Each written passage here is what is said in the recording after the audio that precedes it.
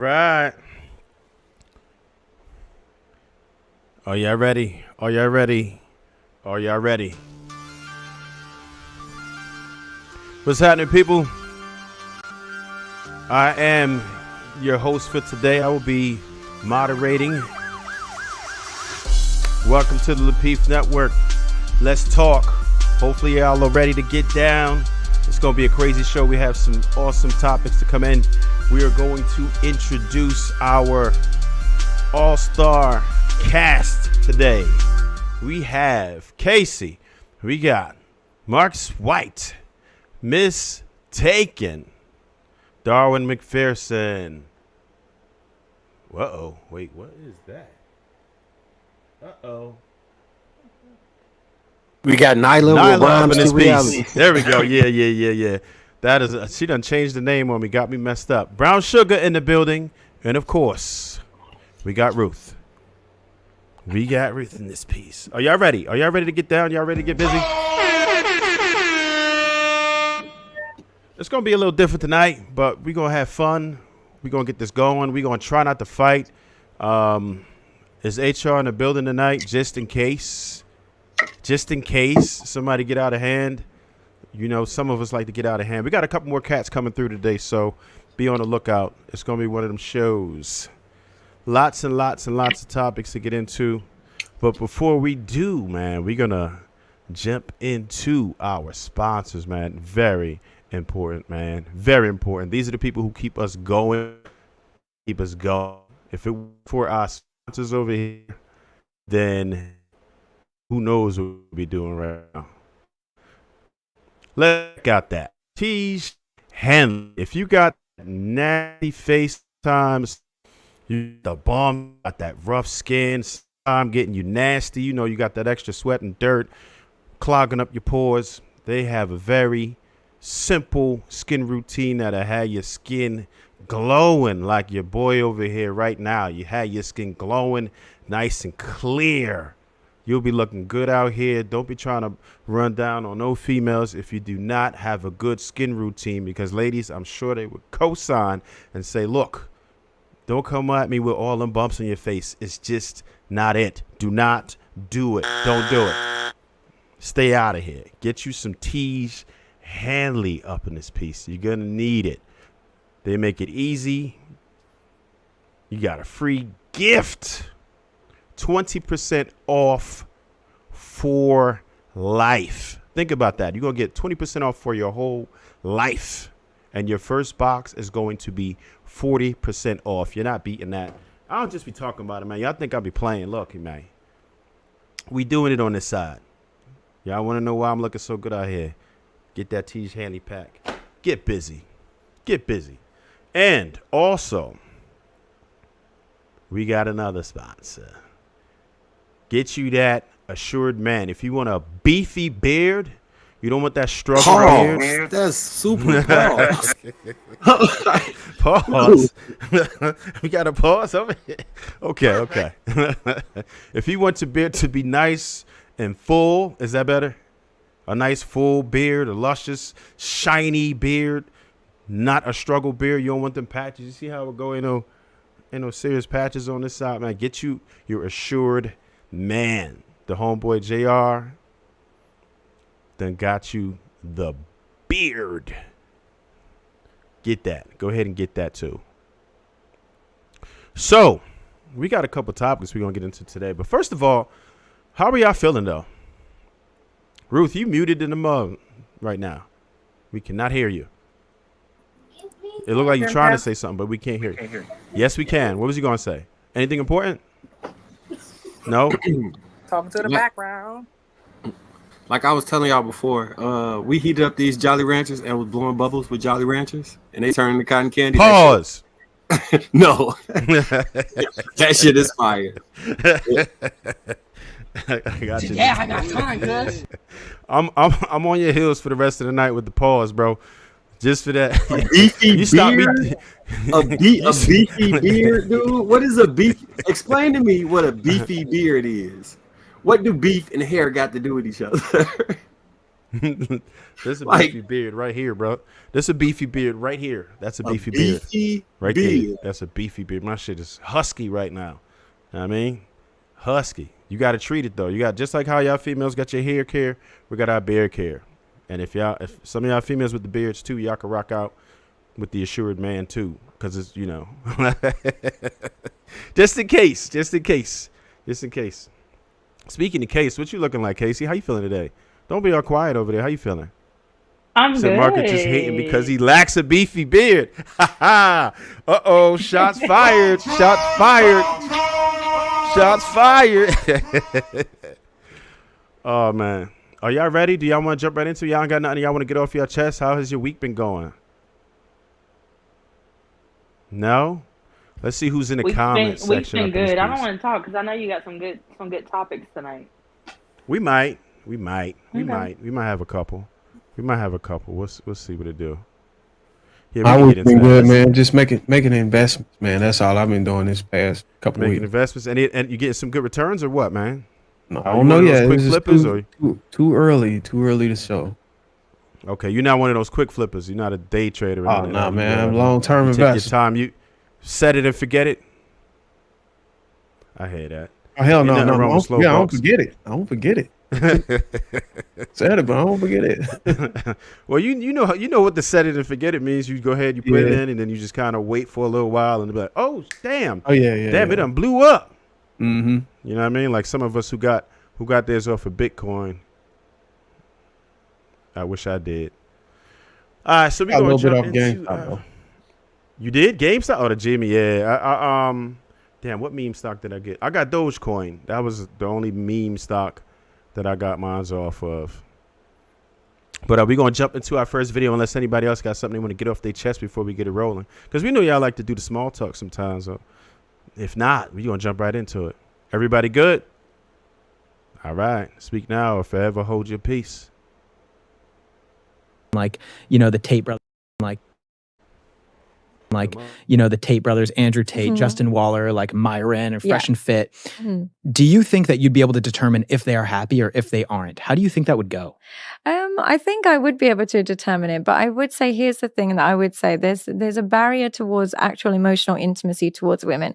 It might be because their lifestyle is too busy, but it might be because they've outsourced it with, like, maybe for example, Andrew and Tristan, they've got such a close connection with each other. They share so much emotional intimacy. They're like each other's best friend. So the requirement for a woman is that she doesn't have to have those traits. She doesn't have to be super loyal, loving, all these things, because they've got that with each other, and they can a woman is just there to look pretty, have babies with, and so they can compartmentalize a bit better. But the impression I get more from like the Justin and the Fresh and Fit is they've faced too much rejection in their life from women. They've been burnt too much by women, and that burnt has made them want to create a power imbalance where they're so much more powerful than the woman, so that they can never get burnt again. But in the process of this power imbalance, they're actually losing power. And the reason I say this is, as a man, as you get older, let's say you get over the age of 35 and you're still dating 22-year-old women, they think, I'm providing all the money, I'm providing the lifestyle, I'm older than her, I've got all the power. Doesn't work like she has all the power. And the reason she has all the power is, as a 22-year-old, if you're willing to date men 10, 15, 20 years older, you're a promiscuous woman to some extent, because your pool of men is too wide. You're going to date somebody who's 19 up until 40. Your pool of men is endless. So if you are somebody Justin or Fresh and Fit's age and you're dating a super young girl, she's already far more promiscuous than you are because her pool is too big. Whereas your pool, as an older man who's only dating young girls, is still quite limited. There's only a limited amount of young girls. But if you're a young girl who's willing to date older men, rich men, your pool is endless. So firstly, she's already got that. Secondly, she's learned she can access that lifestyle without any hard work. You've had to hustle all those time and money. Like, you've had to come home stressed. You've had to really put your life on the line. You've had to really struggle to get that level of wealth. She's learned that if she just knows how to arouse a man sexually, she can get that lifestyle like that. You're teaching her she has all the power. Look how difficult it was for you to acquire that wealth. And she did it from being able to please you in a way in the bedroom in one night. So you are actually giving her far more power than you realize, because you're allowing her an elevation of status that she didn't earn.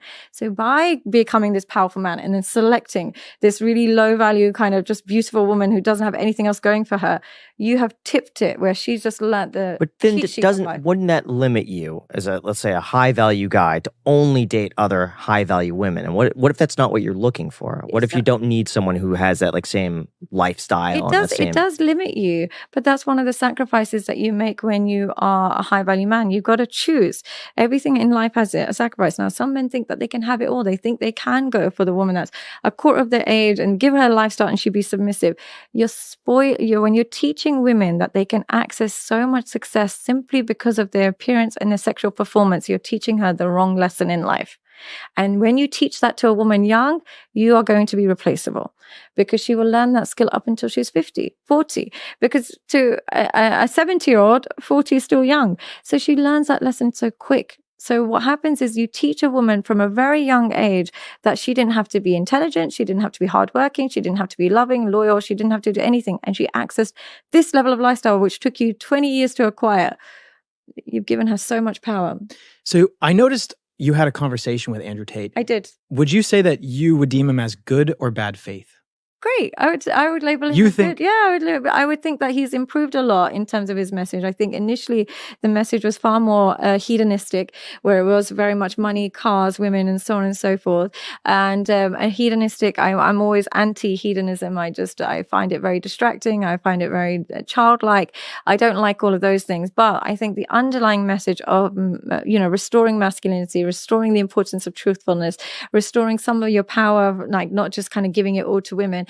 I think that part I really enjoy. So overall, I would never, knock anybody's, message or in this sphere, because I know he's gone through a lot. But I enjoyed my conversation with Andrew. I respect a lot of things that he says. Obviously, we have disagreements because I'm far more traditional. My mindset is like this, not because I disagree with him and I think he's wrong. It's just that I can't align with it because I was raised so differently and so on and so forth. So there's disagreements, but overall, I think I don't have any qualms with Andrew. Do you think that, I also noticed that transition as well that he's been going through. I feel like in the last, I know he's been getting a lot more religious and everything as well, which is pretty interesting. I like to see, Do you think that overall now, at least in his current state, that he's a more positive message for people than he is a negative one? I would say so. Because I think the key difference between Andrew and somebody maybe like Fresh and Fair or Justin, I don't know much about Justin. I've never watched any of his content, but I see little clips here and there, is I think the underlying, when it comes to women, you can still see that Andrew likes women. You can still see that he likes women. He wants to love a woman, wants to be with a woman. He likes women.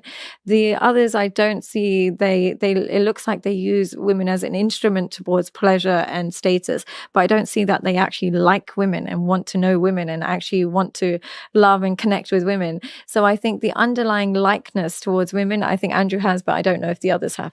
That's really interesting. All right. So, has anybody have any quick thoughts about that video? Yeah, first off, fuck Andrew Tate. Really? He read in on that nigga be like, Wow. Yeah, I got time, cuz. He one of them fake. I'm black, so I can say nigger. If I want to see these niggers run, I'm gonna threaten them with a job, saying stupid ass racist tweets. Him, that goofy Sneeko, and the rest of them. They stay saying all this racist ass shit, and under the guise of I'm a minority. So I just want to straighten that out from the beginning. Fuck Andrew Tate, the horse he rode in, the squad, the record label, and the motherfucking team. Fuck that bitch. Now you can continue going about. Say word. Ooh, wait, what you got on it? I don't really pay attention to him. Like I've seen a few of his blurbs, but your camera off. You meant to do that? Yeah, for a minute. I'm just trying to get my bearings. Like I said, I'm here tonight just to keep myself distracted, But I don't really like. I've seen some things that like the person said, but like I hear some of what he's saying, but it's true to what she spoke on. As far as like you could tell, he's been hurt, and he just vowed that he was never going to allow himself to be in a vulnerable, intimate, connection. And that's that's an unfortunate thing, but I don't listen to him, so I don't really. But I do know that he comes off very elitist in some ways, and and has invited himself to the party. And so it's like everybody wants to buy into our culture. They want the rhythm, they don't want the blues, but I don't listen to him. I don't subscribe to his ideology at all. So it sounds right. like they're just having a conversation about gaining value as men and giving women who haven't done this equivalent amount of work all of that value, or just treating them to spoil them whenever they haven't done the work.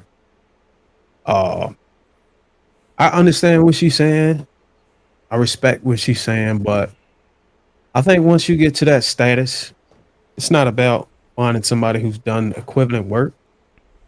It's just being able to reach a status where you're able to be generous.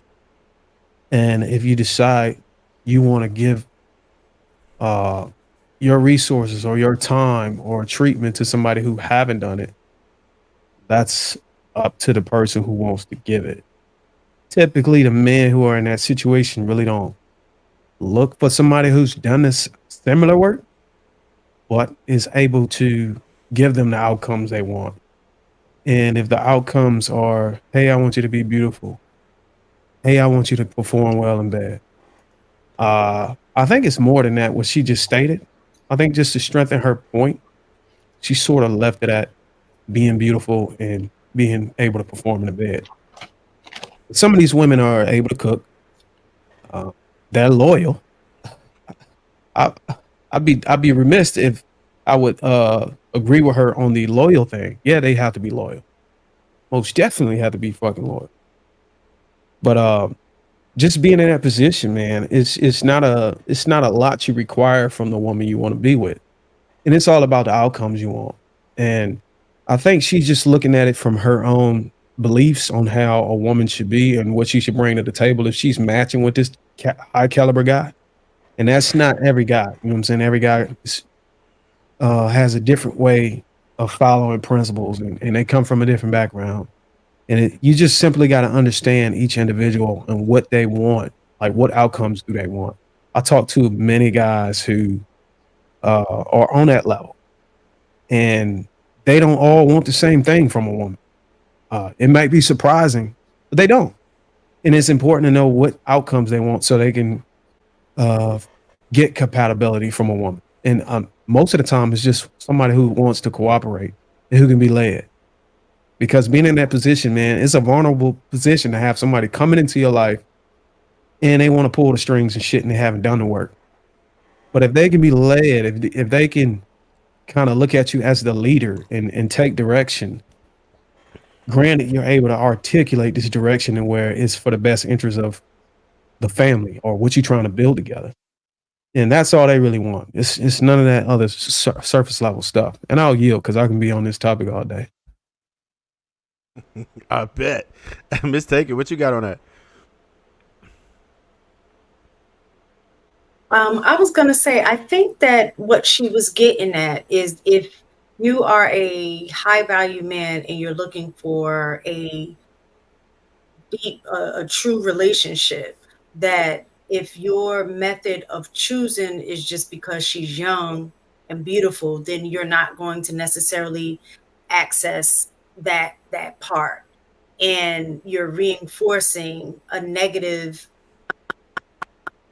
behavior for that chick, which I think is going on a lot now, like where it's just the exchange. I'm a high value man, and you can access me through having beauty and booty, beauty and booty, right? And so it's just like what she's saying is what's reinforcing to the young lady is that I don't have to offer anything else. I don't have to bring anything else to the table. But at some point, that 20-year-old is going to be 30, right? And so she hasn't developed any other skills or attributes that when she is or needing to settle down or wanting to settle down, now she doesn't really have anything to bring to the table. So I think that's kind of what she was getting at. In the 20s, you're to make yourself feel better because you're the high value man, you're trying to go after the young, hot woman. just to kind of be that piece by your side, but you're not developing a substantial, deep relationship with anybody. So I think that's kind of what she was getting at. And I do agree with that message if, you know, if I interpreted that right. Oh, I also want to say that I do think that Andrew Tate probably is a whole. So what is it called when you don't want to have sex with men, but you want an emotional relationship with them? It's homo relational. Like I when thought you. it was like a bromance. So yeah, he. I think she's right. He emotionally attracted to his brother. You know, whatever side of him is making him feel that way, he emotionally attracted to his brother. So everything she was saying was he gets what he needs from women from another man. So I don't know what you call that, but I think I could see it. Like at some point in life, you do need to connect with people, right? And most throughout society, most people have found a significant other, a wife or a husband, and they connect and create whatever bond it is within that house. She was describing them creating that bond with each other and then just outsourcing having kids. I mean, that's one way to live, but it ensures that you forever going to be detached from like women in any other capacity outside of it, to having children with them and just having sex with them. And when you like 15, 16, I get it. You don't really understand the dynamics that play between men and women, and you just want to compartmentalize that. But as you get older, a lot of times you grow mentally, I would think, and you realize that there are levels to shit in life, and that the connection that you can have with women can increase to a different thing outside of just sex as you get older. But I don't think he's interested in that. I think he's more interested in emotionally being in love with another man. Well, you also got to understand when you can't give Andrew Tate or anybody, well, not Andrew Tate, you can't give men who leverage their status the credit, that much credit for misleading women or teaching them bad behavior, in the sense of, hey, this is all I have to offer is beauty and sex. It also depends on what type of relationship you want to have. I think it's a given. I think women today understand that being beautiful and sexually, now I wouldn't say experience, but being able to, perform well or whatever, or willing to perform well, is not a matter of something you get taught by somebody with status. It's just something they're going into the streets knowing. I think we have enough female influence and inspiration to push women in that direction, and enough in the media to push women in that direction without relying on a man with status, giving him the credibility or holding him accountable for teaching bad behavior. So when she said that statement, I think it was kind of disingenuous. But on the thing about Andrew Tate, I mean, I don't know him well enough to try to attack. I mean, I read a book or whatever, but I will say some of the stuff he said kind of resonates with his audience in a way to where he could kind of, where you can understand, where he's coming from. I haven't read anything about the racist tweets he made or whatever, but a lot of the points he made is polarizing, absolutely, but it hits home. It's a lot of things that I've seen that he said in the dating atmosphere and in life, and that's really why I know who he is, because some of his content. I don't think I know him for some of the things you were saying, Marcus, like romance or racism. So Juneteenth is a nigger holiday for ghetto niggas. You heard that? You seen that tweet? No. I remember him saying stuff about dating.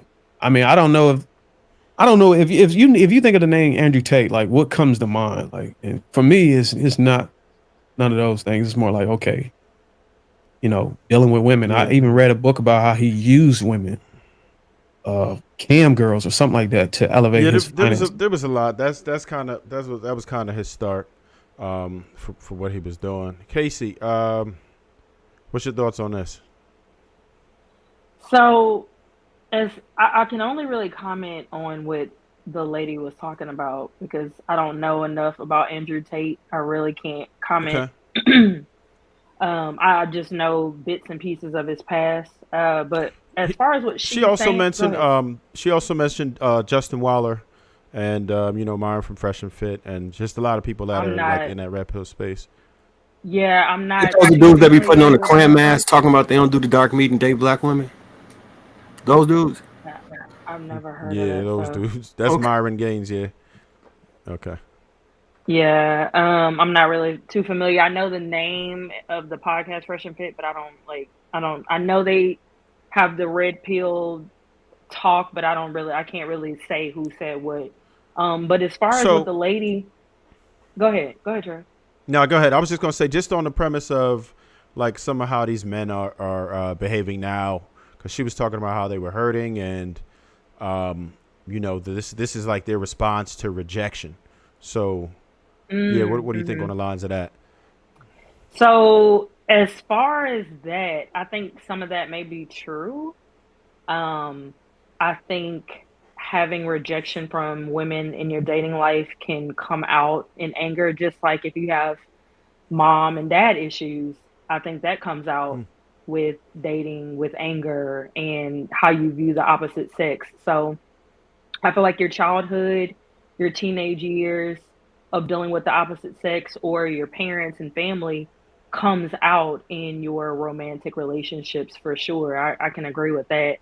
But on the basis of her saying that an older man dating a younger woman, I'm kind of mixed emotions on her stance, because on one instance, like Mistaken said, I understand what she's saying, right? I understand from her point of view what she's picking up. On the flip side, I know for a fact, like me and Mistaken both we got married you got married in your 20s, right? And I did too. So with that being said, I think no matter if my husband was the same age as me or if he was 35 or 40, I was still the same woman at that time, right? And so I would still consider myself to be a wife at that age, whether I was 23 when I met my husband, 22, 23, or I was 35 if we're just meeting. I still have those same qualities about myself that would make me a wife, right? So with that being said, I kind of disagree with her, because whether you're getting out the mud with your husband or y'all are grinding together and on that journey from the ground up, together, I think that still doesn't negate the person inside of you, your mentality, what you want for your life, how you see your future. So I disagree with her on that point of saying like that woman would be coming to the table and getting all the glory, whatnot. I got a question for you, Casey, and I like how you put Go that. ahead. Very understand. Yeah. Can we all Hold on, agree? Can we all agree that it's 2024? Things are different now. The value. Hold on, Bruiser. I'm listening to you, but I'm about to call my husband, so I'm gonna be mute and black out for a second. But keep talking. Okay, go. So I would argue that the value for women has kind of changed from what it used to be, simply because of a couple of factors. And one of them is there's people impersonating as women. So just being a woman itself kind of has its value, because it's now cloudy. And I'm not going to try to dip over into the LGBT. And then the struggle of maintaining beauty and fitness is getting harder and harder. If you look at the numbers, if you want to play the numbers, I usually don't try to tap into numbers, but a woman being able to just be a woman, be beautiful and healthy says a lot today. That's becoming so difficult. I see it a lot. I'm not going to say by just looking at it, I'm just talking about talking to women too. They're able to admit that like it's not hard. And unfortunately, the younger ones are able to do it much easier. When the older you get and the more children you have, becomes more difficult to maintain that. So I think the value for women has changed. And I think that's kind of why they kind of started getting away from all of these wifey skills. And I think whenever you meet a man, on that? Can I tap in on hold on, let me land a plane, because this is a good question. When you meet a man, then he's able, and he values these things that you may not have. And he's able to communicate those things. Hey, look, these are the things that I want you to have. And she's able to yield to those things. I think that's what makes for a meaningful relationship. But a lot of times you running into these guys, they don't really want you for that. If they want you for sex, better believe they don't give a damn about cooking, nurturing, or any other those other things. So I think being beautiful is a valuable thing. I don't see men cheating on their wives because they can't cook. Usually they be cheating because they fucking look like shit. So I think starting like right there, maintaining that is gonna put you in a different category. Go ahead, Nyla. Bruiser, that was a question? I No, I was just asking her, would she be able to agree on that? I'm saying I don't agree 95%. Let's just be very clear. A man would DMV or assault a woman because he's a messed up, hardly wicked person. It has nothing to do with looks, because I've seen couples who have been together and the women are not that beautiful, but the man was more so checking for her intellect. I feel like I agree with her tradition, but I don't agree with her saying that when a man goes and finds a younger woman. I more so agree with you in that sense that it most men are not looking for that. Not to say that that's not a shallow thing, but if it's something that you prefer to do, and a woman knows that, a woman already knows going into that, she has a certain power because it's predicated on the actions of the man. A man will make a woman acknowledge her power in some instances more than she will acknowledge it, because most women, we date for emotional connection. We date for, really wanting to be in a scenario. It's this era of women that there's a strong perpetuation of, I'm fuck nigga free. I can do what I want to do. I'm gonna be the new nigga. It's really reversed. It's the dudes are the new women and the girls are the new men. And so in this era we're seeing that, where a woman's femininity, it teaches in the Bible, you are to be your man's helpmate, but at the instance you help to build. But it got to a point where women had to become independent, had to be self-sufficient, had to be sustained, and they more so started liking it to, well, if you're gonna be in my presence while I'm going through A through Z, I'm living, I'm surviving, I'm raising my child, or whether I'm young, because mothers start out, these girls start out young too. So it's like, some of them have been taken on by men, they got children, so it's something to be said about, like, you have women who have been with other men that have been able to sustain great relationships in their second marriages.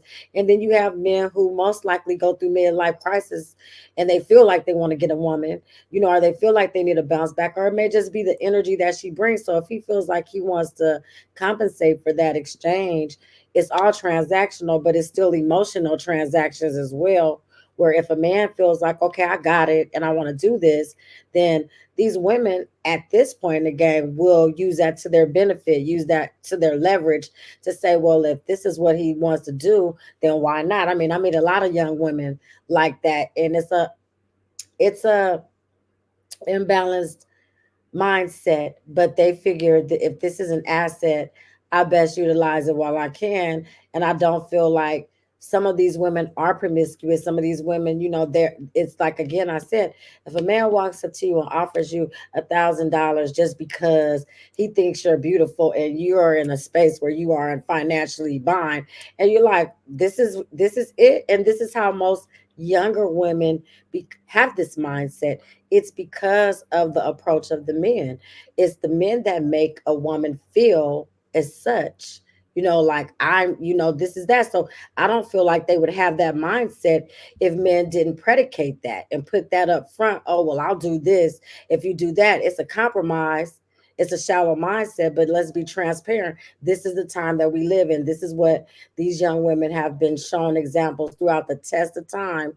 The old, trick and pony show with, do this for me and I'll do that for you. So it's like, yes, very traditional to want to establish yourself as a wife, but women today are not looking necessarily to be wise. They're not looking necessarily to be in, it's levels to different, agreements and understanding. So it's like, if you have an understanding with a person, then it shouldn't be of anyone's set in stone value or what their ideology is how your situation works for you. Your situation may work for you where it may not work for somebody else, but I do feel like men do get to an age in their life where they feel like, okay, I want to feel revived. I want to feel young again. And if I have it, and there's this woman and she may be a waitress or a bottle girl, and she has some type of loyalty to her, she has some type of substance, because it's a lot of these women that they get their bodies done. And I think it's an attention deprivation, like you need attention because you're doing this because you feel like this is going to attract the right man. But if a man loves you, he'll take you at any level. I don't speak for the women that feel like they have to change themselves in order to attract a man. I speak to women in my wake up, sweetie. Don't go to sleep. That's who you talking to, me? Yeah, Sweetie was falling asleep. Oh, Sweetie go to sleep. Well, I'm saying, I just feel like she was somewhat too right, but I don't feel like all men, when they go find a younger woman, that it's the woman's fault, or it's on her, because this is what a man prefers to do. And I feel like they make it like, oh, it's her. It's a mindset that these men give to women.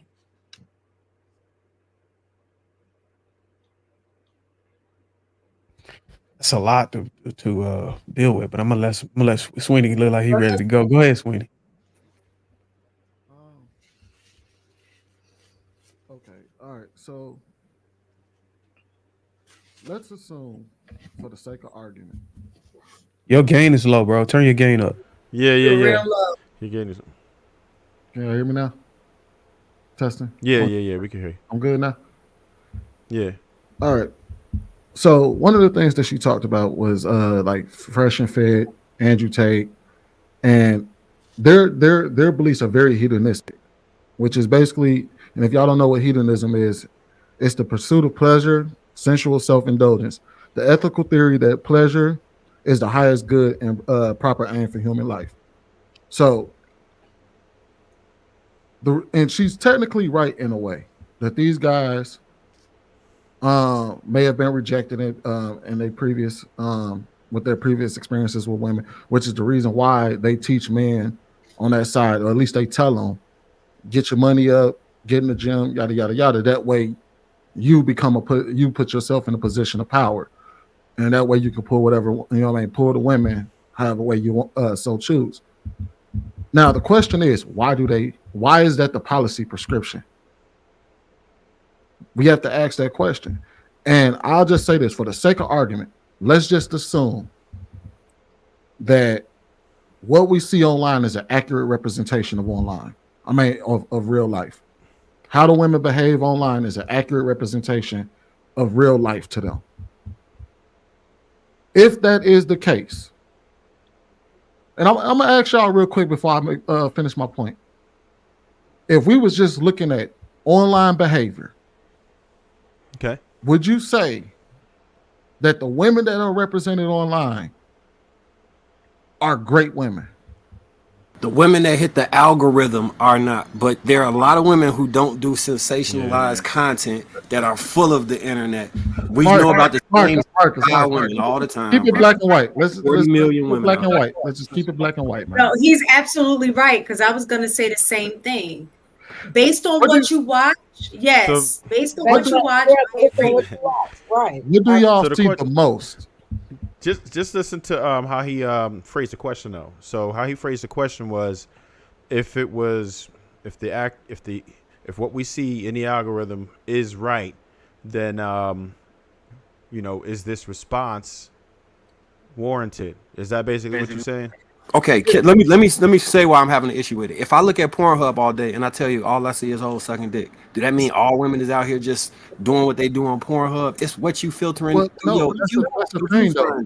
But that's the problem though, is that we're looking at things through their lens and how they see things. That's why I said let's assume that the algorithm is an accurate representation of women in general. Would you say that those women that are represented are great women? Absolutely not. All right, so absolutely not. Fair. So absolutely not. I think keep it black and white. Absolutely not. So I think keeping answering a question like that, black and white, is disingenuous. Well, no, but I ain't gonna even explain it because I don't know you don't even want the explanation. So just go ahead. Let's see what angle he going first. So if we look at it like that, right? If we say that the algorithm is an accurate representation of how these of the women that these men are experiencing, is it beyond the realm of possibility that the policy prescription that they have is unrealistic? When they say get your money up, get this, and then you could just get all the women in the world and fuck how they feel about it, and then that way you put yourself in a position of power rather than being rejected.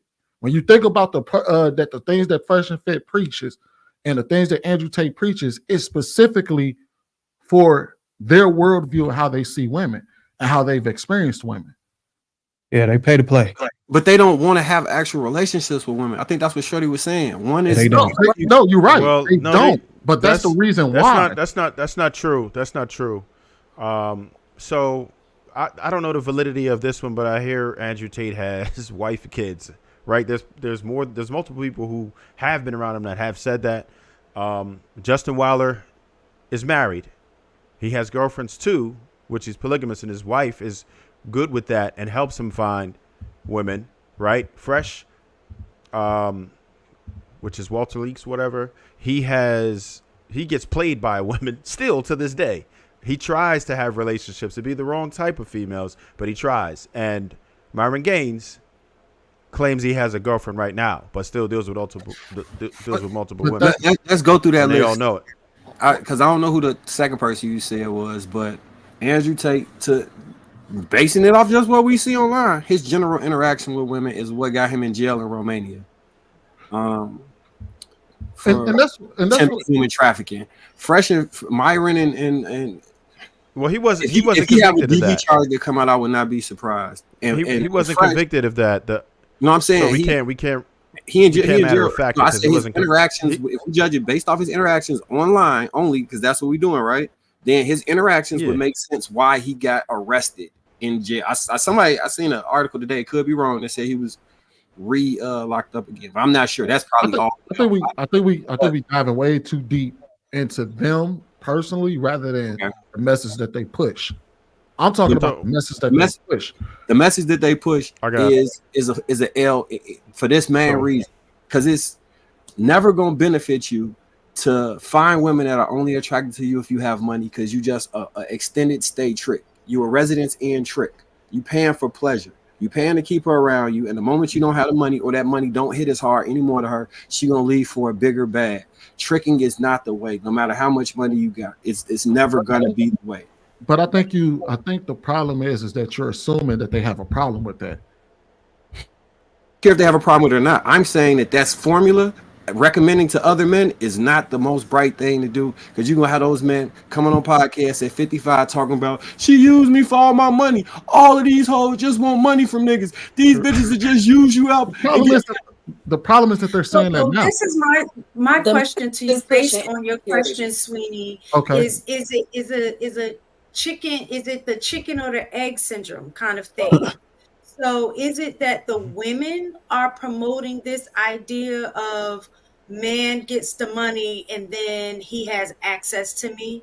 Or is it the man promoting I'm going to get money so I can have access to you? You understand what I'm saying? Yeah. So I think so what I was saying is that go ahead. You're putting it on saying that men are like, all right, I get my bag up, then I can have access to any woman that I want, right? So to me, it appears that that's their ideology of being able to pull women. Yeah. That they don't need to build any other thing that they need to really get a substantial relationship with a woman, because that's the part that's being reinforced. And then you have women that buy into it. I don't know if the woman is leading. Sweeney, before you go ahead, I want to get Ruth in there real quick. She didn't get a chance to go yet. Okay. So we talked about Andrew Tate. So I'm okay with building up men, and teaching them to be, strong. I see they attacked him for it. So obviously if that is what's going on, then they don't want that for the men. They don't want men to be masculine. I'm also for protecting women. You know, Andrew Tate talks about protecting women. I'm getting to that. The race stuff I don't mess with. This is why, you know, when the guys be like, oh, it doesn't matter, you know, who I have a baby with, and then, you know, when they say stuff like the N-word, then you want to be offended. But I'm gonna move on. I think that this woman is talking about, because that's what the kids gonna turn out to be. If they not 100%, you know, black first, that's they gonna feel like I can dip in when I want to, I can dip out when I want to. Long-term consequences is what she's talking about. Like today, it sounds good to go get the younger girl. I don't care if a guy wants to go get a younger girl, knock yourself out, but there are consequences for everything you do. So the power dynamics, I understand what she's saying, because it will be equal. If a guy is getting money, right? He's an older guy, he's getting money. A lot of women want him. Most women want him, right? But a younger girl also is sought by everybody else. The issue is that she didn't have to work for it, so that's where she slightly has more power than him. So I experienced, like, when you're dating an older man, sometimes, not all of them, but sometimes they will really be trying to sell themselves to you when you're younger. And if that's not the case, if the power dynamics was, if they had all the power, then why would they do that? You see what I'm saying? So they want them a younger woman, but can they get that and can they keep that? And then this woman, you're picking her based off of look. She's picking you based off of money because she is, right? So then you wondering why, 20 years from now, she got, what, $38 billion like Jeff Bezos' wife. I don't know the number, but it happens. So that's what you guys have to think about. And it's no problem. The guys can do that because you have the freedom to, you have the autonomy to, you can do whatever you want to do, but don't act like it don't come with consequences. Fresh and Fit do hate women. They talk about it. They got rejected so bad. Andrew Tate is different. He actually protects his wife. We don't know whose wife is. So in that sense, he practices what he preaches. Fresh and Fit, man, they use their money to get girls, and then they gotta pay, and they do the sugar baby thing, and it's just a mess. So I don't really agree with how their message at all. It's like they're hateful. They're talking so disrespectful to women. So I just think that if you an older man and you want to date a younger woman, do your thing, but don't say she's here for me. When the money run out, I want to see her still be there. She might still be there because if you're about to die real quick, so she'll stick it out. You know what I mean? Like, but don't act like, because I picked her on looks and sex, and then nothing else matters. But then now you're mad because your kid is learning Sexy Red, or like she always want to party with her friend. Like, she's still going to be 20. She's going to do what 20-year-olds do. Now I understand what Casey's saying, because when I was 20, I was a little bit more mature, but in a way I was still lacking the skills to be the best wife I could be. I could have taken care of the things that you have to do as a wife to be super wife. You're not going to have those skills at 20 something. If you're okay with that, then be okay with that. But don't get a young woman and then complain about it, and then wonder why she don't have that maturity, or why she doesn't do certain things the way you think she should, or you don't connect with her intellectually. So you're going to be missing something. You're going to get something great, but you're also going to be missing something, and that's just the trade-off. And that's okay. If they want to do it, go ahead and do it. Brown sugar. So yeah, I can't really speak on Andrew Tate. I don't really know anything about Andrew Tate or Fresh and Fit, so I can't really speak on that. But just off the clip of the video that we saw, I can agree with some of what she's saying, with the whole power dynamic between an older man with money and a younger woman with beauty. However, I feel like men who only look to date younger women for beauty, if that is the reason, and they're leading with money, I feel like those men may be insecure, and they may lack personality to bring to the table. Again, these are men that's leading with money, because beauty fades away, and it's other men out here with a bigger bank account. Darwin, you said something about older men being attracted to younger women more because of like health and fitness. Is that what you said? And it's more so the younger women. No, what I was saying is men who look to women for beauty and sex want a specific outcome. And when I stated about the thing about younger women is I think women being beautiful is more valued today than it was before because it's so hard to maintain in younger women. It's easier for the younger women to be able to maintain it long than the older woman because she's got to deal with age and she so happen to have children. I think whenever you're 21 and you have a child, I would argue that it's easier to snap back by 23, 24. You know what I'm saying? Not even that long. But if you like 35, pushing 40 and you have a kid, it's probably gonna take you a little longer depending on, your energy. I think the older you get in just physics, you just lose the energy to want to kind of maintain uh that look. And it becomes harder. It's understandable. That's why like brothers like myself who love their women and love their wife are able to understand that it's gonna come a time where she's not gonna have the energy. And you have to love her for other things because those things are gonna come and go. But the guys that have got money and status, their outcomes isn't about all those things. They just want to have fun. So Right. you got to understand what outcomes they want. The outcomes is going to get laid, and they're probably going to go for the one who's more beautiful, not the one who can cook or who can nurture or who can Guys maintain a like household. having or being more attracted. What did she say? Guys, I do feel like guys, I forgot how she said it, but I feel like guys do look as women as tools. Like you said, they just want them for sex. They don't really care about anything else, and they do wish to have romances, like you said, Marcus.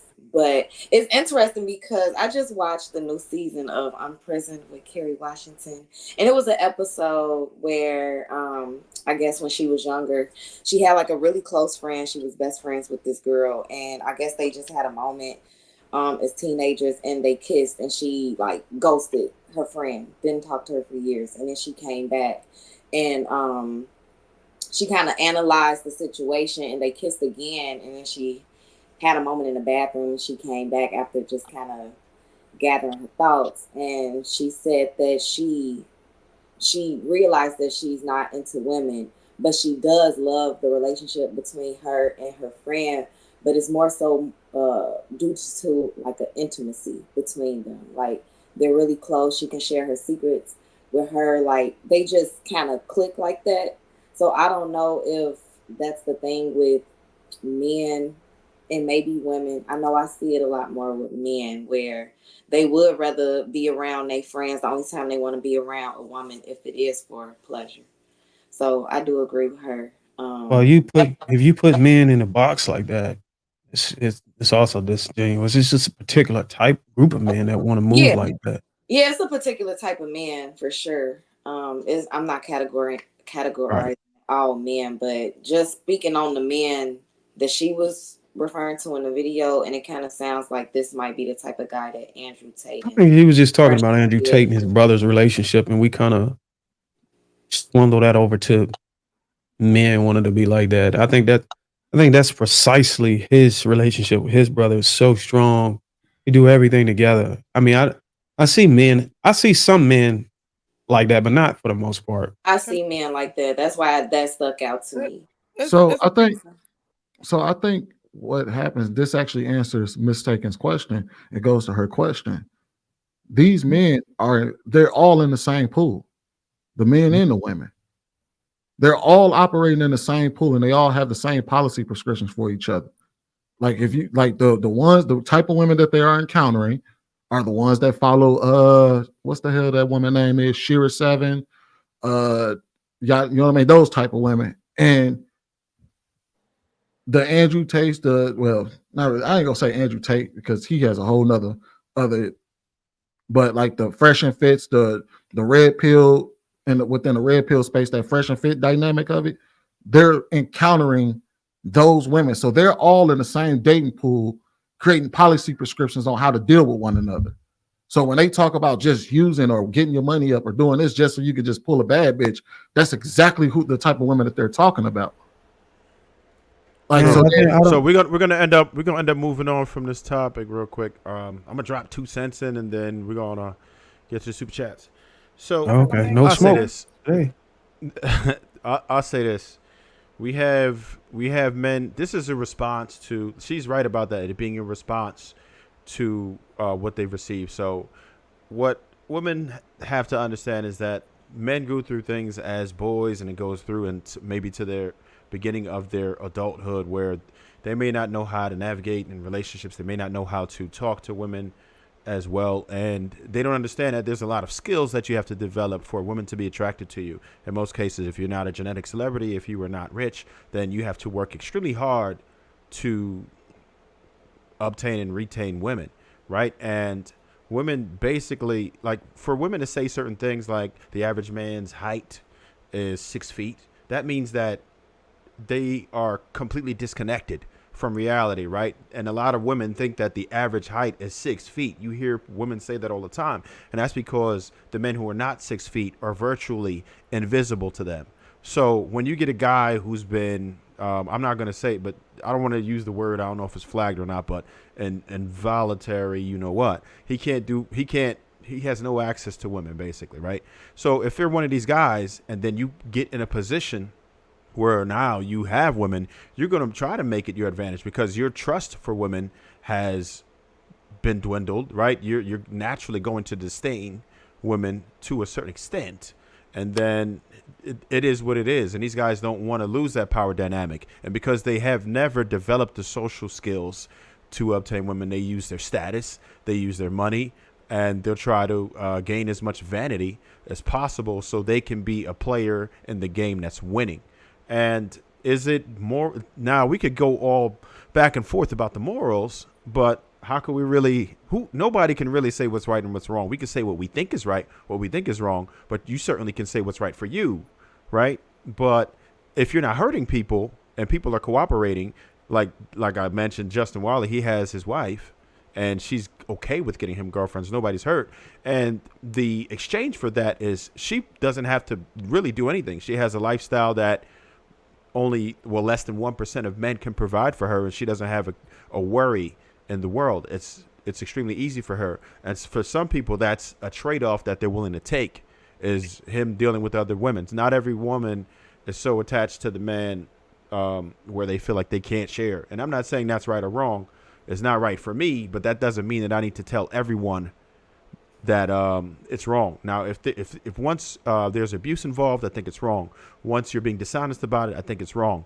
But I normally don't tell people how to date unless they are specific about what the outcome they want is. And then you say, all right, well, this is how you strategize to get that outcome, like Darwin mentioned earlier. And if the male and the female is okay with it, who are we to judge as an outsider?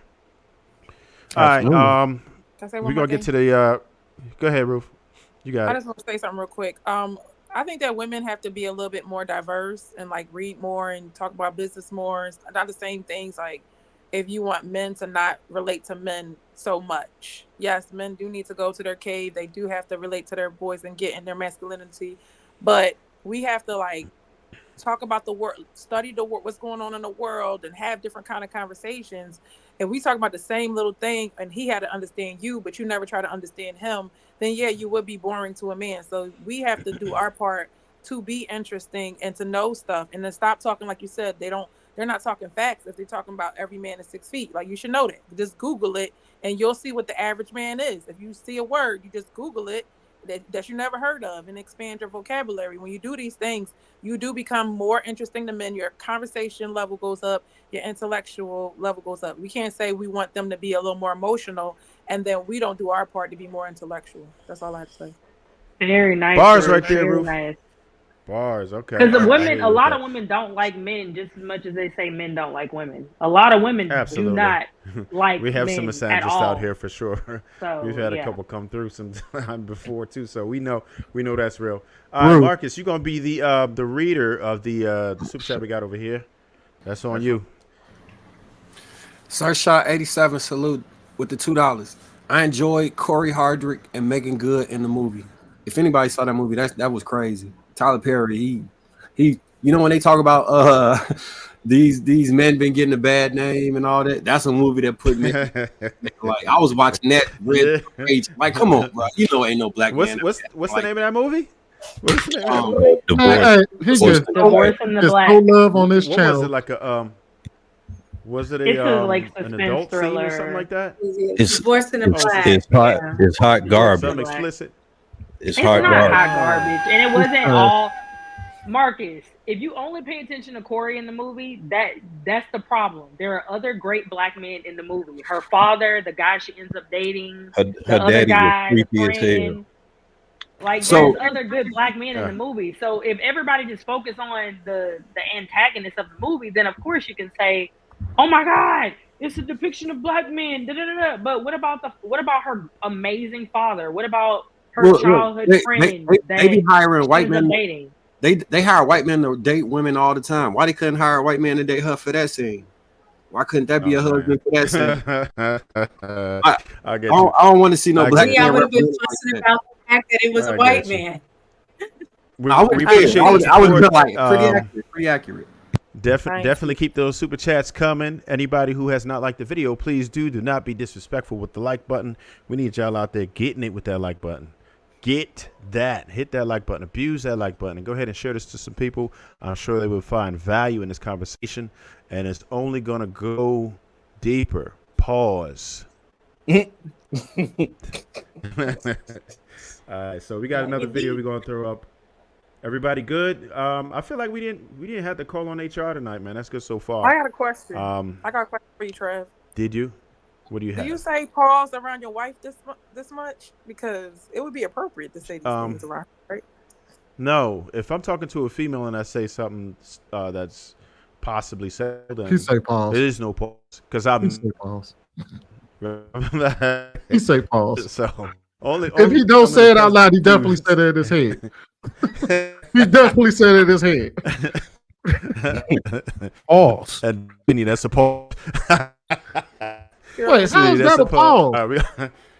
Yeah, your last Hey, statement. fellas, I forgot to send y'all that video of the NFL. It was NFL announcers, and they were saying some of the most pause-worthy shit. No, the NBA is the worst. The NBA is the worst. Charles Barkley is that guy for that. But we're gonna keep it going. Get selfish, bro. Pull over, bro. Let us off the court, bro. I'm not, bro. I'm not gonna see our baby Let us off the fucking again. court, bro.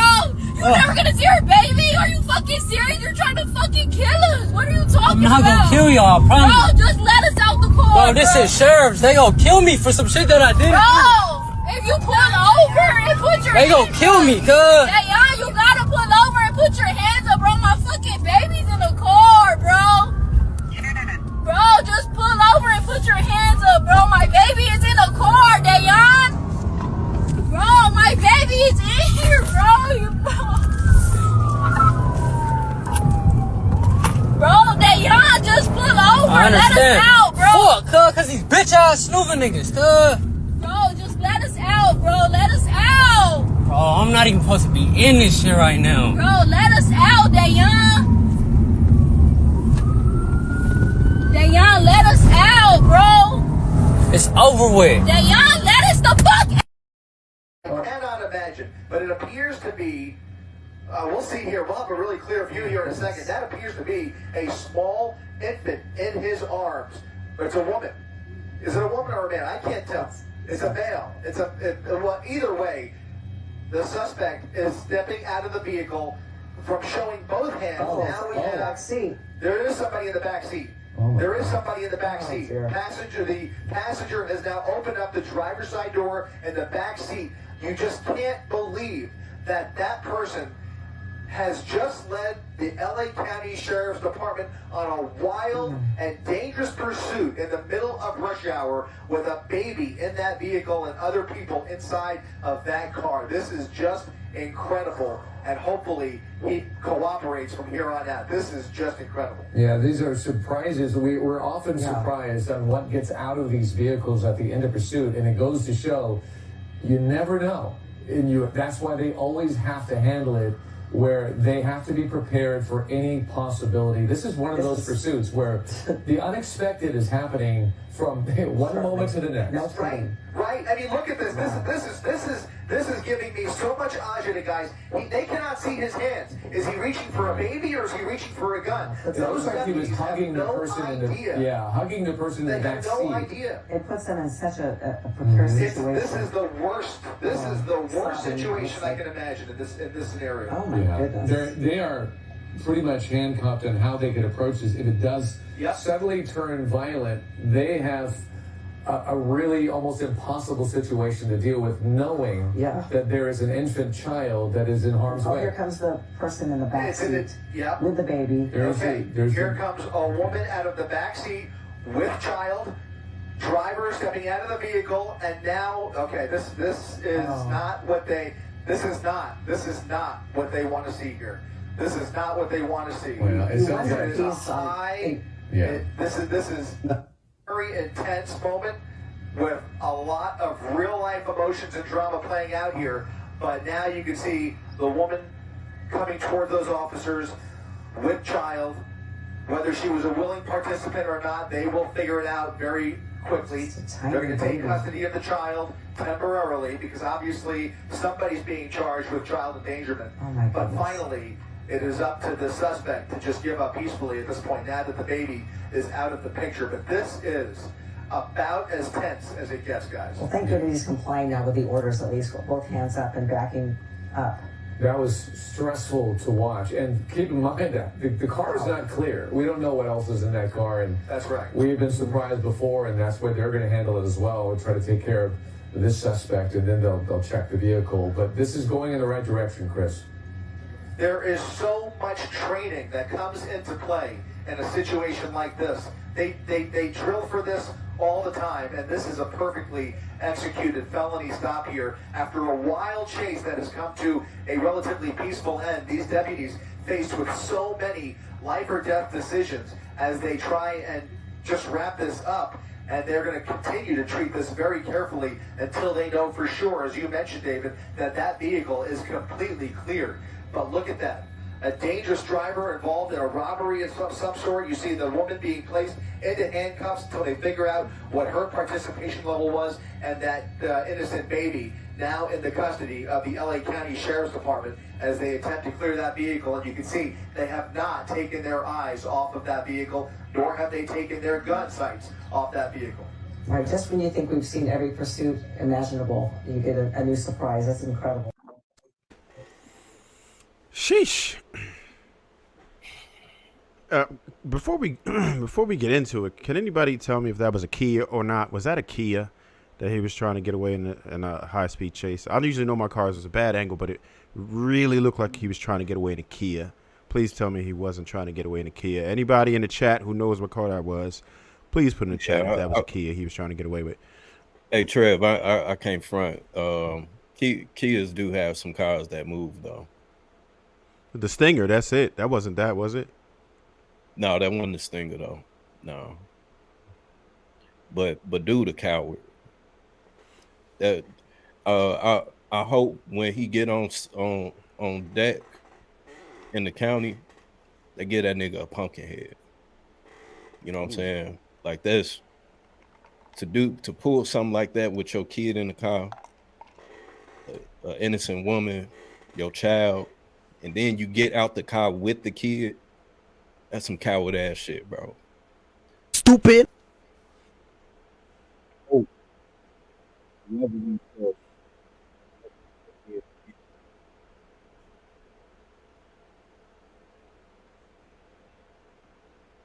Here's your mic went out. Did you stop? No, I said I hope. Okay, there you go. I said I hope they put hands and feet on him as soon They as he probably get on will. that. They probably will. They probably will. Casey, what you got in the matter? I briefly heard about this earlier. My heart was racing watching that entire clip. I couldn't imagine. I mean, no telling how fast that they were going. I mean, all it could have taken is one mistake and they go flipping, rolling, barrel rolling across the interstate, kill somebody else, kill everybody in the car. And of course, he probably would have walked away with like 2 broken ankles or something. But it's I can't. He just was only thinking about himself in that moment. He wasn't thinking about no one else when whatever he did to get him in that situation, and he wasn't thinking about anybody else as he was, in that situation trying to get away. And the fact that they played that, I know it's been looping all over social media, but I can't. It gives me anxiety, like out of this world. Crazy. Whew. And White, what we got? Yeah, I think that was I'll tell you. Hear me? This is low. Yeah, I think that was whole ass shit. Like you bring your he was pretty much using that child as a bulletproof vest. Like, y'all ain't gonna shoot me with my child right here. Like that. I can't see no real father doing no shit like that. That shit crazy. He said he was running because of some shit he did with some snoover, some shit he said in there. Yeah, he's probably talking about Hoovers. But he was saying snoover. What is that? I don't know what that is. What is it? That's a gang. Gang. So you gang banging, or what they say it was a robbery attempt too. So you doing all of this shit with your child in the car. You a whole goofy, bro. You shouldn't have been doing it, but doing it with your child in the car, it take it to the next level of stupidity. I can't. Yeah. I be wanting to stand up for black men, but I can't on that. In that specific instance, whatever that nigga get, he deserved because he tripping. Now, I think it's a mental illness aspect that go into there, because he was saying they're about to kill me for something I didn't do. Damn. I don't know if he just internalized that they just got behind him randomly, and he thought that his fear of the police was so high that he just felt he was going to die just based off of whatever, and got on the high speed. I don't know, but from the he was probably there. He was probably at the scene of a crime, but he probably wasn't the one that committed it, or wasn't the main. He was probably like an accomplice. Shit, he fucked around and did it in the car, for all we know. Yeah, and when he picked up his family right afterwards. Yeah. That shit I don't know what be on these niggas' minds sometimes. That's wild. Ain't no scenario I'm intentionally put my child in harm's way. Like, bro, I don't even know if I can even say that this is like a mental health issue. Like, this is a grown ass man that made it to whatever age in life. He created a family. Nigga got tattoos all over his body. He banging. When I was growing up, and Marcus, I'm sure you heard it too, being from Chicago. But when I was growing up, I was always told, if you keep running the streets, you're gonna wind up either dead or in jail. So whenever we say throwing rocks at the penitentiary, that was the saying. Like, you throwing rocks. So whenever you playing in the streets like that, man, if the police on you and you got your family in the car, man, hey, you just gotta take that L. Just pull over, let them out, whatever. If you're gonna keep running, whatever, you're gonna off yourself, whatever. Hey, go do that on your own terms. Take that L, or take your seat. She was pleading with bro. She was pleading with bro to like just let us out, and he's just being completely selfish about it. That was crazy. Mistaken. What you thinking? You took the words out of my mouth. That's what I was looking at, was the fact that I don't know whether she was, like how the cops were saying, whether she was involved in whatever was going on or not. But at the end of the day, whether she was or not, real dudes that I know is going to take that fall for everybody in there just on the strength of knowing that that's their kid. And the fact that he did not do that was crazy to me. Not only did he not do that, he used his child to protect him, which is supposed to be the other way around. You're supposed to be protecting the child. Yeah. So yeah, that was crazy. Sweeney, what you trying to? What is that? That's you see New Jack City where they shot up the wedding. Oh, grabbed the yeah, girl and no, put it in front of him. yeah. That's exactly what that is. Oh yeah. So damn. Not to defend this fool at all, but I think that he made the children visible, so at least they knew not to just like shoot him upon getting out the whip. Because let's say he hopped out first. Sometimes these dudes are overzealous and they might just get busy, and the children could have got what hit. if they just start shooting as soon as they seen something come out the car they ain't recognize? Some of them be trigger happy. They could have. That's what I'm saying. So, get shot. but if they see a child and they get trigger happy, I don't think those police officers would want that type of smoke. So If I think that was his true concern, he should have just bad judgment pulled call. over. He definitely should have pulled over first. I was just talking about that one part of it. It shouldn't even got to that point because that was ridiculous. No, you're right. Them police don't be caring like that. I told you about that time when we was driving. I was in the back seat sitting with my baby when she was like 2 months old, and then the police was trying to talk to the driver and the passenger side. Then came in the back and started messing with me and upped his gun with me and the baby in the back. They don't care. They'll shoot. They don't give no fuck about that shit.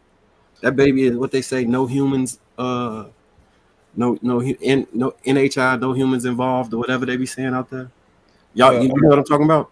Well, Marcus, I mean, I'm not trying to necessarily defend the police in this situation, but just off of this one clip that we seen, and there's tons of other clips of people doing the same shit where they will use a child, you know what I'm saying, as a shield to get out of something, and still put themselves in a position where the police would have to even shoot at them. You know what I'm saying? So it's one of those deals where you're put in a weird position of where if this nigga is willing to use his baby as a shield, God knows what else he's willing to do. You know what I'm saying? So at that point, it's literally a life or death situation.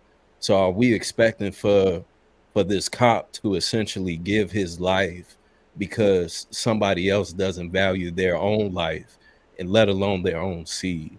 You know, so I think that it's a really sticky situation to be in. Another thing too that I want to point out, I'm seeing this Texas Forever guy in the comment section, and he's posting all of these things of, you know, I'm pretty sure it's something. Oh, you're not driving, you traveling, and all that. When we put out information like that to young black men, and they get caught on the side of the road with some police, and oh well, I'm not driving, I'm traveling, and they being they're going against, they're exciting the situation to where it's like, man, if you just be cool with them, you damn near could just be on your way. But instead of raising the temperature of everything, of being uncooperative, you know what I'm saying, you now putting yourself in a position that you don't even have to be in. You know what I'm saying? So I think that we really gotta hone that in. No, you got a valid point there, and what I'll say this: 90% of the times that I get pulled over actually doing something, not nearly as egregious as this, but you know, might be going a little fast, or maybe did a California roll or whatever, and they'll be like, 90% of the time I don't get a ticket. 90% of the time. Can I make a correction real quick? Real quick, can I make one correction? Go ahead. That man did not get out the car using his baby as a shield. Come on, man. I just watched it again. The person who got out the car first was her. And then he got out behind her and gave her a hug. He got out. The baby in his arms when he got out the car. No, it wasn't. The baby was in the girlfriend's arm. Go rewatch the video. I'm watching it right now. I'm looking right at the baby back, Sweeney. You gotta rewind it back. He had the baby when the door opened. He had the baby already in the front. Yeah, then you didn't passed go the back baby far back enough. to exactly. her. Yeah, and then she got out the car, and then he got out behind her. And He hugged. opened the door first with the baby in his lap.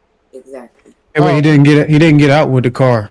Yeah. I mean, he didn't get out of the Opened car with the door, baby. and they saw the baby on his lap. He was still sitting down with the door wide open. Yeah, but he didn't exit angles. the vehicle. It was He two didn't different exit the angles. vehicle with the child in his hand.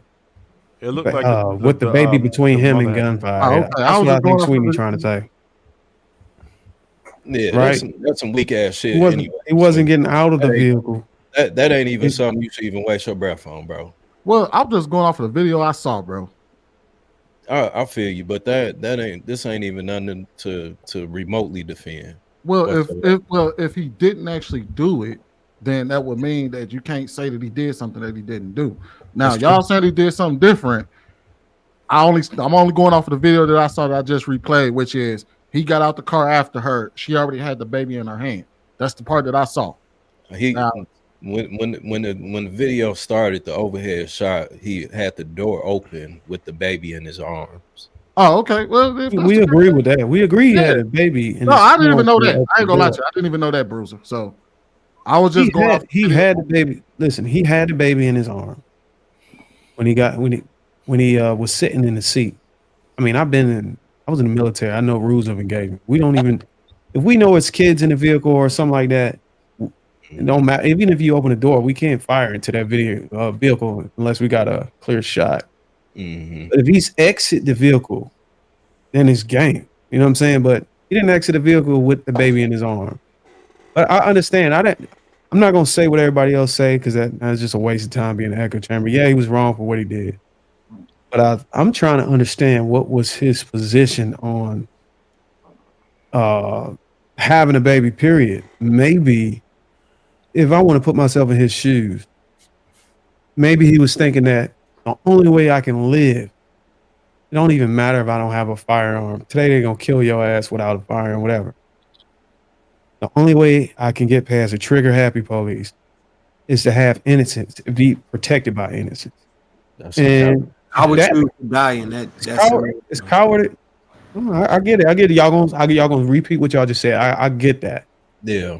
As cowardice as it seems, isn't it sad that it's in order to be fairly tried in the courtroom, we have to go to this extreme just to make it in the courtroom?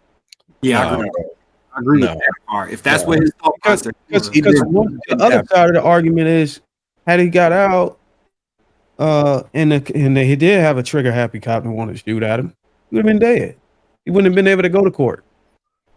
So, can we really say that it was a bad decision? Still a bad decision, but I think the system is fucked up. I agree with you. Because I know. I agree with him. Hold on, one more thing. When you shoot in the direction of a man that close to the car, that close to the vehicle, if y'all know how velocity and how rounds travel and stuff, you could hit those other people that's in that area, in that zone. And let's just assume that everybody that's aiming for this vehicle is in a cone, like a cone shape, the outside of the cone shape, facing in. So nobody's lined up right behind each other, aiming at the target. Everybody is in the 360 perimeter or whatever, aiming for this vehicle. So I think if anybody would have shot, they would have shot. But because the kids and the woman was in the vehicle, they wasn't gonna fire on that vehicle regardless of he had that the child in his hand or not. Did you see them kill Philando Castillo? It was right. I watch a lot of body cam. I feel like y'all tripping a little bit. Like I really do. Bro. I mean, did y'all not see earlier last week the cop who was inside of the door and the dude took off going almost 80 miles an hour with the cop still on the door? He kept saying, "Stop, stop, stop, stop! Please stop, stop, stop!" Gave him every chance. Literally, he going almost 100 miles an hour, and then he ended up shooting him, killing him. If it was your family, wait, Biz, let me get it out. If it was your family member who got killed in the middle of this police chase, you would not be saying for the cops to have all of this grace and control, because if it's your husband or your brother or your father who's going out there in the line of fire every single day, yes, They need to be trained properly. But at the end of the day, people are like, oh, I'm going to do 100 things to make you trigger happy or 100 things to make you feel you're unsafe. You better not shoot me. It makes no sense. It's idiotic. And if it was anybody, any of us as a cop in that position, if you have all of this going on, we don't know how many red lights he ran. We don't know how many people he probably ran off the road, that they probably hit something or hurt in the hospital. None of that. Y'all not seeing none of that stuff. All we see is the video inside the car. We do see it. And the end result. The end result. I'm saying we didn't just watch a video of all the melee and mayhem that he just caused outside of the vehicle. We're only seeing inside of the vehicle and the end of the chase. The back of the car is sitting on the ground, if y'all notice. So there was some damage done during this police chase, whether it was just his car or other cars or other property or whatever. So at the end of the day, police are people just like we're people, y'all. So to just paint everything with a broad statement, police aren't just people. See, that's an excuse that a lot of cops are used so they can shoot blood and families, just like Darwin, your military officer, in the military. At the end of the day, when you take that uniform off, you have blood running through your veins, just like my husband does. That's false. Also, I have green. Whatever oaths or whatever thing that, just like people don't want to believe doctors are people. No matter what your profession is, you are still a human being with feelings, family, and everything else. You're not on the world by yourself. Listen, I'm not saying we're still a human beings. I'm just saying once you take on a skill, once you take on a profession, you become more than just that. And just because you hang your shit on a hanger doesn't mean you aren't that. Your uniform don't define you. It's your knowledge and your skill. So I'm a trained killer. I'm elevated past to just an average human being because of what I'm able to do, just simply with my hands. So a lot of people try to use that as an excuse to say, "Well, I'm just a human." No, you have policy, you have training, countless training and certifications and all these other stuff, and you're trusted with, and you took an oath. So that makes you more than just a human. That makes you a police officer. And just because you took the uniform off, or just because you went through some strenuous chase, you don't make you unbecoming of an officer. You're still going to be off. Actually, they train you to be able to perform in that particular situation. I think they even quoted that we train all the time for this scenario. Military and police officers are not nearly the same caliber of training. I'm not arguing that it's the same, but the concept of I'm a soldier. As long as I'm active and as long as I'm under the regulation and under the guys that, hey, I'm going to go take care of this mission. I'm net regardless if I'm sleeping or whatever. I'm 24 hours a day soldier. Any thing can happen. So it's the same when you're a police officer. As long as you wearing that badge, as long as you assigned to this unit and this precinct and you're under this employment, you're an officer no matter what. So just because things get tough don't mean that you could say, oh, he did this, so I had to shoot him, justified because I'm a human. No, there's no walking back. I agree with everything you said as far as it's in you, it's on you. That's fine. But what about everything else that I said about this particular situation? At what point does the cop have the right to defend whatever the situation is? Like, where's the line? See, I feel like there's no line. There is a line. If they saw a weapon, it's a threat. They didn't see no weapon. Once it's a threat, it's most definitely a line, and they can't wait on that line to be crossed. Wait, Marcus, what you talking about? I'm not saying that they should have shot him. I didn't say that. No, he's not saying they should have. I get what you're saying. You asking where's the line at when a cop can be justified and be like, okay, I'm gonna use lethal force. You gotta know that there's a line, and these guys are actually waiting on it. Some of these guys go months, sometimes years, without being able to fire their weapon, and they just, I'm telling you, it's a trigger happy. It's an energy. I felt it before. You want to kill. You want to shoot something so bad. There is a line across. If this man had a weapon and he caused harm to either himself or the people around, or even the officers that's on duty, and yeah, it's good. It's green light. Oh yeah, I mean, Well, my but thing that, is, could but it that's have been part an of the game, though. alternative other than bringing the baby out as protection, even if that was what he was thinking? Like, this baby's going to help save my life so they don't shoot me. I would think an alternative could have been he stripped down ass naked and rolled out the car so they could see there was nothing on him. You know what I'm saying? Like, there were other alternatives to think about to not put the baby in danger, to put your kid in danger. That's all I'm saying. I seen the video. Somebody pull it. What is the 380? What is the smallest pistol? Somebody pulled it out of their ass, Paul. Like a 22. You talking about in jail or well? No, they. Lord. I think I seen what you're talking about.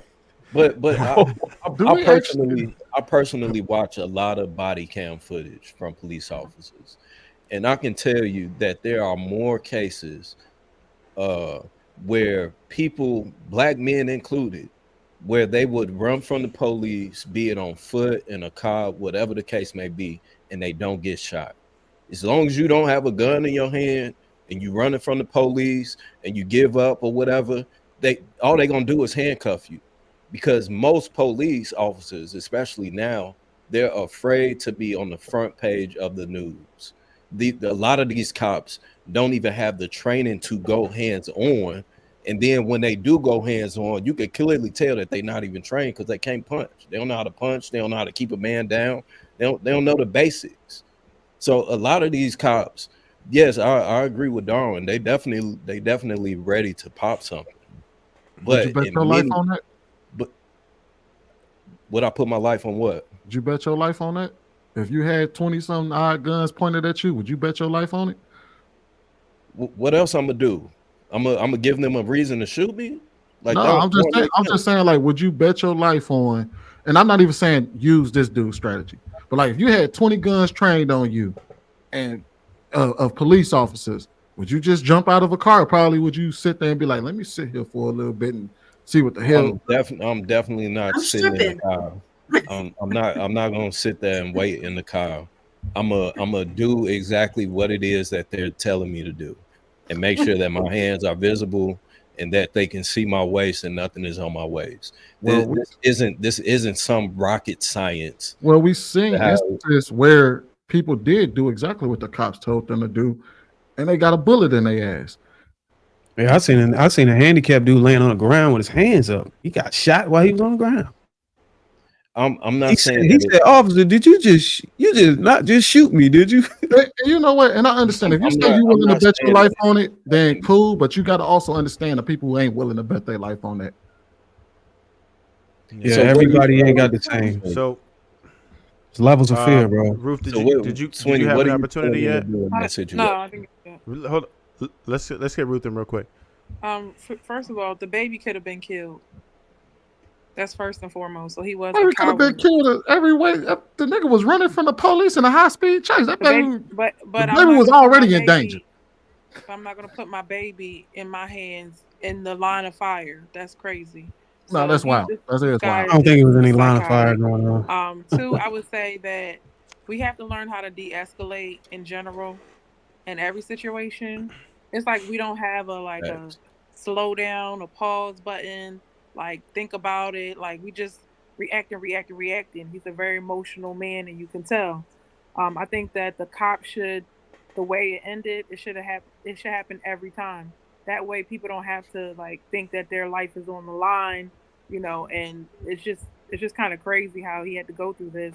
That makes me wonder, when somebody see this, do they think that, well, maybe I should just incite a high-speed chase so that it can end well for me, like that guy on the video?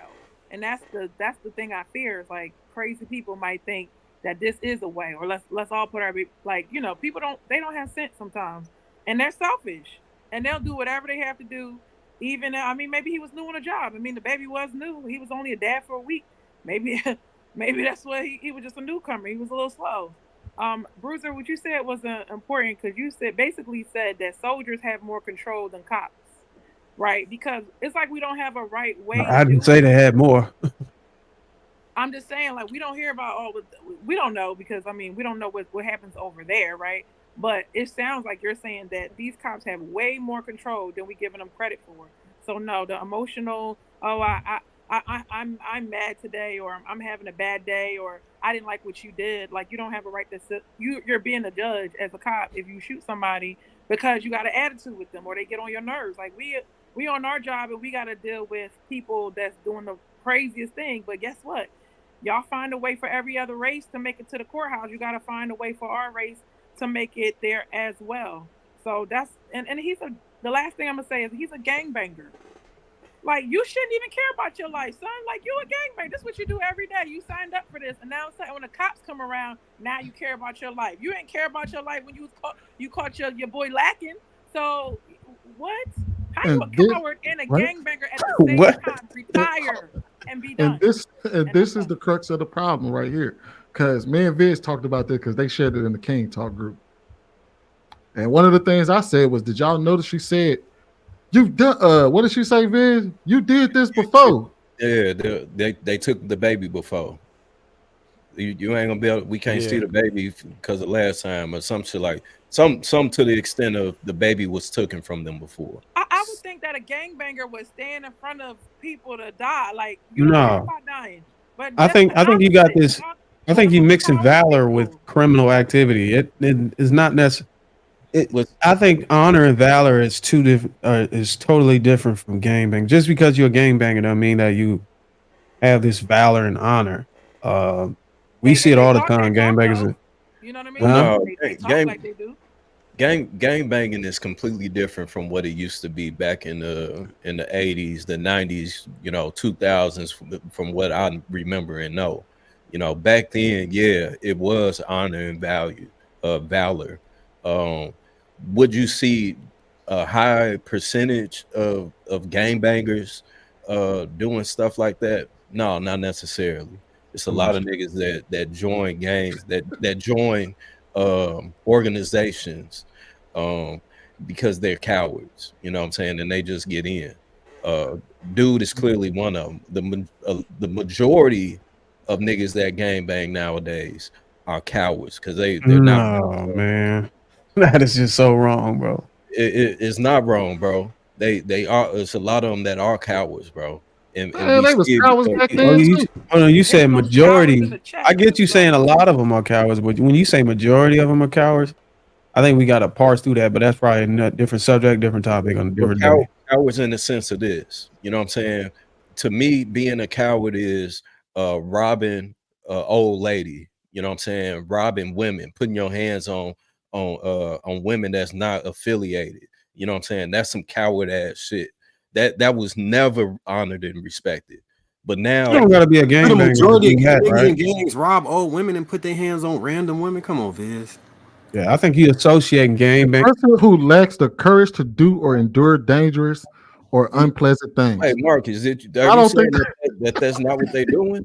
I've never seen nobody rob an old woman. I was off the porch before. I ain't never seen nobody rob an old woman. I'm talking about now with videos of that. 20, I'll say 2010 to now. That shit is common, bro. I got a question. So y'all here? He's 20 years old. We even see him at 15. It was gang members in New Orleans that drove off with the old lady, and literally her arm was left in the car. Her body detached from her arm because they robbed her in her car, caught in her seat. He yelled Treyway or some shit when he was doing it.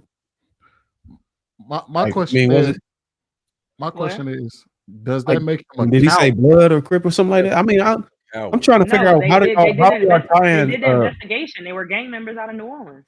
Okay, so y'all tied it to that. They're via the investigation. So how does that make him a coward, Viz? Because a coward is a very specific definition. It says a person who lacks the courage to do or endure dangerous or unpleasant things. Normally, when you're a coward if you go out and rob somebody that you know has no possibility to defend themselves against you. You're a coward. You're a flat out coward if you What? go That after. makes them all. That makes literally no sense. Nobody has a gun. You should so basically saying he need to rob somebody who's able to protect themselves in I'm order to confused, get away. Mistaken. Are you If you confused? gotta go, if Ain't you gotta that go what out, criminals do? Take advantage of the disadvantage? Boy Like, Scouts. if you don't That's say cowardice behavior, though. I It's get called it. opportunity. And I Called actually agree opportunity, with not that. cowardice. that's some talking Called coward. opportunity. That's some What have you coward. ever? That's some coward ass What have shit. you ever Man. seen? So all gang members across the from here all the way back are cowards because all of them take advantage of the one of the weak and unfortunate. They was talking about Black Panthers, not gangbangers. Man, he wasn't talking about no and goddamn Black Panthers. women and children. That's cowardice behavior when you know that's like you going to fight a 6-year-old. Like, yeah, you can beat the 6-year-old. Ain't No, nothing If you run up on an unarmed dude, because if you run up, Hold on a second, guys. Hold on a second, guys. Sweeney, are You you got a lot of gonna mics, get- so hold on. that's gangster behavior because he beat that Oh, 6-year-old. that's child abuse. That's kind of like what Viz is saying is that when you are taking advantage of people who are not in a position to protect themselves, that is cowardice behavior. No, that's just called taking advantage of it. Yeah. So if you run up on a person who Hardcore behavior would be stepping to somebody. The opposite of that behavior would be stepping to somebody who's coming into the same playing field that you are. So if Or you run up even higher. Hold on, Sweeney. Let me ask Viz one quick question. Viz. Don't most niggas in gangs, or don't most when you get sent to jail for doing something to children or women, don't that go a little differently than if you was fighting with a male combatant? I can't speak to it now, but yeah, you would assume that. Yeah. You know what? I got a question for you. Most Then. of the people that you like, most niggas in the street hate bullies, like hate people that try, you know what I'm saying, just get over on weak. Like that's not the majority of people outside. You know that, Viz. Come on. No, come on, bro. We live in a whole different era than when we grew up, bro. So if you run up on somebody that's these shorties now, and I would even say 30 and younger, are cowards, bro. They're flat out cowards because they target. They're all women. cowards from 30 and under, 40 and over. All of them are cowards. Every gang member is a coward. Hey, hold up, y'all. I'm gonna try to get. Every last Hold one up, of y'all. Hold up. Hold on a second, Is a guys. bully I'm a gonna try to get Nala up in there. If by his definition, is a by his Bully is most definitely not a coward. He's just a bully. if we're going off his So Nala, hold up. Hold on a second. Hold on a second. Weak people that they can. Hold on, guys. Hold up. I want to try Nala in there real quick. Okay. I mean, the main question is again, what like is I saw the video, but it was like, what is the main objective? Like, what are we speaking to? Like, what ideology are we? Whatever you feel. What are your thoughts of it? Do you think it was wild? What's your take on it? I grew up in gang culture. I grew up in South Central, and I grew up, seeing and being in between gangs. I would, have to go and catch buses certain ways, walk certain ways. It was a real,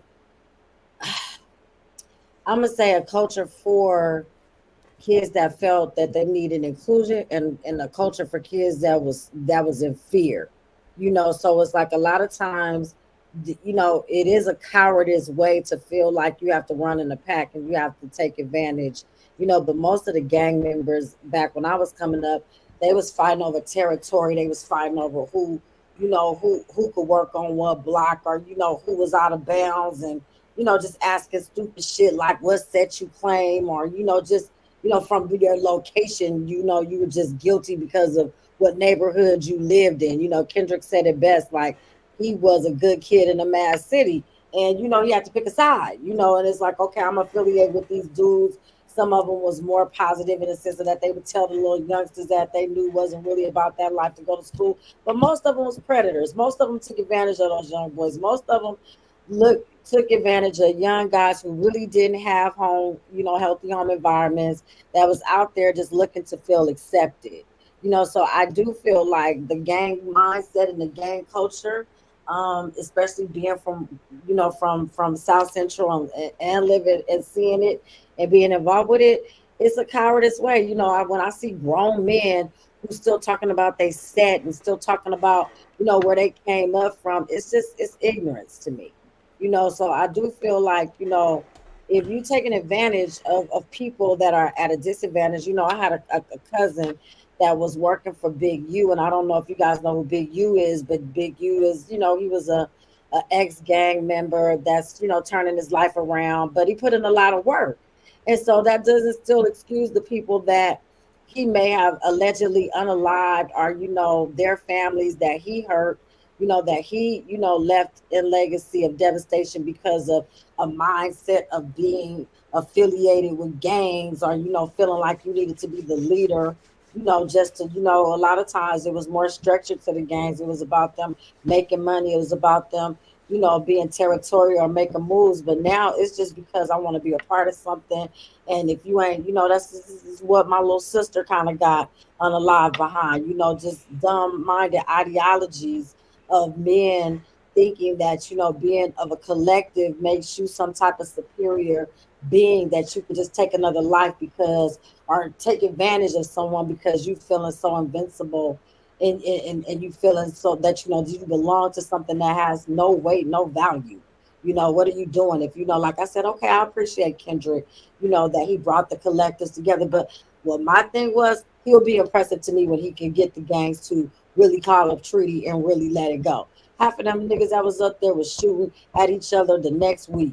So it's like, yeah, it was cool, but at the same time, it was still a thing of like, can you really get these youngsters that really affiliate and really hold this gang life, like, to a standard of like, let's really call it truth. Let's really get this mindset out of here. So I do feel like the gang culture, it's a definitely a coward, institution of people to believe in a certain thing.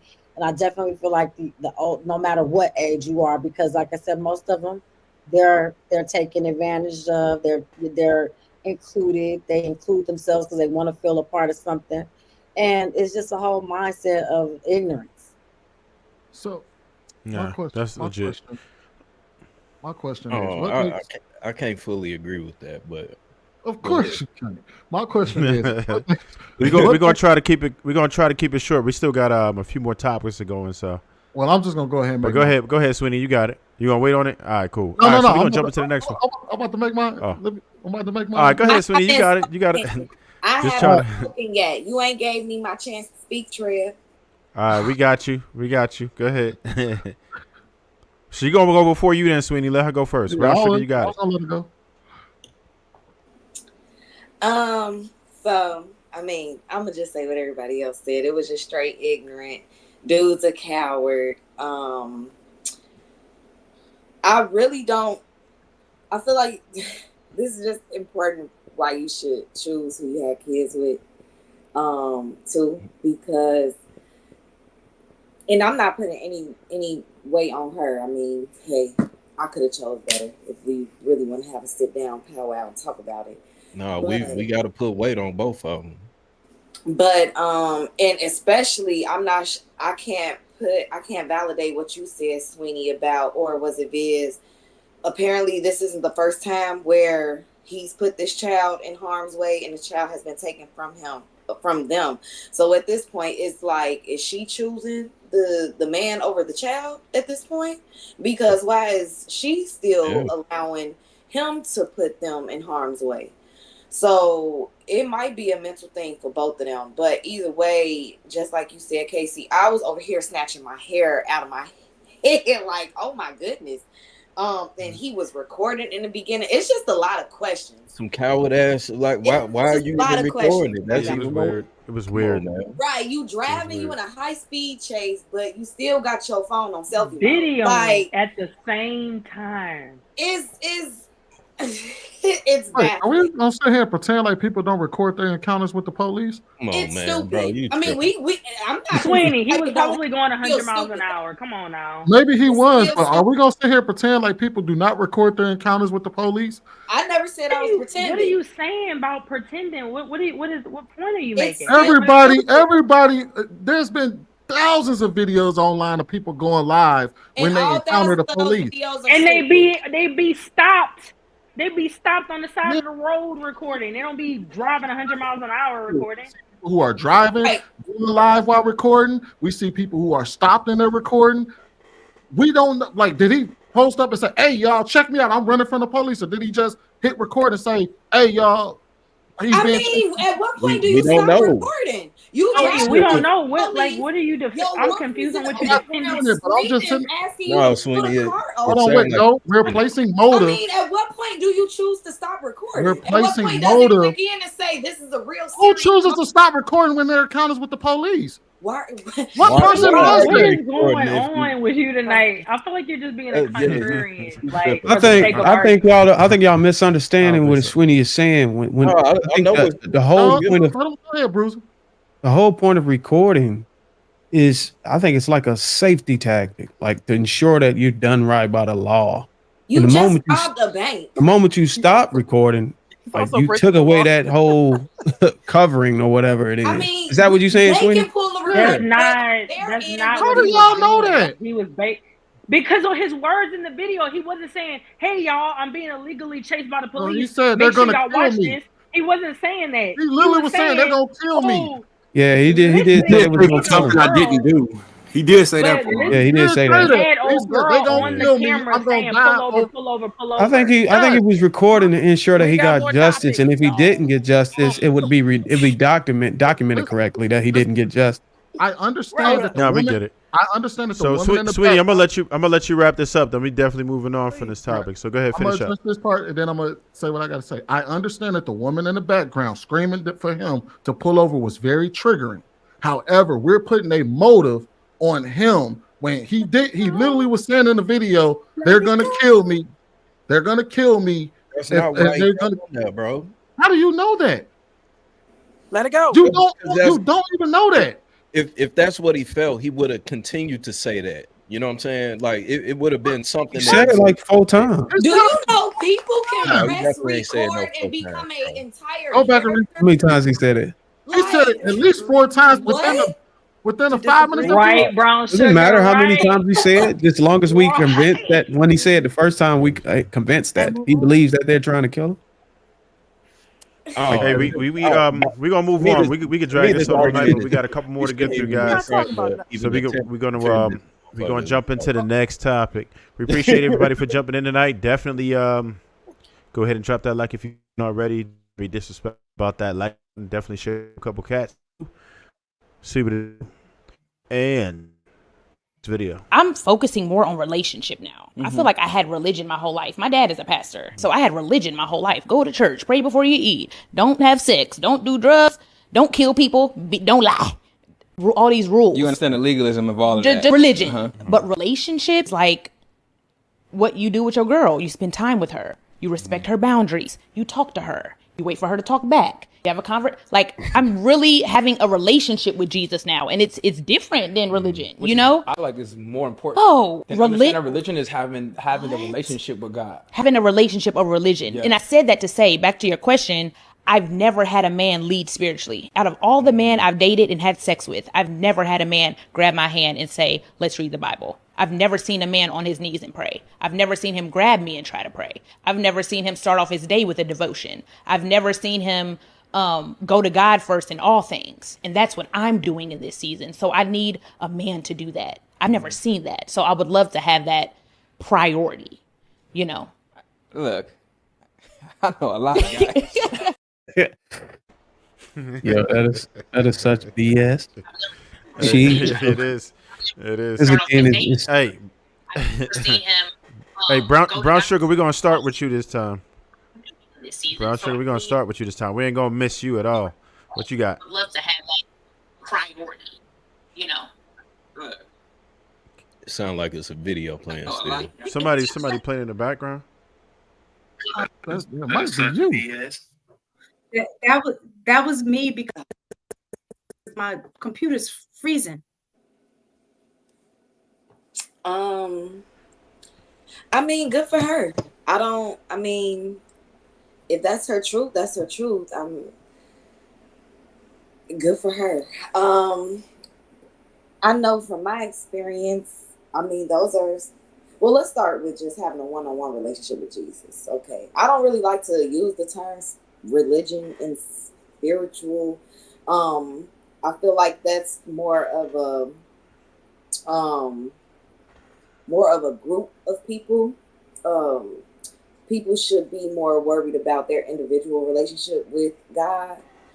And once you have your own individual relationship with God, you can lead just by showing up. God and His presence will be all over you, and you can just walk in that light. And I do think it's important, if that is your path, and if you do want a relationship with God and that's your priority, then it is important to find a match.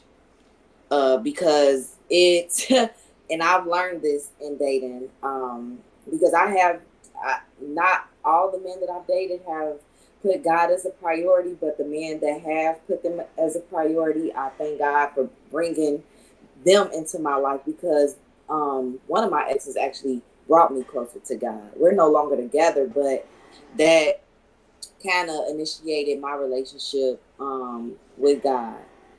So I thank God for bringing those type of men into my world. But it is difficult trying to maintain a relationship with anybody if y'all on two different pages. So if you're in the Bible and you're praying and you're, worshiping, and he's just on a completely different path, he or she, then it's just gonna make the relationship a little bit. I think it's an expiration date for those type of relationships. But I mean, if that's what her path is, good for her. Hey Darwin, I saw you had a very strong reaction. Pause to when she said that she's no longer with the man. What did you mean by that? Well, the irony that a man can bring you closer to God, and then the result is him losing. No, it is very ironic because he ended up turning out to be a liar. Yeah. You know what? This is what he lied about his age to not only to myself. He lied about his age. Oh my God, that made it worse. He made himself 5 years younger, and not only that. What about forgiveness? What about the forgiveness part about he brought? How old was he? Hey Trey. He was really, I want to say at that time he was 30. And he lied and told me and my family that he was 25. And you were how old? I was 25 at that time. He gave you Jesus and you dismissed him from his age. I didn't say. I said I still thank God that he was put into my life. We're no longer together, but we speak from time to time. But was that the only deal breaker? I pray that wasn't the only deal breaker. No, it wasn't the only deal breaker. No, don't give that out. No, I always go by what they mentioned first. I'm not going on. Whatever you said first was the deal breaker. Hey, whatever I said first, we can take it. It's still the truth. They trying to say it was you. Was it him or was it you? Real. They trying to say it's you. Oh no, it wasn't me. If it was me, I'd say it. It wasn't me for sure. We don't believe you. They don't believe you. So you broke up with a God-fearing man. Y'all don't believe her? That was a lie. Hell no, we don't believe her. Who did that? Was a lie. But it's possible. No, Ruth, don't take. You can't get behind that. Let me tell you. Ruth, what you got? Your mic a little low. Somebody can bring you closer to God and still be a whole liar because they're being a hypocrite. But the part of what they're doing, they give you the method, the process, but you got to leave their character alone because that don't match. I would say, if I'm going to answer this question, I do run. It is hard as a Black woman to find a man who is completely crazy about God. So what I don't want the women to do is that has to be top of my list. And if you not this, that's what a lot of church girls mess up. Where if you're not the preacher, then you can't marry him. No, like you can save your husband through yourself. Like you have to be a good example for him. So you basically you're helping him get closer to God. But and the Bible does talk about that. But I would never want to date somebody that doesn't believe in the same thing. So at least he got to believe in the same Savior. You know what I mean? And so I would not say that every black man doesn't put God first, because a lot of some of them do. And my baby prays for me every day, so I don't know what y'all talking about. Some good black men out there, And but as a woman, you just have to. You can't be like the preacher. You can't come home and say, "This is what the preacher said, and this is what you got to do this." And you don't beat them over the head with the Bible. You just live your life right and be a good example and be cooperative and be friendly. And you will always force a man to step his game up, because he always wants to keep up with you, and he wants to do more for you than you do for him. So that's what I'm saying. Hey Ruth, I just want to drop something real quick before you go, Sweeney. I'm gonna let you go, but I do want to just say one quick thing. If I'm just gonna say, for women, if your top priority is that a man has a relationship with God, if you're truly intentional about it, I would suggest that the best place for you to look would be in the church. I grew up in a church, and I have not been to a church, whether it be AME Baptist or whatever I practice, right? I've never been to a church that didn't have a singles ministry. They actually help you with the vetting process. So if that's at the top of your list, that's an excellent place to start. Probably the best place to start if that's on the top of your priority list. Go ahead, Sweeney. Real quick, Ruth, how long you been 30? Huh? I said, how long have you been 30? I say my age. I'm not one of them people that have been 30 for 40, 45 years. I'm fine. I like my age. I still look good, and I ain't old. So y'all can think whatever y'all want to think. I'm very fertile. All right. I had Miss Taken. I ain't gonna go there. But can I say one more thing though? Go ahead. You got it, Ruth. Go ahead. Finish up. Don't pick one of these people talking about that's a white man's religion. I asked all of them out. There's a whole lot of black men saying that's a white man's religion. Mind you, Jesus is black, but we ain't gonna go there tonight. But you gotta look for a Hebrew Israelite. No, no pastor too. But yeah, y'all notice how it doesn't matter what we say, they gonna find a way to disqualify the entire group. Listen, a guy can just believe in Jesus and then go from there. That ain't how that works. But what the women want is the pastor, and you can't, like, I used to have things. I want the pastor. No, everybody, pastor's the worst guy in the church. Just spiritual, high value men. That's a different conversation and different topic. I mean, these people. I got a DM one time. Have you dated a pastor before, Ruth? Somebody was in training with a pastor, yes. But I had my own reasons why I wanted to be a pastor's wife, because I didn't want to be a pastor. So I was trying to cheat the system, but it didn't work out too good for me. But what I would say is that people will be like, be at this church right now. This really happened to me. Tonight you need to be at such and such church because there's a prophet in the house. And I was like, bro, I done been around this block before. I know. I said, whatever guy had to tell you, he could tell me. No, thank you. And it was because I posted a little fresh little picture. And 1 minute later, here they go in my DM. The power of Christ compels you. Weren't you in the church? Hold on, weren't you in the church though?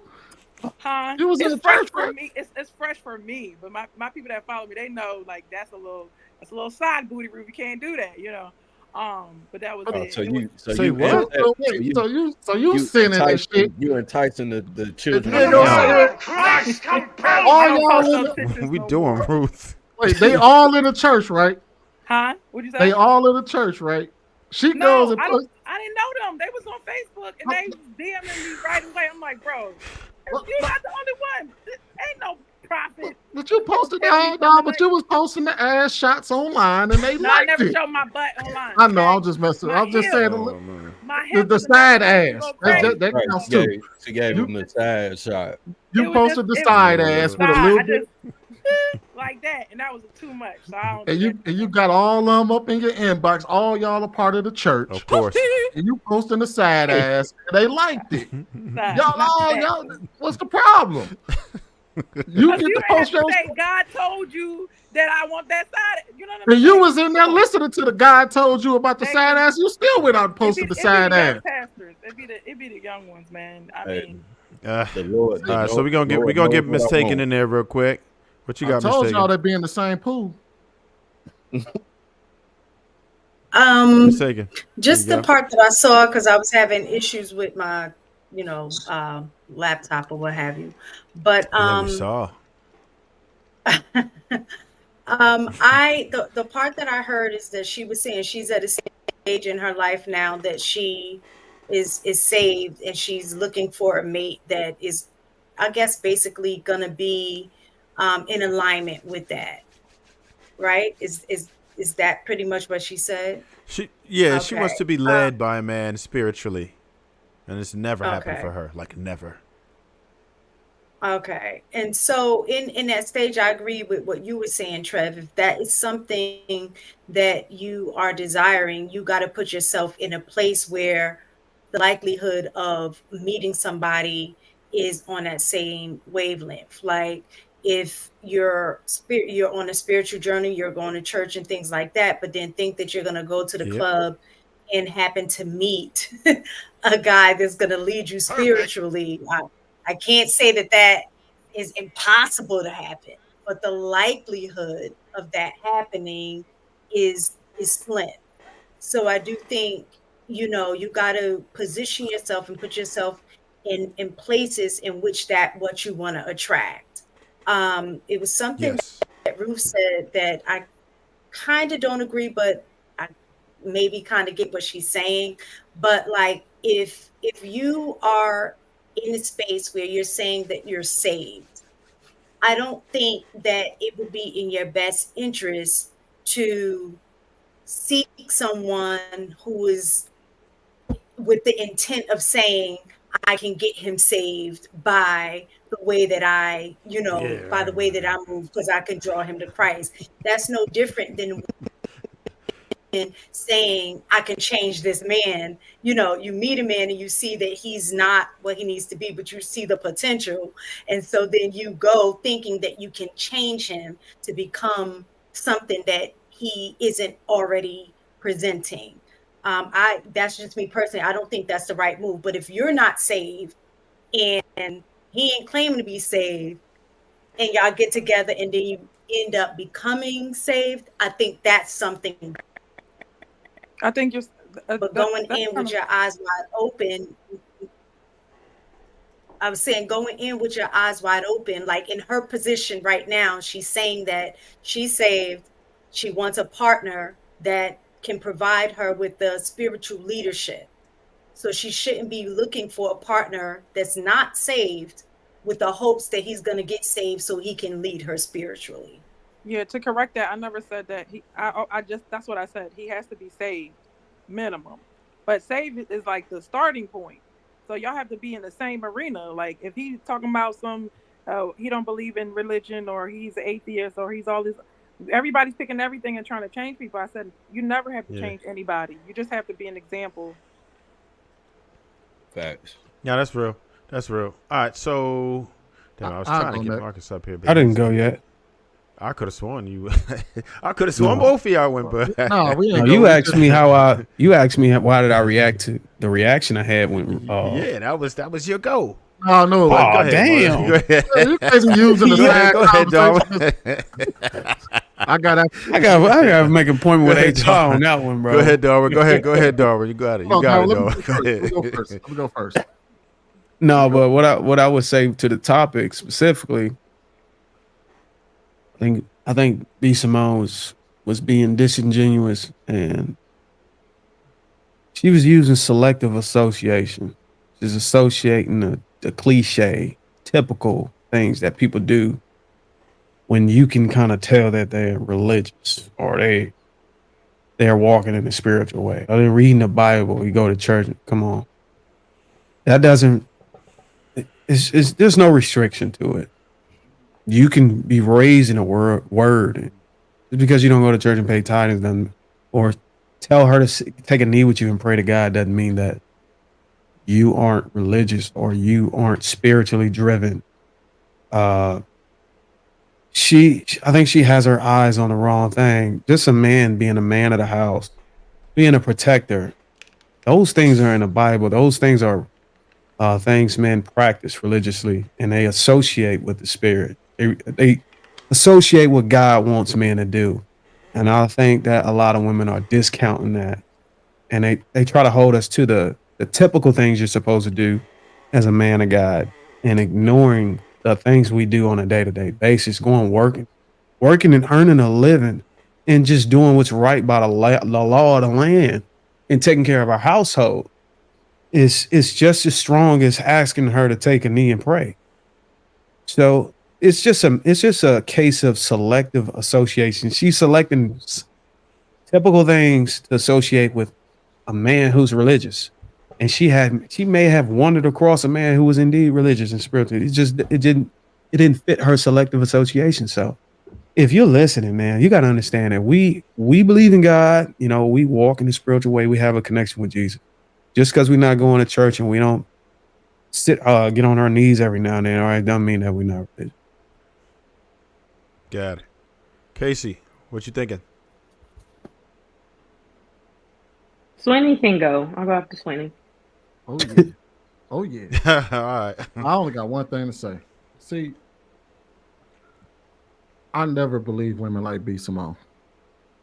Matter of fact, I look at a lot of women who say they need a God-fearing man with a serious side eye. Because this is how I see it. Because normally when you start to talk to them about what they expect from those type of relationships, women want a God-fearing man because if he's God-fearing, it keeps him in check. But they still want to be able to do what they want to do. And that's what I've been noticing. They want a God-fearing man to keep the man in check while you still get to do what while they allow you to do what you want to do. And that's why I'm gonna keep it at. So don't believe these hyenas when they get out there, all of a sudden they done found God. They're gonna get out there and tell you, oh, I need a man that's gonna lead me spiritually and he's good with God and all of that, because that's some bullshit. Because our ass gonna still, like, in a couple of weeks, we're gonna be seeing her represent some of the most ignorant shit right out the back, and we're gonna be like, what happened to that spiritual side of you? Then she gonna get out there and start dressing a certain kind of way, and it's gonna be, oh well, you shouldn't be insecure or something like that. Yeah, but a God-fearing man to keep your ass in check. You don't want to be kept in check. You want to be able to do what the fuck you want to do. But you want God to check his ass.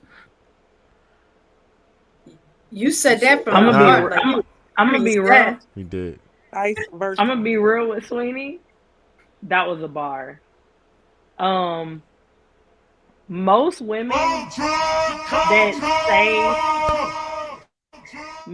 that get on these podcasts that are, I can't find this man, I can't find that man.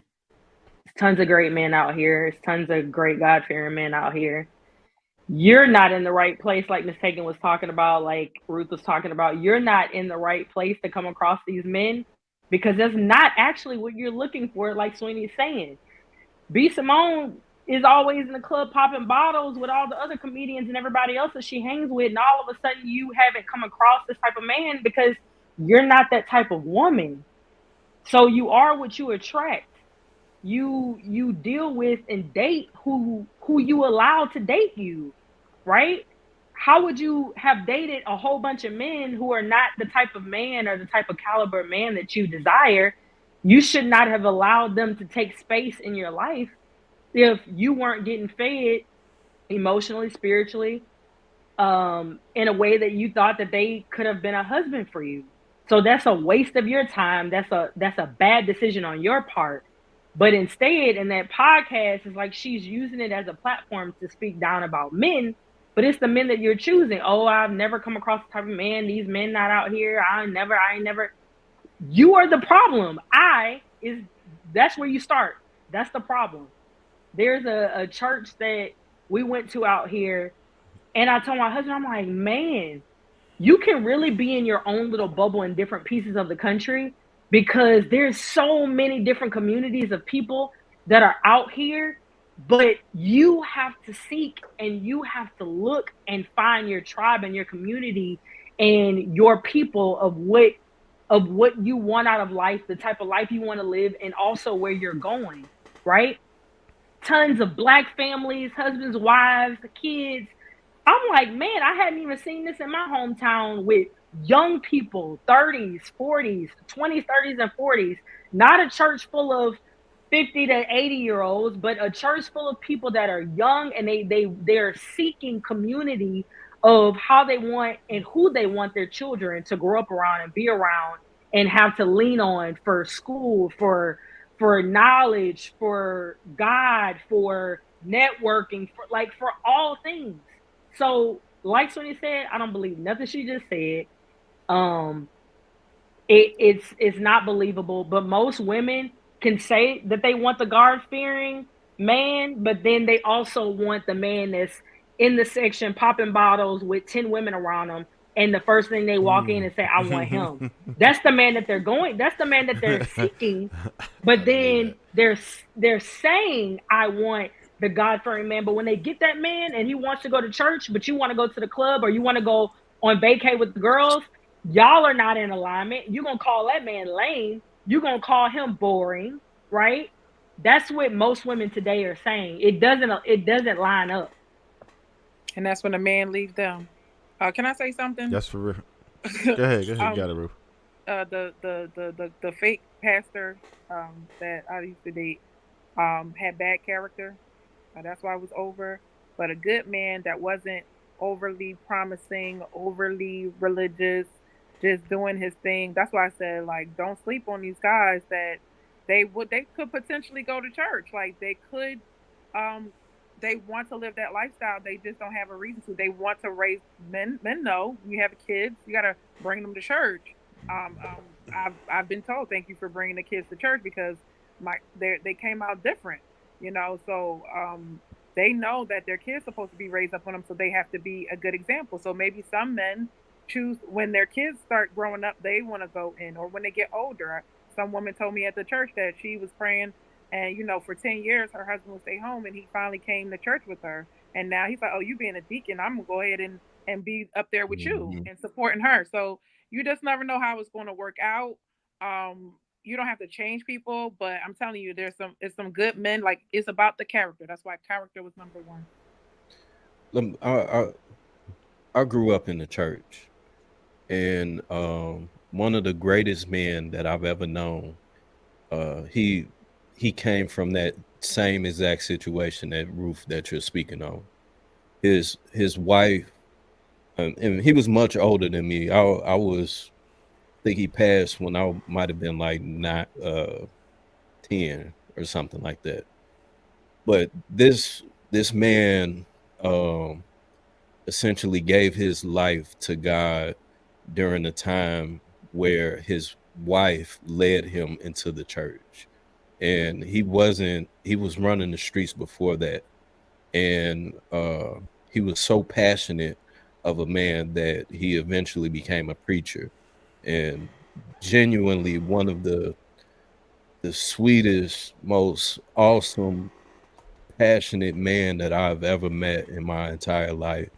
And I'll never forget him to this day. But his wife was such an influence on him. And one day, same scenario. One day she had him come to church, and just like that, his life changed. So I think that we think that women discredit themselves and the power and the influence that they have over men, especially if they love them, and vice versa. If that man loves that woman, a man will do whatever it takes in order to keep that woman happy, and to make their life better. So I think that we shouldn't necessarily discredit and and tell women not to stay away from situations like that, because it can work out in their favor. I know Sweeney is, at least on this panel, is one of the guys that loves statistics and numbers and all that other shit. but sometimes all it takes is one. That it may be 73% of men that's fuck ups, they don't go to church, whatever, but that 30-some percentage, you can be in that percentage. You know what I'm saying? If it's 10%, if it's 1%, there's a possibility of you being in that percentage, but you'll never know unless you take that chance. The other thing that I would want to say to this situation, I never heard of B. Simone's before, so I can only go off of what it is that I see on the surface level. Even if she is some chick that's a car booty, she just in the club, whatever. The fact that she even had this conversation on the platform, I think is amazing. It's wonderful because it draws in more women to God, to spirituality, to wanting to have that relationship, not only with Christ or whoever it is that they believe in, but to also have that desire to share that with the man that they are with. And in most cases, we know that those are really where those strong and long-lasting relationships are cultivated. So if we continue to have these conversations on these type of podcasts, I think that we can do a lot more help than what it is that we're doing when we discredit or tell or feed into that there's piss in the dating pool and all the other shit that people be saying. Gotcha. Marcus White, what you on this? So I think I believe B. Simone because I think she reached a point in her life where she had fun up until now. So the men that she wanted to date, the niggas that was in the club, you know what I'm saying, people who had motion and action outside, that was lit, that when you come out there, everybody, she done been with them and saying like, none of them probably want to get serious with her and make an actual relationship out of that. She's a little older, so she reaching that age where she thinking about, damn, I need to have kids soon. I need to find a man that's gonna be a adequate father for my children. Church kind of lays a blueprint for that. So I think I want a man like that. The other thing is, I think when she's talking about religion, I think sometimes people confuse like a relationship with God and religion. So you can religiously study, you can religiously go to school, you can religiously work. That don't necessarily mean that you have an intact relationship with God. That just means you're repetitively doing something. So I think when she was speaking to like finding a man that would lead her spiritually, that's someone who actually has a relationship with God and tries to foster her relationship with God through himself and try and be in that divine type of order. I think as women get older, they become more inclined to want that. But when they're younger, like I think it was Ruth or was it Brown Sugar or maybe the case that they'll quantify those men as lames. When they get humble. That too, Bruiser.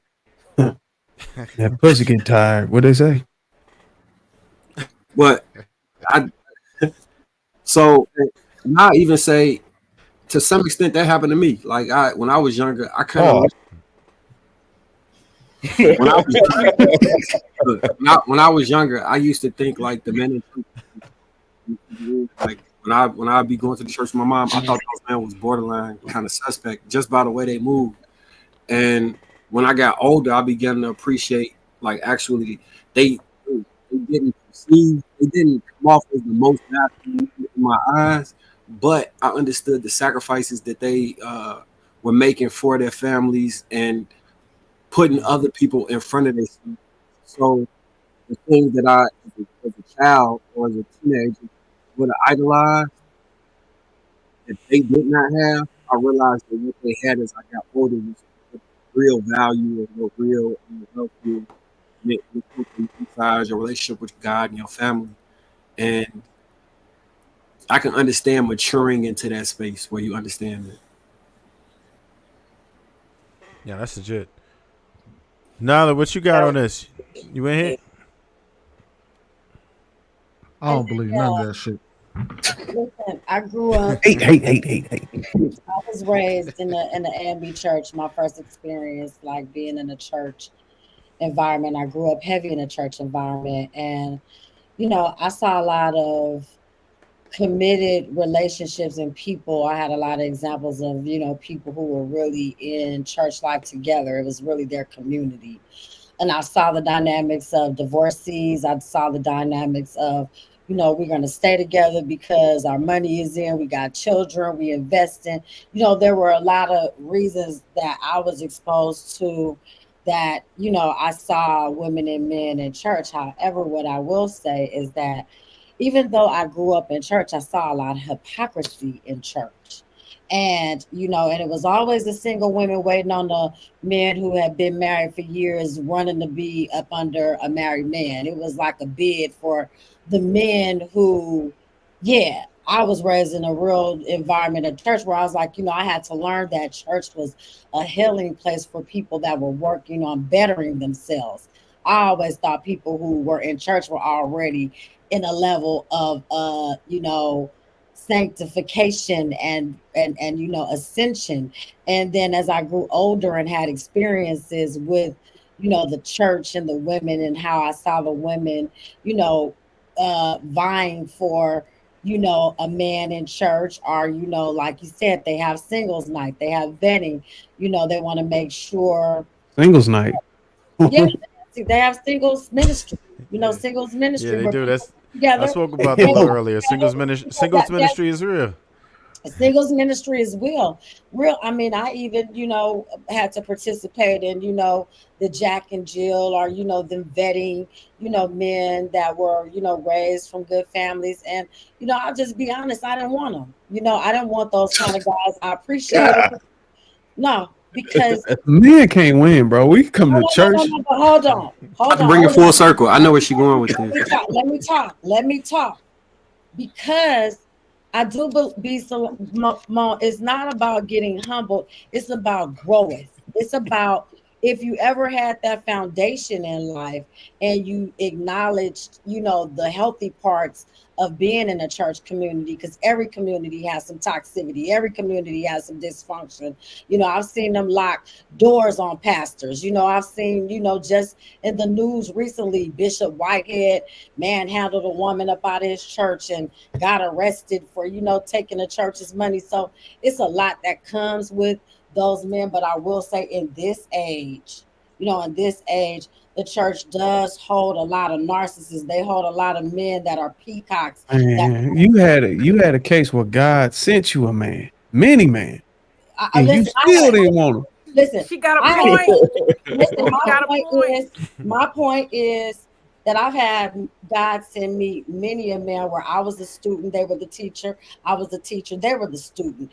And I got to a point where, because I did have a church foundation, when I went through certain types of men, not saying that they all weren't spiritual, that they all didn't believe in God, but some of their beliefs and practices are their mindset in regards to living a spirit-led life, meaning I don't need you to be on your knees praying with me. I need your actions to show that you're a man of God. I need you to, lead me in the sense that you can teach me things and be taught from me as well. But that doesn't mean that, women, where she is in her life, because she's experienced the good guy, the bad guy, the guy that she wasn't attracted to, the guy, that said he believed but really wasn't a believer. And it just gets to a point of growing as a person and evolving as a person, where you want someone to be on the same page as you. Like, no, I got sent many men. Some were spiritual, some were demonic, some were narcissists, some were,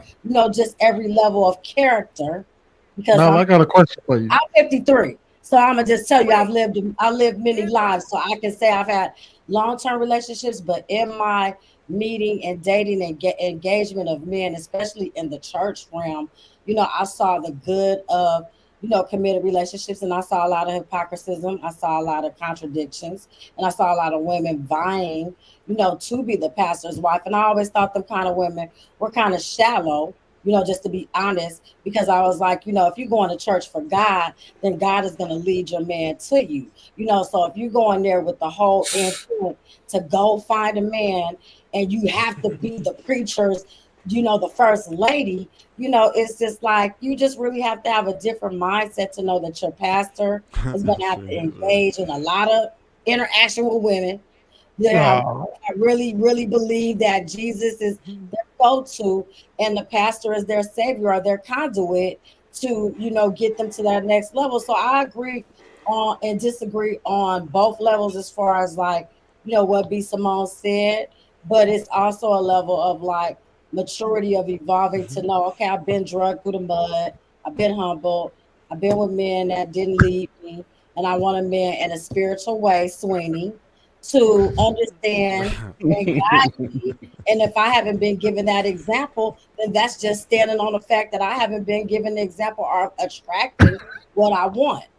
Let me get it straight. God sent you a man, you bought him a strap on, and then you divorced. Hold on. I never divorced anybody. Hey, don't go back to that, man. I've never been married.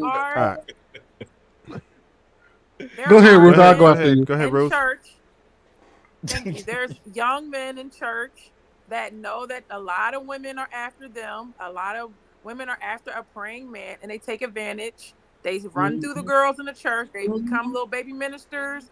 The pastors, my sister went through that. Yes, they feel it's power. They feel like high value men. Yeah. So this is where that lack of accountability is. Hold on. They also don't. They believe in sex before marriage. Yes, even they if do. They're ministers. They don't care. And they're church like they know the biggest that men. They know that you're a church person too, and they expect you. They to pray on that. So they pray on that. Yeah. No, I'm not giving y'all. Y'all had sex before marriage. Yeah. Hold on, Bruce. Hold on, Bruce. I'm not. Nope. I'm not giving y'all that because not every church. Not every church. I'm not saying that. This is the problem, Bruce. Small amount of men. This is the problem, Bruce. Go ahead. Go ahead. I'm done. He tried to put the fire out. I don't know what you disagreeing about. Do you go to church, Tony? No, I do not. No, I do not. Okay, so unless you've been in that environment for real, like you can speak from the outside. But that's exactly what I'm about to do. I'm about to speak from the outside looking in. That's exactly what I'm about to do. I'm about to speak from the outside looking in. And Vic. You don't even know what I'm about to say. Okay, go ahead. And there's a lot of fans in church too. Go ahead, Sweeney's. Listen, Sweeney's gonna wrap this up because we about to move on. We still got a couple more videos. Yeah, I'm gonna let Sweeney wrap this up, but we got something kind of related to it next.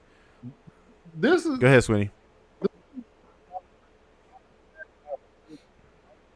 What? Can't hear you. Hurry up before they say, "Look at God." Hurry up. Yeah, I was Y'all hear me now? Y'all hear me now? Yeah. Was I breaking up though? Yeah, you are. Yeah, you was out of here, bro. Yeah, go ahead. This is the problem right here, because the first question I was gonna ask Nyla was, I was gonna say, so which pastor was you swooning after? Because let me tell you why. Oh, you ain't gotta explain. Come on, let's. You gotta explain. Hold on, wait. After I'm done, you started something. After I'm done, you can explain. Hey, Nyla, I promise. After I'm done, you can explain. Yeah. After I'm done, you can explain. Yes. Because I'm very weary of people who talk about like certain environments, and then it's everybody except for them. They be like, man, up in that church, man. No, I never said all them motherfuckers was degenerates. They was all up in there just wilding. Now people was came up with. Let me tell you something. I had. Nyla, can I finish my statement? Okay, yeah, but not the pastor. Let's just specify. I never wanted a pastor. Yeah.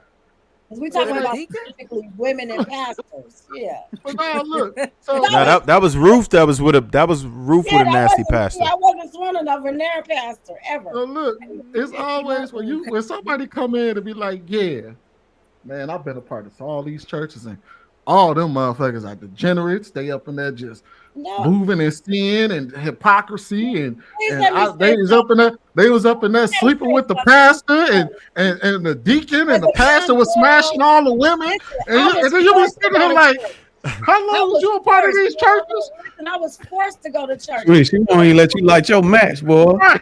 Listen, I was forced to go to church. Put your fire before you light it. Was a teacher, and she was in a church. Her church was her community. Her husband was an usher that came to church every Sunday, holding up the door after partying all night. And hey, Trey, what a dog sound there. Yo, hold on. Yo. Wait a minute, wait. I want to say this. Hey, Nyla, real quick. He was talking about. He was talking about Ruth. Each other's houses. Yeah, so it's like, I've seen that, but not on no. Nyla, like her credibility on the line. Not on the exchange like shit. All right, so we about to jump into this other video. We're gonna be able to say some more. We're gonna be able to kind of touch on it again. I got to defend my name. Yes. You gonna talk about the nasty pastor? No, nigga. Okay. Notice how that was me. I didn't say. First of all, Didn't you say you just dealt with a nasty pastor a couple minutes ago? Well, they say sinners always feel conviction. Hey, Graham, hit the dog sound. Okay, I might be wrong. Yeah, no. Correct me. See, y'all wasn't listening. She said she at a time wanted that, she wanted to be involved. That's nothing wrong with that. It's nothing wrong with wanting someone that's on your same level. No, we was listening. Her internet was cutting out. Oh, okay. Ruth said that one of the pastors was sending her Dino picture. Can I defend myself? Can I defend myself? What are you?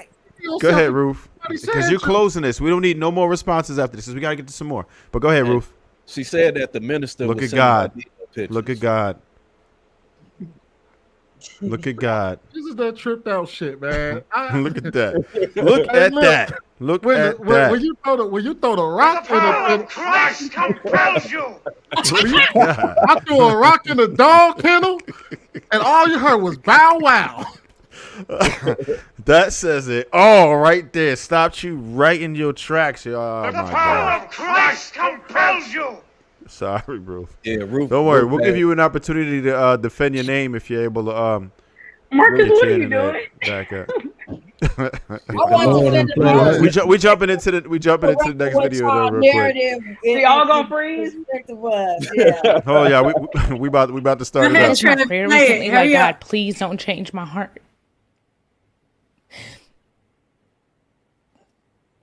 Like, yo, I'm sitting on this couch, but for real, I'm broken in this season. Like, I can say that safe here on this podcast, and the shit I have told you I've been through. This is probably the hardest season I've ever gone through publicly or in my life. Like, I'm really broken in this season. And for you to say that and notice that in me, I appreciate that so much, because that has been my prayer. I do not want my heart to change. I don't want my optimism to change. I don't want to see the glass half empty. And I'm trying so hard not to be bitter and mad and angry. But I am broken right now. I really, really am. Like, it is hard for me to walk in that door and be like, hey, y'all. Mm-hmm. Like, Can I give you a word? Don't harden your heart. This past Sunday, I don't know why that spoke to me so much. I didn't know we were going to be in this moment. But when you hear him speaking to you, move. Don't harden your heart. And it's okay. It's okay to feel broken. You're not broken. It's okay to feel that way. It. We appreciate your vulnerability. I appreciate you saying that, because that is what I'm. Hey, was his neck a little? How you looking at this man? Pause. That's what I'm saying. They kind of seem like you watching close neck, man. What's that?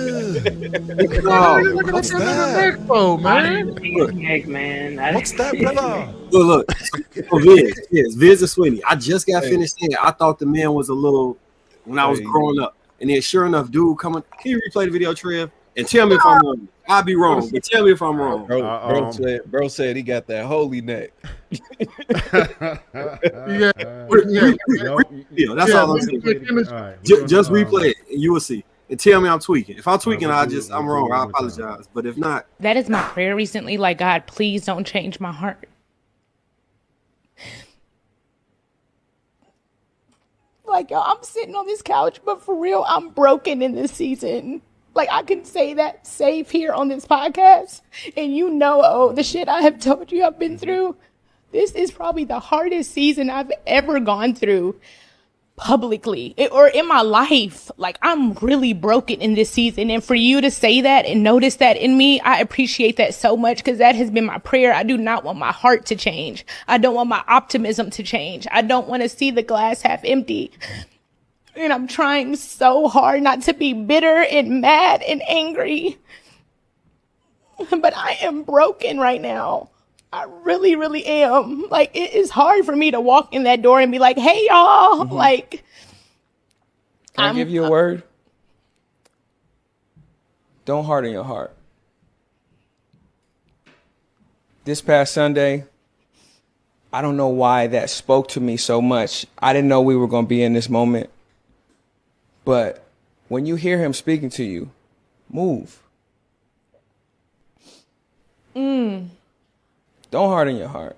And it's okay. It's okay to feel broken. You're not broken. It's okay to feel that way. We appreciate your vulnerability. I appreciate you saying that, because that is what I'm. You tripping, bro. You tripping. That's a reach, bro. He gotta watch it, bro. He a person who talk like this. Yeah, I was like that. he was. It wasn't. Hey, Marcus, you tried.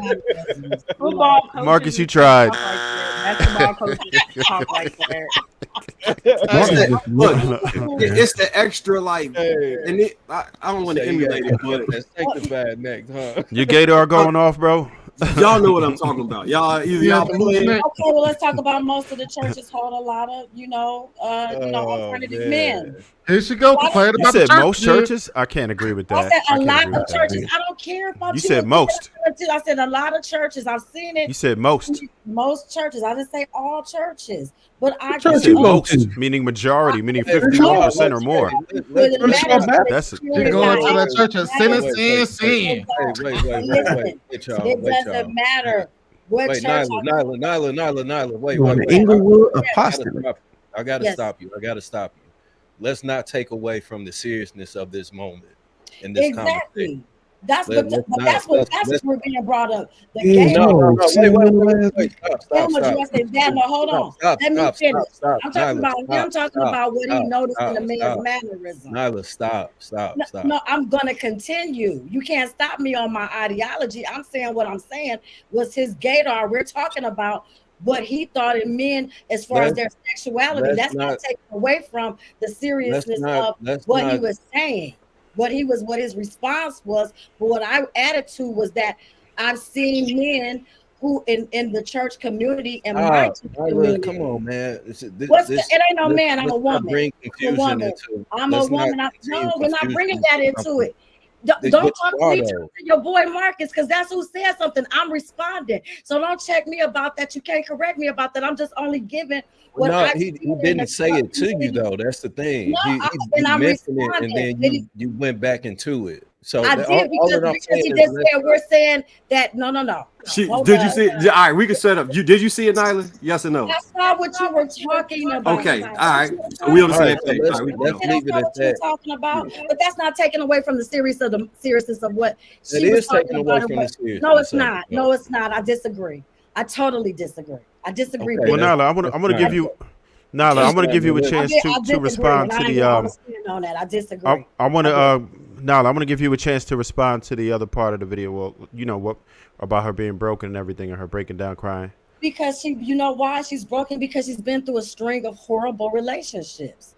And so if she, like I said, if she was ever raised in the church and she had a spiritual foundation and she got into a world of men that she thought, okay, I know that I have a spiritual foundation. I would like that. I would like to see that quality in a man, just like some men would like to see quality in a woman of maybe being more domesticated or, not being so aggressive. There's certain qualities in a person or a mate that you want. So as her growing and being in certain environments, she's looking to be led spiritually, and she's feeling broken because she's allowed herself to be broken from the things that she's attracted and tolerated. So now she's like, okay, I've never had that. I'm looking for that experience. Hold on. Selective association. We are not going to blame the men for her being broken. It's her No. responsibility. You check. What I said was the men that she's allowed in her life. That I'm not blaming the men, but the men that she's allowed in her life that obviously didn't add up to what she thought could fulfill her, that commit to her. So it's not the blame of the men. It's some of the choices that she obviously made for her to say, I'm broken. Her brokenness stems from the choices she's made. And now she's looking in a different direction from what I'm observing, that she wants something that she wants a man to lead her. Can I say something? Sure. The guys are actually right. Her saying that she needs a spiritual leader, she is kind of like scapegoating the man in this scenario. She is saying that I'm broken, even though she picked wrong guys. Now she's saying she's looking for a man who's spiritual, but that was her fault that she didn't pick a spiritual man. I mean, that's the same thing I just said. You saying it in a different way. Hold on. You saying it in a different way. Like, if people interrupt me, I'll forget. Yeah, but I didn't say that she was blaming men. I didn't say that. I'm just talking about her. I'm not saying it don't have nothing to do with what you're saying. But what they're trying to say is they know like her character, and she was the one talking about a guy 9 to 5 is like she can't deal with that because that's not on her level. Right. So now it's the 9 to 5er. Now it's that the guy is not a spiritual leader. It's always the man, but it's never her. And I agree with you on that. I feel you on that. Yeah. At some point, you got to be healed before you go into a relationship. So let's say a good man did come around. I can't finish. Let's say a good man did come around. She would not be prepared for that. Why would God send you somebody? You're broken. Go get fixed. You need God. You need to stop being on the podcast. Go get you some God. Go fill that hole in your heart. And when you feel renewed and rejuvenated, many men will be attracted to you. So you need to get yourself together, then you need to be a spiritual leader, and then I can follow you. No, you need to be a follower of a good man that follows God. So it's like she's demanding now that I want a spiritual leader. You better be leading me. You better be leading me in the word. You better be kneeling your knee to pray. Like, just be who you are and who God called you to be. Clean yourself up. Stop looking for a man and be that example. And then it will come to you. Can I also add that she also just fell out with her last business partner who she had the last podcast with, the other young lady who so she fell out with her business partner. So you're falling out with business partners. You got famous off I don't want no 9 to 5 man. That was that's how she blew up. That's how her comedy started, the whole planner. Like, that's how she became big to the world mainly. That's when I heard of her. She was maybe on the come up. No, she got big off of Wildin' Out. Yeah. And her I don't watch Wildin' Out. I'm saying people who don't watch, everybody don't watch that. Yeah, everybody don't watch By the that. time she made that tweet, she was already known. Yeah, she was already Vine. She was doing Vine and all that in comedy and shit like that before. Yeah, she was online, but I'm saying the 9 to 5 thing blew her out of the water. Like, that was on every podcast. That was really a lot of the stuff that we started talking about. We were talking about B. Simone saying it a couple years ago. So I didn't know who she was before that because I don't watch Wildin' Out since 10 years ago. But I mean, that's her whole premise of what men are has completely flipped and changed. And so she's got to deal with the consequences of that. And ladies, don't get it twisted. This be yourself and God gonna send you this or the man gonna come. It's a fictional fallacy that a lot of people are adopting these days. The key is to figure out what man you want, what kind of outcome. what is he like, and try to be that. And all the things that you do, whether you get a job or anything, you're gonna develop. No, it's not, because being yourself might be unattractive as hell. Okay, I agree. Being you might be the very thing that a man that you want don't want, and you might have to do a makeover. You might have to get yourself physically together, emotionally together, all these things. You got to understand what outcomes you want, what outcomes that he wants. Change it. Let's not get stuck on this Mary J. Blige bullshit about take me as I am. Those things are old, man. You gotta curate yourself for the person you want to be with, lifestyle you want to be with, and the outcomes you want.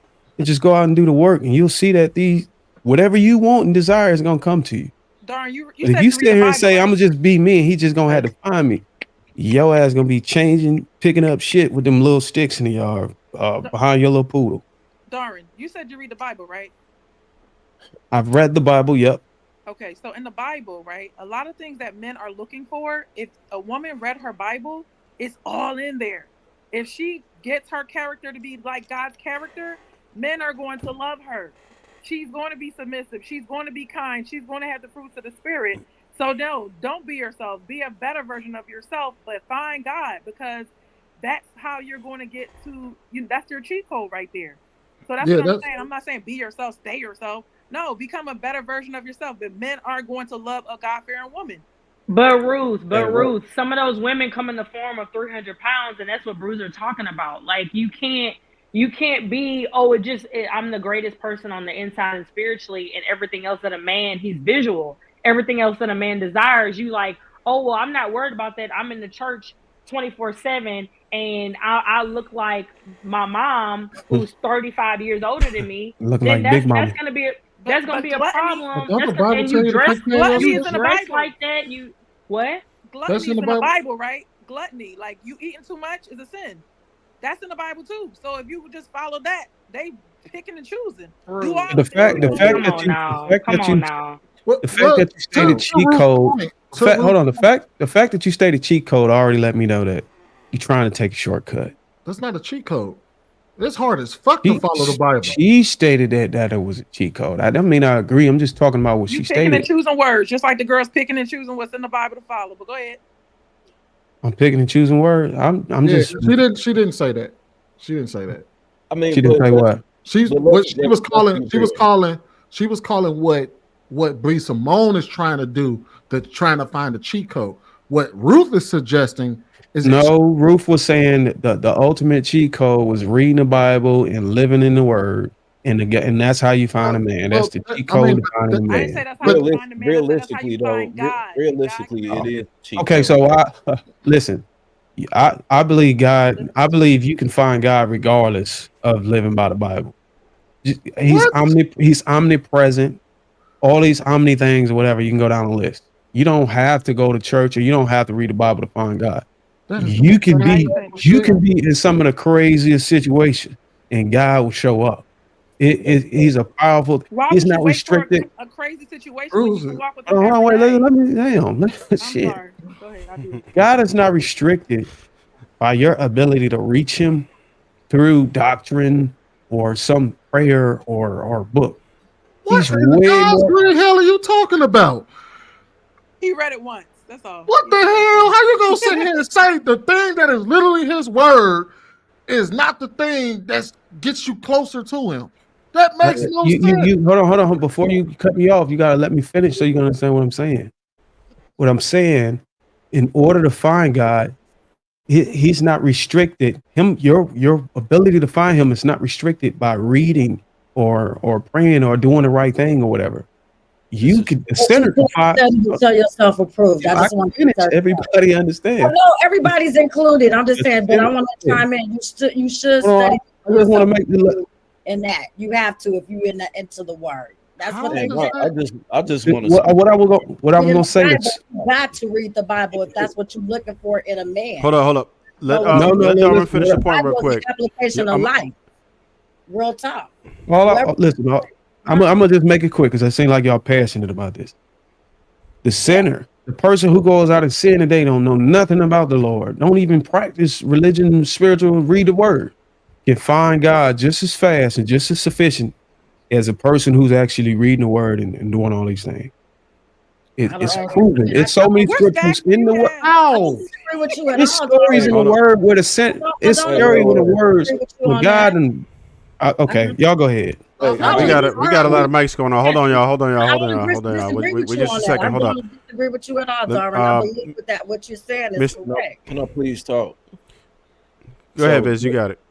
So I don't know if everybody has read the Bible, but there's a story of a man named Saul, and Saul went throughout the nations, and he was it's essentially executing Christians. While he was on his way to carry out one of these missions, an angel of God knocked him off of an ass, and he essentially gave his life to Christ, well, to God in that moment, and completely changed his life. So I do agree with Darwin in that extent, absolutely. But I will also say that the truth of the matter is that the Bible, the things that are in the Bible, is a cheat code. That is your cheat code. Those are your basic instructions before leaving Earth. Every single thing that you need to be successful in life is placed in that Bible in at least one chapter.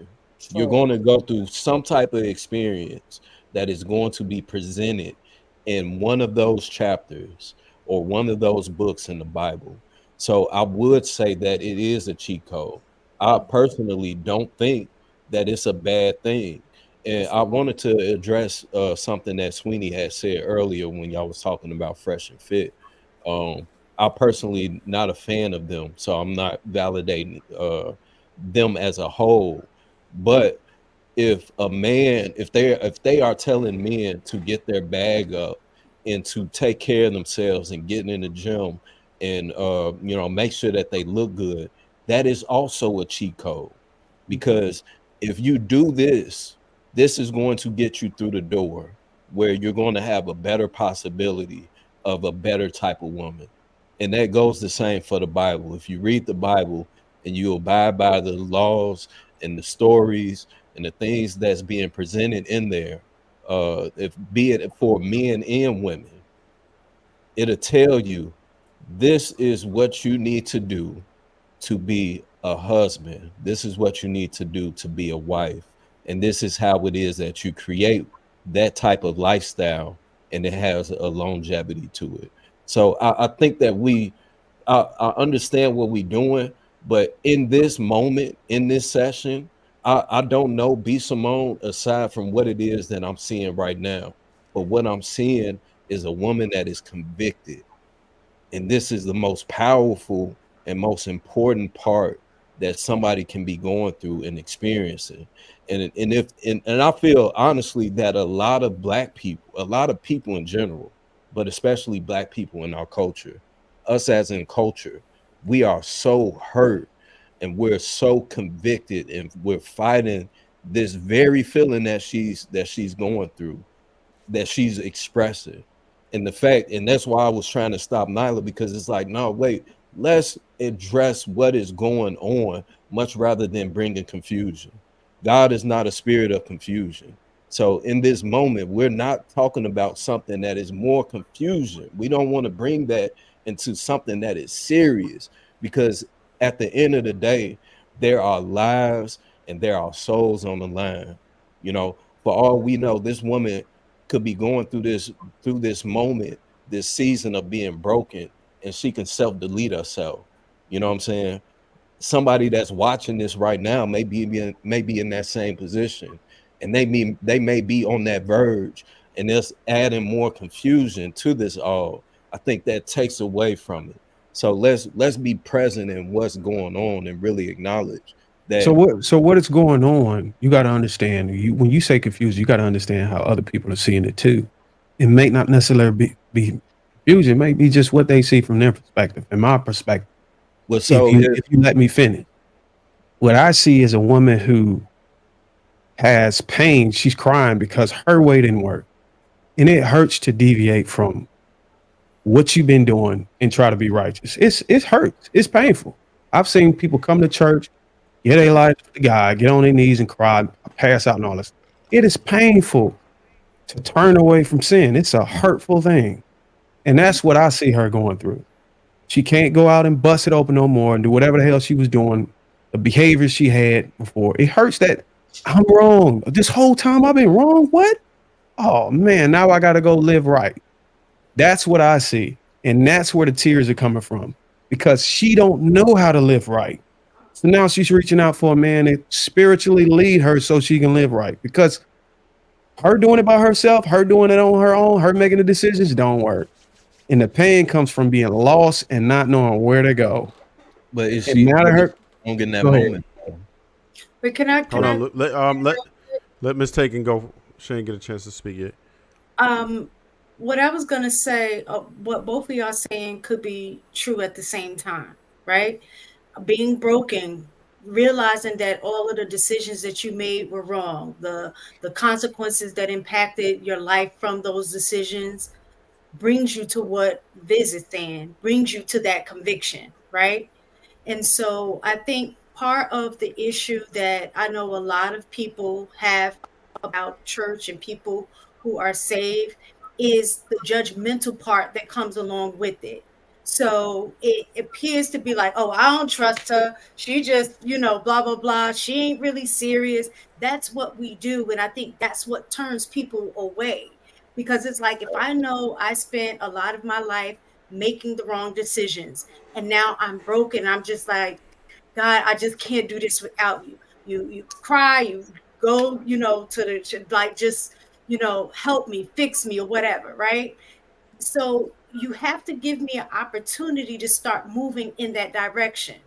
So if you're going to always judge me by the things that I was doing wrong, you're not going to give me the opportunity to move forward, nor am I going to trust that you're going to help me when you're still judging me by the things that I'm saying I know I need to change. And I think that's part of the church's problem. Like, even for me, I grew up in a church and I know I didn't live accordingly, like the way that I was raised and what I said, what was in the Bible. But when I began to move in that direction, I also felt very uncomfortable being in the church because of the comments, or because of people acting holier than thou, or just feeling like I have to be perfect right now that I'm convicted. People need room and time to grow and change. So reading your Bible, yes, it helps, but I remember reading the Bible and really not understanding what the heck I was reading. What did that mean? So people need opportunity to grow. And her saying, I need a man that is better than me in that area, so he can lead me and help me, because I don't know how to do it on my own. And we say the same thing when we say we want a man that's more intelligent than us. It's no different than saying you want a man that's more spiritually intelligent than you, because you want to learn, you want to grow. So I don't think it's anything wrong with what she said. The thing is to give her time to show and prove. And I don't think she's had enough time to do that yet. Yeah, each and every day we all go through a struggle to crucify our flesh. One of the things that, this is a part of why I was against what Nyla was saying as far as with gangbanging. In street organizations, there are laws and policies that are set forward and that are taught to everyone, is given out, right? And it's up to you if you choose to apply. You're forced to learn this literature, but it's up to you to apply it. And one of the things that like the Vice Lords, the Black Peace Stones, that they speak on is crushing the beast, is crushing the lower self and remaining and vibrating and walking in your higher self. This is something that's spiritual. You know what I'm saying? Yeah, a lot of other negative contexts are entitled, are conjoined with it. but there's a lot of literature that is also there that you can apply to become a better you. So I think that, just as Mistaken said, we have to give people an opportunity to show up and be a better version of themselves, because for everybody that's a struggle. We all struggle with that in some way, shape, or form. It may be harder for her to step away from that lifestyle that she was used to, and sometimes it takes for you to hit rock bottom to make that decision. Of course, we want to be able to make that decision beforehand, but being that we are human beings, and it's damn near human nature that you're going to continue to hit your head against the wall until that motherfucker knock you out, and then you get up and and it's like, you know what, man, this is stupid, me hitting myself against the wall. So we have to give people that opportunity, what I'm saying, to prove themselves in that moment. Brown Sugar, you up? So this is the same episode from the first clip that we saw, right? Were they talking about relationships, or were they just talking about in general? Because I feel like we all assume that she's broken due to a man. And like Casey mentioned, I mean, she just publicly went through a breakup with her business partner. They kept it cute, but it was public. So, I mean, I don't know what she's dealing with like relationships, because she keeps that private for the most part. But I think it's very courageous of her to even speak that like publicly, because a lot of people do hit rock bottom, and like I know I did when I was pregnant, 2020, COVID. Couldn't go nowhere, couldn't do nothing, everything locked down, couldn't go to nobody's house, couldn't talk to nobody. I had no outlets, and I went into a shell. I wasn't going to social media, speaking to nothing publicly. Like, I was ashamed of myself. I was embarrassed. Motherhood, parenthood alone is humbling in itself. So we can say I was I was humbled too. But I didn't have the courage to go on social media and put all of my business on social media. So I think it's really courageous of her to even be speaking about her hitting rock bottom, and just saying that it's hard to show up when you going through stuff like that. It is hard to show up with a smile on your face. It's hard to like just move on a day-to-day knowing that you got to get shit done, but in the back of your mind you low-key might be depressed. You battling 10 different things, and you're just trying to keep a steady head. So yeah, I think she's courageous. I agree with Miss Taken. I feel like we as society, and with Viz, we don't know what people are dealing with. We don't know if she is 10 seconds away from unaliving herself. And I feel like as a society, we do need to practice grace and empathy a little bit better, because yes, your walk of life may have been a little bit cleaner, because everybody has bumps in their road. Some people's walks of life aren't as challenging as others, but that doesn't mean that you can't give the next person grace and just put yourself in their shoes just for a second to just empathize with them. So yeah, and I think like we said, her hitting rock bottom or dealing with this is probably something that sparked more interest in having a relationship with God. So like I said in that first clip, I'm good for her. If this is her journey, good for her, and I just hope she sees it through. I think it's better for her. I understand. Swinny. I guess I got to be the bad guy in this shit. I don't believe none of that shit she's saying. I don't believe none of it. Because I'll be very weary. That was a lie. Of people who say this season. Only this season? So you've only been broken this season. You ain't been broken all the seasons before that. The seasons before that, you was doing just fine until that shit stopped working. Now all of a sudden, this season you broken. Coochie stopped working. Y'all want to know what's crazy though? We heard somebody else talk this same kind of shit at one point, talking about she needed a man that was going to deliver her to God and all of this. Wasn't Megan Good talking about needing a good man and God fearing and all of that? And what did she do when she got her God fix? She went right back to what she was doing beforehand. I don't believe none of the shit that these motherfuckers be saying out here, because you saying it because whatever, like Bruiser said, the shit you was doing stopped working. And now you feel some type of way about it. And I'm sorry, I ain't shed no tears for you. You can get up there and talk all that shit all you want to. Get up there and cry, and then we're gonna see you're gonna get you a good man, and then all of a sudden you're gonna go right back to what the fuck you was doing beforehand when you tired of being a God-fearing woman. Nah, fuck that. You got exactly what you got. Not all women. People aren't allowed to grow. People aren't allowed to change. People, you just gonna place people in the box just based on something that they did a few years ago, and they The best have way to judge somebody is off of their past behavior.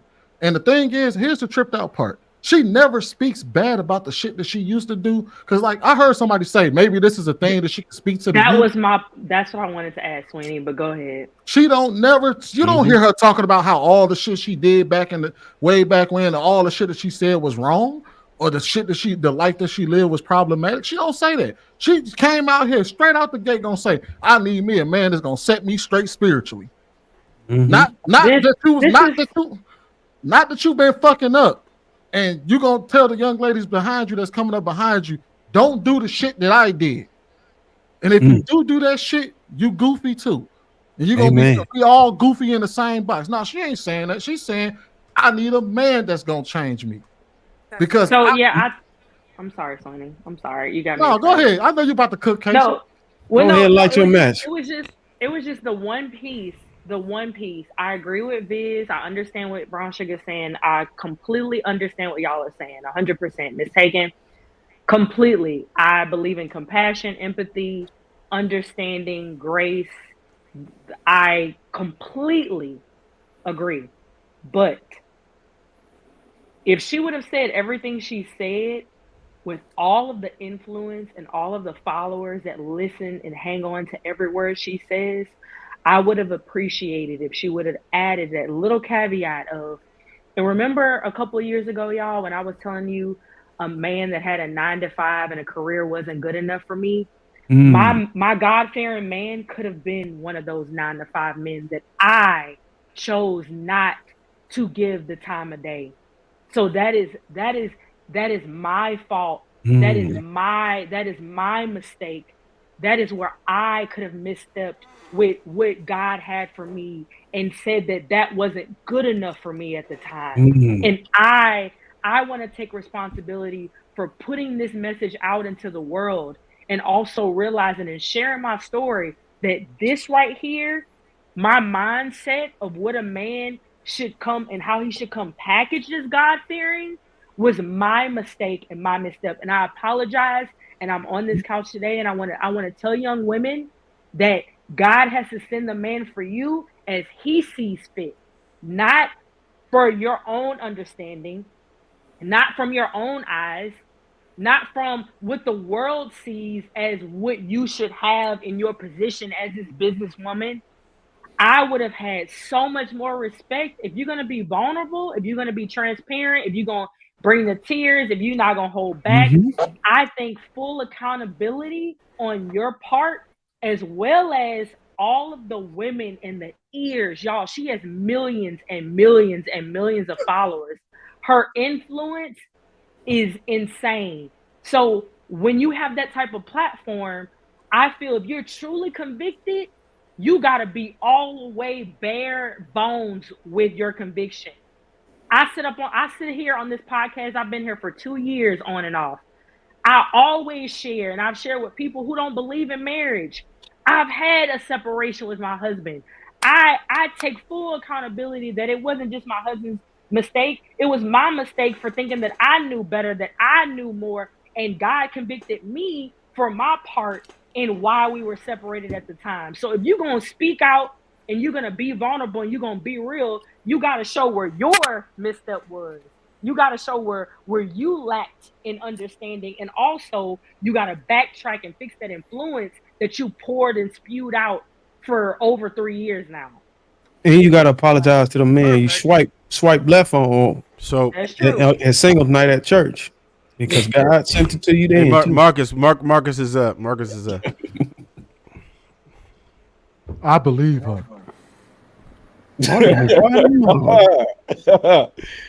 Hey, Marcus, you missed Darwin when he had the loose neck too, man. You ain't even playing that.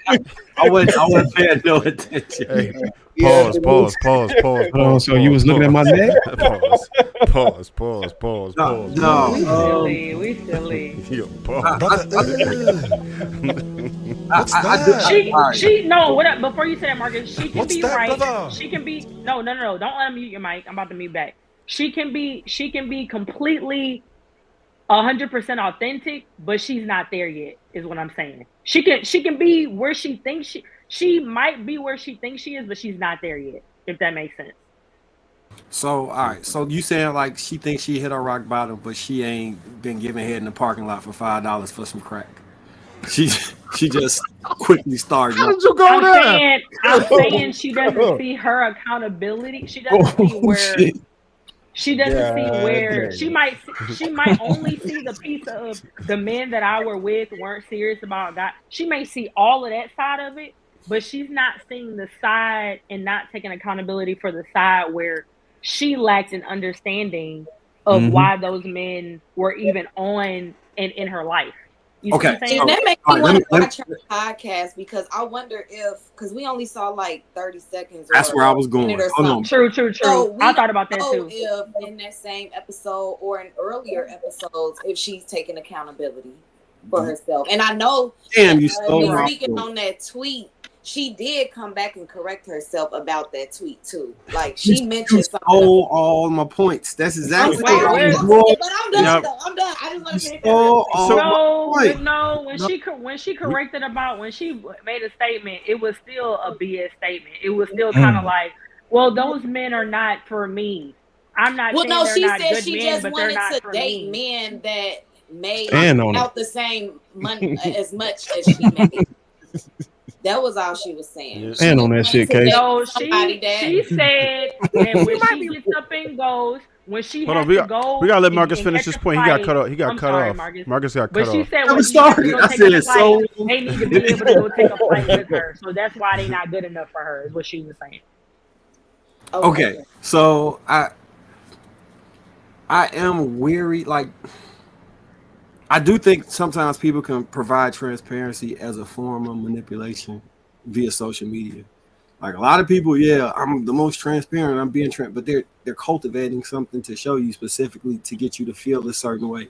And if you're in a season or you're in a period of time where everyone is accusing you of being the common denominator of the issues with all the people you've fallen out from, then you do kind of have to this moment to redeem yourself, to make your PR image go correctly. This can be true. She could also be feeling that way, and they're both in alignment. I think the next steps in her life will show if this was all just a ruse or if this was her actually trying to get right. But I think though when people do hit their rock bottom, that is when you actually be reaching for something to get better. So if she does feel like assuming that she believes that this is her rock bottom, I think she could be reaching that way. Tears don't impress me or give me any more sympathy because people could fake cry. The best indicator would be changed behavior. So like y'all said, if she moved forward speaking about like what she could have done or how she's moving forward and what she's putting on the table and taking off the table. I did hear her saying that she's single and she's looking for a man. She's taking applications from all types of men. I heard her say that. She didn't specifically say 9 to 5 men, but she did say all types of men. I'm single and I'm looking right now. And I need God to send a man into my life. I seen that clip.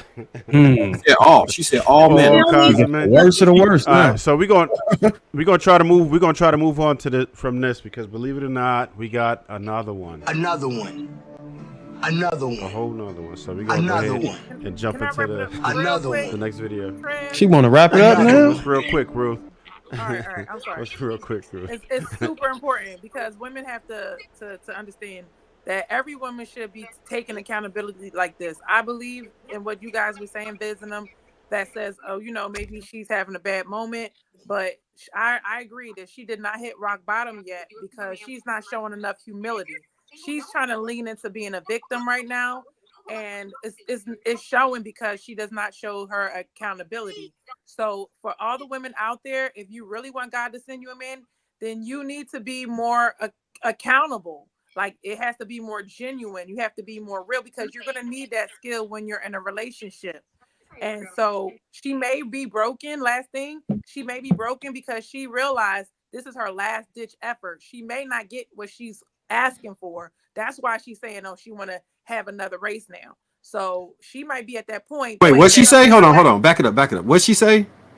Oh! Now his ears perk up. You don't want to please me. She want to take from everybody. She thinking she not gonna get a man at all. Now she's saying, all right. No, she's not. Let me keep going down. She might not get one at all. I thought when she said everybody, I thought she meant like all the people that he knew. I didn't think she meant like everybody. You think she meant everybody? Everybody. Never mind. Even Fatty? Never mind. I'm leaving it alone. Hey, I'm leaving it alone. Y'all. B. Simone just trying to sell tickets, y'all. She got left by her best friend, and her best friend was co-signing her nonsense. So now she realized she is the problem, but she's still not saying it. That's why it's a problem for me. Hey, we all know that. Right. It ain't no sharks out there.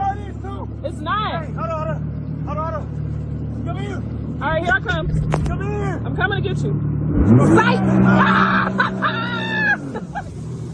All right, I'm coming.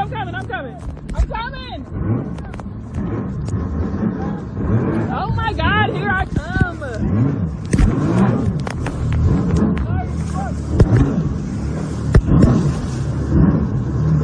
I'm for real fucking. Hey, stop.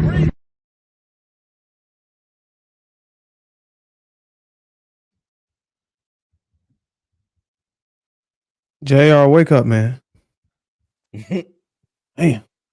Are we watching the numbers? Because I feel like this topic is going to cause the retention to go. Like, I think we was holding the numbers on that topic, but I mean, HR, that's HR. Shit.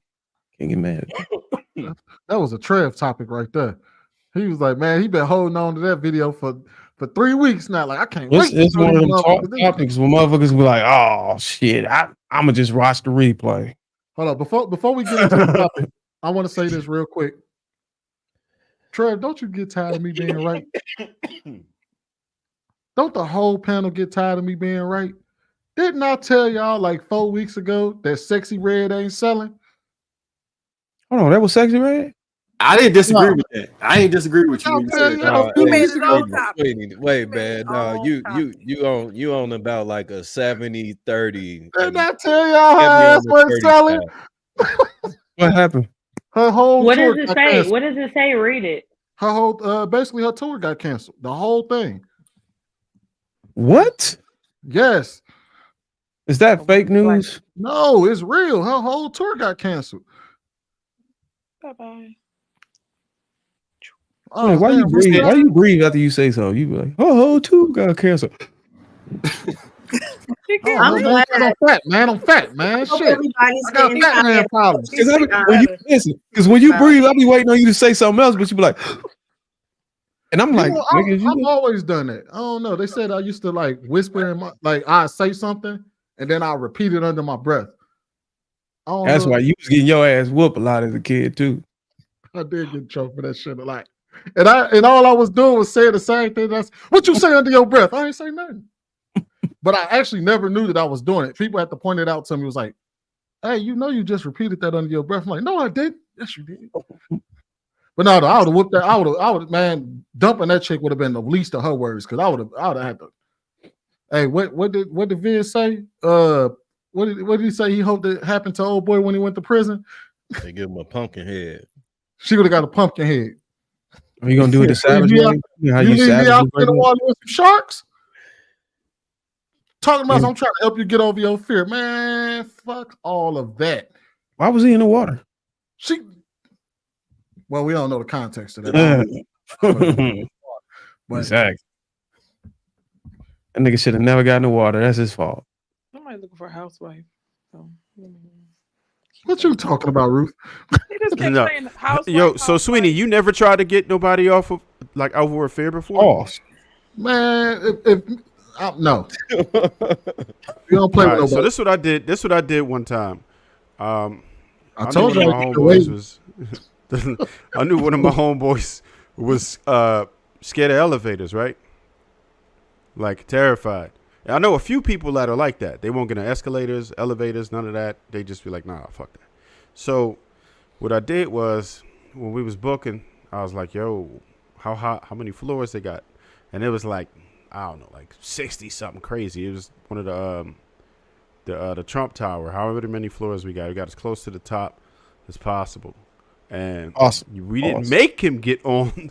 We didn't make him get on the elevator, but we was like, damn, it's like 60 floors, bro. You going to take the stairs? And then he was looking. He had bags and all that. He was like, nah. He got on the elevator. He got over it. Yeah, but you didn't let the elevator. You need to play a womp womp sound for yourself for that story.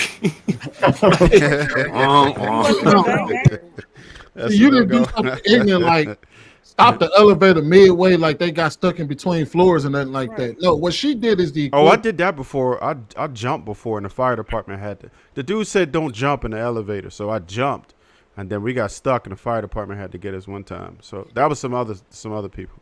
That's amazing. I'm not afraid Y'all of ever try and elevators, pull so that little I'm button one that of those frees kids. the elevator? Like, you know what? Yeah, I know how to. Never mind. Hell no. He grew up in the damn towers. That's how he know about it. The towers. Goddamn. Yes, elevator. One time I tried to go. A wire. I was going zip lining, and I told everybody, "Do not push me. Like, let me do it by myself." And if somebody would have just pushed me, talking about they helping me get over my fear, I would have been so mad. That would be the last time I ever talked to them. Let me do it. Worst thing you can do is tell somebody to do something you don't want them to do, because somebody will be like, I'm gonna do but this. what if you don't communicate? Yeah, then it's you your pretty fault. much. It's your fault if you don't say it. You see what I'm saying? I don't think you should tell somebody like, "Hey, don't throw me in with sharks." Like, you shouldn't have to communicate that. But Yeah, now that's different. She didn't care about his life, and she's like, people do that all the time. You know what, Trev?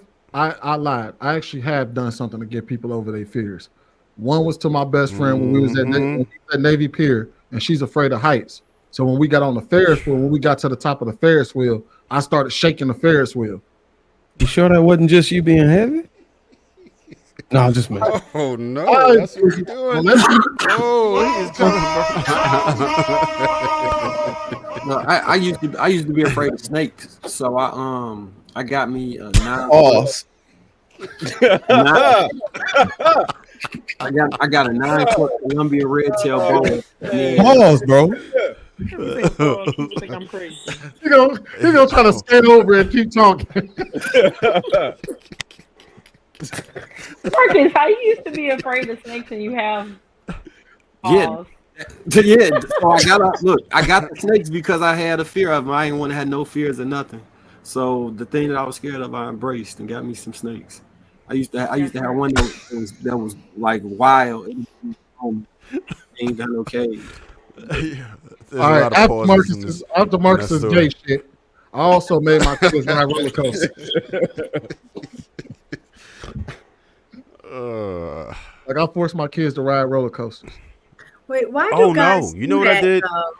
Why do guys? I did something worse. Express their fear that a guy automatically want to challenge it. Like, I've been to pool parties. I've seen girls say, "No, I don't want to get in the water. I can't swim," and it'd be that dude that'd pick the girl up and just throw her in the water.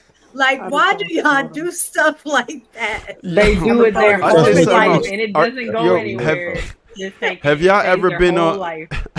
First of all, mistaken. That way they ain't had shit to do with her fears. He just wanted to touch her. It's the same mistaken. It's the same reason when women say, "Oh, I will never give head." The first thing nigga want to do is Mermaid If she was scared of it, if she was scared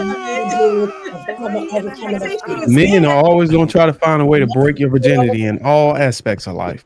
I just say I don't get that. Like that's part of y'all nature. If I don't know all why. aspects. I just don't understand that part. If somebody's trusting you with information to say this is a fear of mine, the first reaction to you is to be like, "Oh, you scared of snakes? We gonna Here's a test it. snake." You know, you scared of water? Let me throw you in the water. Like I just don't understand that. I did something worse than that. I took somebody on the elevator who was There you go, of the age. elevator story. Not elevator. I'm sorry. No, it wasn't the elevator. It wasn't the elevator. My bad. Y'all ever been to Disney and saw the Tower of Terror? And you can't tell what the rides are beforehand. So they did not know. And it starts off all cool because they showing you like the Twilight Zone theme and all of that. And then it's too late to get off. That joint takes It's you an out. elevator. And it's like, it's like, it is an elevator. Okay. Yeah. So it takes you out. And then it's a free fall. Worse than the Six Flags joint. And they were absolutely terrified. I got a picture of it too. Terrified. It was horrible. I should have never did that. But, you know, I was like 15. But I was just that type of dude all the time where I don't really. That is horrible. Fears are funny to me. That is horrible. I try and make sure I take the, you know, when you be on the roller coaster and they take the picture at the worst moment. Yeah. I try and hit the coldest moment. I'll be on there like, I try to look cool as hell because I know where the picture be at. They be like, like I'm Super Bowl. That picture. Hey, I used to like, so I always sit behind the like all our kids, like, you know, we take all the kids to ride or whatever, and the scariest kid is the one I sit behind, and when we on the roller coaster, I force their hands up in the air, so they be scared. But y'all hear all of these stories that y'all are saying and watch the video that we just watched. Y'all ready to dump her? Hey, I don't fuck with shark water. Like y'all is telling somebody. I didn't say I would dump her. Dying in shark infested waters. That's different. Yeah, you ain't dying in a 4 foot pool. Oh, no, if it was sharks in that water, that wouldn't have been jet ski. No, if he went under, y'all, if he went under, he would have been gone. He would have been gone. Did he have a life vest on? Yeah. Oh, yeah, he you did. can't Oh, okay. But no. So the reason why he should dump her is because we need to face our own fears, and if the woman that you trust is setting you up for you can't trust her. I gotta be able to be brave. Hold on, I gotta be. Okay. But you can trust me. I gotta be brave for me and her. But if she behind my back ain't holding it down and trying to play tricks on me and shit, she gotta go. I can't trust her. Off. Can't trust her. How you pause that, dude? How you hide your back? You had your own church, Marcus. Had your own church. You was a bunch of hypocrites. I think you have to have my what? Your own church. I think as a mate, if either party shares a fear and you feel that you want to help them get over it, there's a pace and a way that you do that, so that helps build trust between you and your partner, and it helps them get over the fear. But doing something like that will only probably create greater fear. Exactly. It can also create anxiety, and then also create a situation where they now don't trust you. Yep. Because sometimes y'all that can happen. Y'all play too much. And sometimes y'all know how y'all, to be like, sometimes you be like hiding around the corner, boo, and always scaring them. And then it brings anxiety to the person because now they think you all around the corner every place they go. Y'all don't understand the repercussions of doing stuff like that. I think we do. It's taking to appreciate educating. Let's take it. You got thrown I in think 4 we know feet that. of water.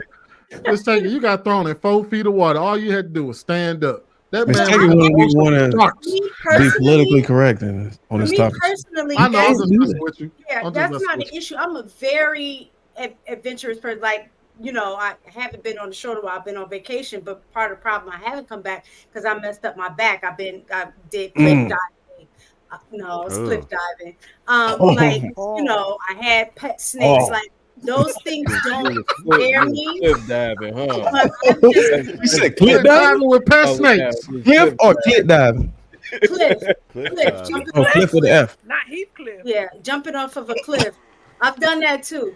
But okay, what I'm trying to say, What? what I'm trying to say is, You know what too?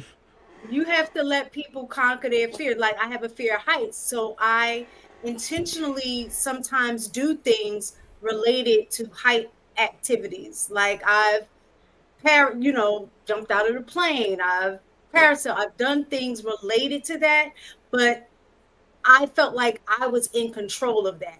Now, if somebody just pushed me out, that would create a bigger problem. So Confrontation. yeah, you just gotta let the people work towards Left it. and right. Y'all just falling out. Anybody else been skydiving? No, No. not yet.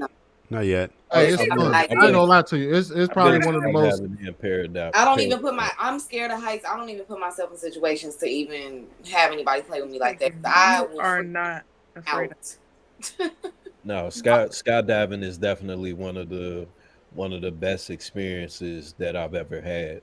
Yep. But oddly enough, it happened so fast that me personally, like I remember it, but I don't remember it. Like it happened so quick. Would you do it again? Damn. Oh hell yeah, absolutely. Hell yeah, I would. I want to do it in Dubai. Yeah. I just did that. What is That's it? some The expensive. like the dinner in the sky thing. Remember, I think I said that same. I ain't doing that shit. That was Not doing that was- shit. that was scary, but it was a great experience. So I'll do anything at least once. Well, let me rephrase that. Don't like being suspended in midair. I'll do Hold most up. things, not anything. Wait. Most things, depending on what it is. What we talking about, mistaken? Yeah, I take that back. I got on a few. It's the roller mistaken. coasters. We've been I waiting. have gone to, like, my experience with zip lining. Have your way, Lord. I got stuck on the line. Oh, that was Stuck on the line, and one of the people had to come out and. Did you say you got stuck at the food stamp office? No. Hey, there is a zip line that I seen in Dubai from one of the tall buildings out there. I want to do that shit. Yeah. They don't Yeah, I can have have it no that. more. When I had went, they didn't have it though. You want to know what I want to don't do? know if it's like seasonal. Or Yeah, we want to know what you want to do, Ruth. Yeah, Go we ahead. definitely want to know what you want to do, Ruth. No. I want to be black in America and have all my sons live. How about that? Wow. You go bringing the mood Short down. the whole topic. Come on. What we doing? Good answer. Good Don't do answer. that. Come on, man.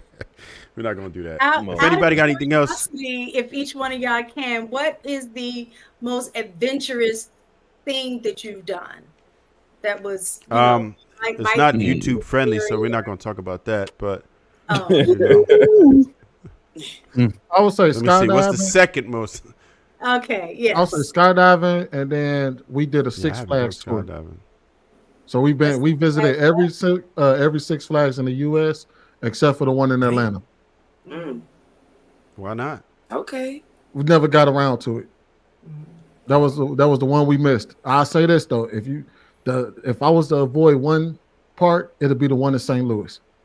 That one ain't worth the money. That I wouldn't go to that one. It is trash. Which one you like the best? Go ahead and say The Jersey. best one, Right? if I had to rank them, it'd be Chicago got the It'll best. be Chicago is the best, San Antonio, New Jersey, and then Dallas. If I had to rank. No. And then I would say California, and I've never been to the one in Atlanta, so I don't know about the one in Atlanta. I knew you was gonna say Great America. I don't know about Dallas, bro. Dallas is pretty. Dallas got some solid rides. Texas Giant, the Titan, the what else did they have? I think the Titan was the only one that was halfway decent. No, the Texas Giant was cold. When was the last time you been in the one? You ain't like Texas Giant? They have They have the Batman one too. But I would say the best park that I've ever been to, hands down, and I don't care what nobody says, Cedar Point. That is the best. Cedar Point, yeah. Cedar Point tough. In Ohio. Yep. Something like that. Yeah. If you ain't been That's to the only one. It's like, Six Flags bought them. Six Flags bought Cedar Point. oh damn, it's on now. I like King's Dominion. Y'all don't know what King's Dominion is, either. The most adventurous thing I've done is ride roller coasters and go zip lining. I do want to go. I want to do parasailing. No, I gotta get all the way up in the air. I do want to try that though. But like you said, mistaken, I want to be in control. What are y'all talking about? Parasailing is probably the closest to skydiving that you'll get. Like you don't necessarily feel as vulnerable because you're definitely secure. But God forbid if that line break or something, boy, it's a wrap. You finna stomach about to drop. Goodness gracious. The thing about skydiving though also is that once you out the plane, you actually more at peace when you out the plane than anything, because I've heard stories. You fear jumping out, but once you out of the plane, it's like either all you're doing is I hope this parachute open. Well, the scariest part for me, the most nerve-wracking, I wouldn't say scary. The most nerve-wracking part for me when I went skydiving was we was on the plane and, of course the door is shut. They're like, all right, we're at 1,400 feet or 14,000, whatever it is. And they open that door. Gotta be Taz. When they open that door, that motherfucker get the it's like, oh shit, it's real now. Hey Viz, did you have to do tandem? Yeah, no, you gotta do tandem for like the first 3 jumps or something like that, I think. Was you with a man or a woman? Come on, pause, man. Hey, Drake. Drink your sippy cup, man. Come on, man. Why you playing? He made you arch your back. Queenie, why you playing? Your big heavy ass gonna most definitely have to be with a dude. Ruth, what about you? That's nasty. Awesome. Bro. I have children. That's scary enough for me. I had a C-section, emergency C-section. But if we're not gonna bring the mood down, I've been ziplining and I used to do roller coaster rides before I had children. I did it one more time after that because I didn't want to be no punk like the lady I saw. But that was enough for me. I'm good. I'm alive. I like to stay alive. It's nice. PUNK, call me a punk. He gonna have to do that with his dad. Right. I gotta live for these kids. So Casey, what about you? You seem adventurous to me. Ziplining in Jamaica over the trees was pretty crazy. I've done that. I don't know if I'm strong enough for skydiving, y'all. I really don't. I have a high pain tolerance. I had my son natural in 45 minutes with no drugs. And I think that was the closest to death I've ever been. So I don't want to do nothing Let these men have a baby. Let these men have a baby. They will stop. Man, you know what? Matter of fact, let me add that to mine. Yeah, having an epidural and pushing the baby out, like with epidural is like, it's like peaceful and it's like zen and everything, but it was completely violent. It was violent. I use the word violent and very traumatic for me with my son. But got to the hospital too late and he came out. Would you do that again? So I was in labor for 40. Would I do it again? Unnatural. The recovery with no drugs was great. The recovery, I felt like 4 hours later, I felt like I didn't even have a baby. Oh damn! Like my brain was clear. Like I felt like really clear. Like I can't describe it, from going through that much pain and then feeling like a fog was released off of you. But how some women have the babies in the water and all that, with like, it wasn't like that for me. It was very painful and traumatic. I would do it again. Water. Right. I love my son. We got one more. We got one more to go. So we're gonna jump into that real fast. Yeah, we on one tonight. I know. HR must be asleep. Hey, we gonna jump right into it. Let's see. Hey, man, it's up to y'all how long we in this piece. Hey, we're rolling though. I'm having fun. Hey, what's the closest to death has everybody been? Upside down in the car when I was 11.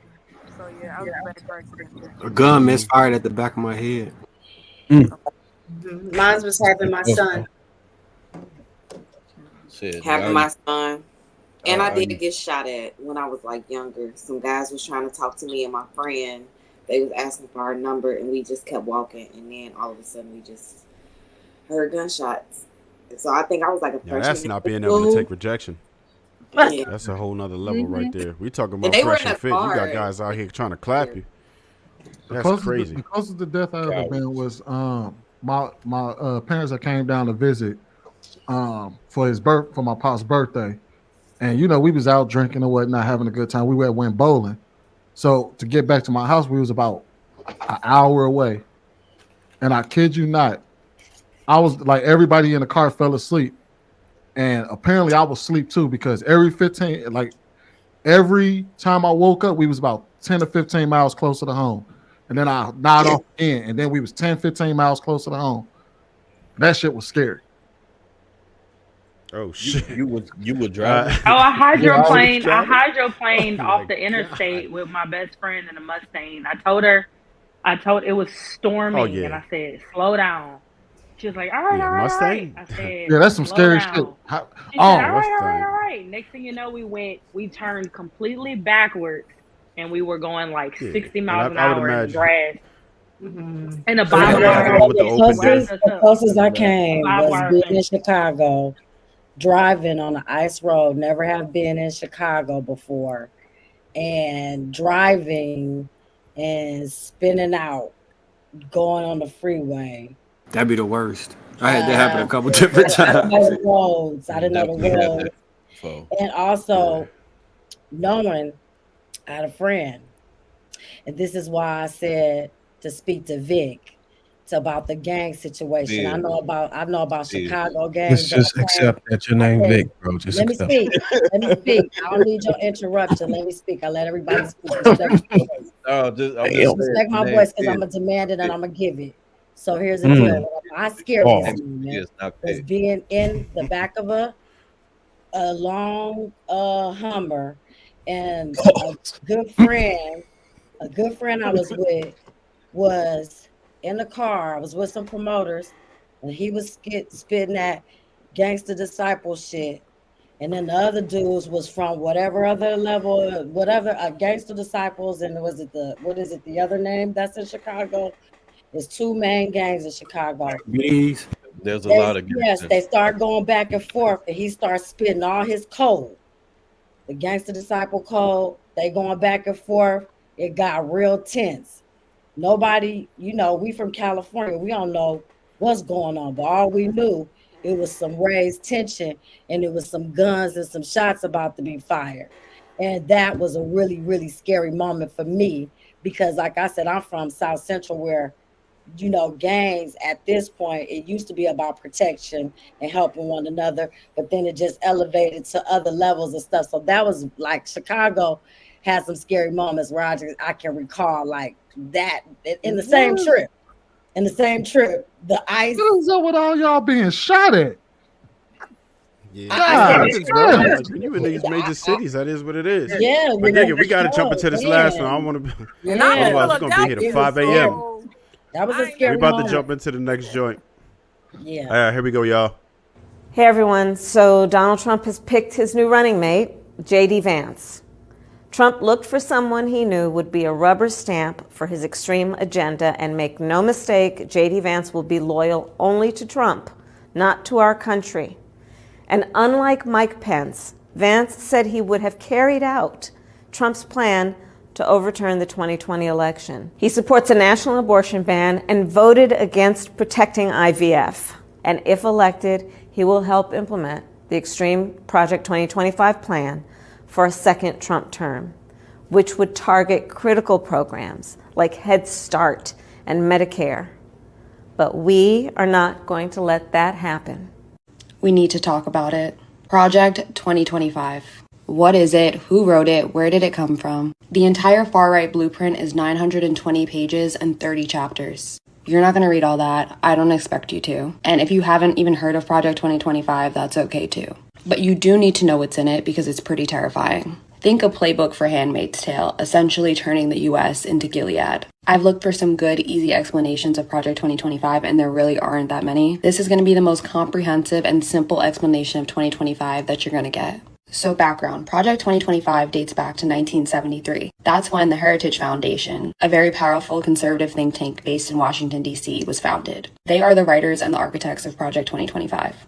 And their main mission and goal is to move America to a more far-right Christian nationalist state. They originally came to prominence when they wrote their first manifesto in 1981 titled A Mandate for Leadership. And get this, those very same policies were the ones that were used and implemented in the Reagan administration. Seriously, around 60% of the 2,000 proposals written in the manifesto were implemented by Reagan. So now they're back again with a new edition, and this new edition is known as Project 2025. And it's supposed to provide guidance for the Don or whoever becomes the next Republican president. And these 900 pages and 30 chapters are written by professors, doctors, scientists, lawyers, scholars on each subject. And they've divided Project 2025 into 4 main pillars. The first is policy, which is this big book. The second is personnel. They're creating this huge conservative database, think LinkedIn, but for DJT loyalists. The third pillar is training. They set up this online educational system called the Presidential Administration Academy, where they teach their views and ideology in a course. And the fourth is called Playbook, which is an action game designed for how they're going to get everything done. Now let's get into some of the very concerning things on their wish list for DJT's second term. Starting off strong on pages 450 to 503, they're calling for a complete ban on abortions. Not very shocking. Page 319, they're saying the Department of Education should be eliminated. And in addition to calling for its elimination, they state that any school that requires a vaccine or mask mandate will not receive federal funding. Page 482, eliminate the Head Start program. Page 675, calling for the elimination of NOAA and the National Weather Service. Because these organizations, and I quote, have become one of the main drivers of climate change alarm industry and as such is harmful to the future U.S. prosperity. Page 133, they call for the complete dismantling of the Department of Homeland Security. In addition, they argue for the elimination of the FBI along with the Department of Justice. Page 5, they call for a complete ban on corn, writing that corn should be outlawed, the people who produce and distribute it should be imprisoned, and anyone else who participates or facilitates it should be registered. Page 104, reverse policies that allow transgender individuals to serve in the military. Gender dysmorphia is incompatible with the demands of the military service, and the use of public monies for transgender surgeries or to facilitate abortion for service members should be ended. And there's so much more, including the possibility of ending birthright citizenship, banning African American and gender studies in all levels of education, calling for an ending of any DEI programs, getting rid of gay marriage, ending the Affordable Care Act, and it also calls for the mass deportation of immigrants and proposes a plan to round up illegal migrants and lock them up and put them in camps. But perhaps one of the most troubling and well thought out plans is the move to reclassify federal workers under what is known as Schedule F. Now, I'm going to get a little HR heavy, but please stick with me because it's so important. Now, there are 2 types of federal employees. The first group are merit-based workers. These are career positions. These people have earned them through going to school, getting work experience. They're either considered experts or they could be a part of the support staff. These people are hired because they know their stuff. Think an engineer at NASA or a scientist at the FDA. And their federal jobs have protections. Now, the other class are at-will or appointed workers. These employees tend to serve at the pleasure of the president or the administration, which basically means they can be fired or replaced at any time. To put it all in context, there are about 2 million of the first class of merit-based employees and only about 4,000 political appointed ones. Under this new plan of Schedule F, they'd reclassify a bunch of the regular civil servants into political appointees. That way the Don can replace them with loyalists. Now, how does replacing all of these people help him carry out his plan? Let's do an example. Under Schedule F, DJT could take a scientist at the FDA, fire him, and then replace him with, let's say, a scientist who wouldn't give clearance to birth control or the abortion pill, therefore making it illegal and inaccessible without having to go through the courts, without having to go through Congress. By the way, they specifically lay this out in the plan in the 900 pages. Now, remember what I said about the whole conservative LinkedIn? That's the database they're going to use to fill these positions. A bunch of unqualified loyalists. And in October of 2020, actually, DJT tried to do this. He tried to implement Schedule F. He signed it into order, but then he lost in November. And the whole thing was pretty much a secret, but Biden then immediately repealed it. But if he wins this time, they say it'll be one of the first acts of his presidency. Now, the Don has come out and said he doesn't know anything about this Project 2025 and has been trying to distance himself from it. But at least 26 authors and people who are associated with Project 2025 served in his very own administration, including Russ Voigt, John McKenty, Stephen Miller, and many others. Also, his own platform, Agenda 47, just sounds like a SparkNotes version of Project 2025. The president of the Heritage Foundation is calling Project 2025 the new American Revolution. The second DJT term could lead the way.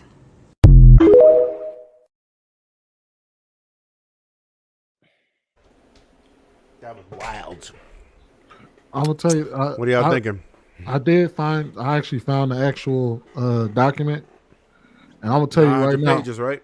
Yep. Because like they had, I put in the back check, but it's because like I found a picture first, and it shows you highlights of what they said is in there, and then they put page numbers next to it.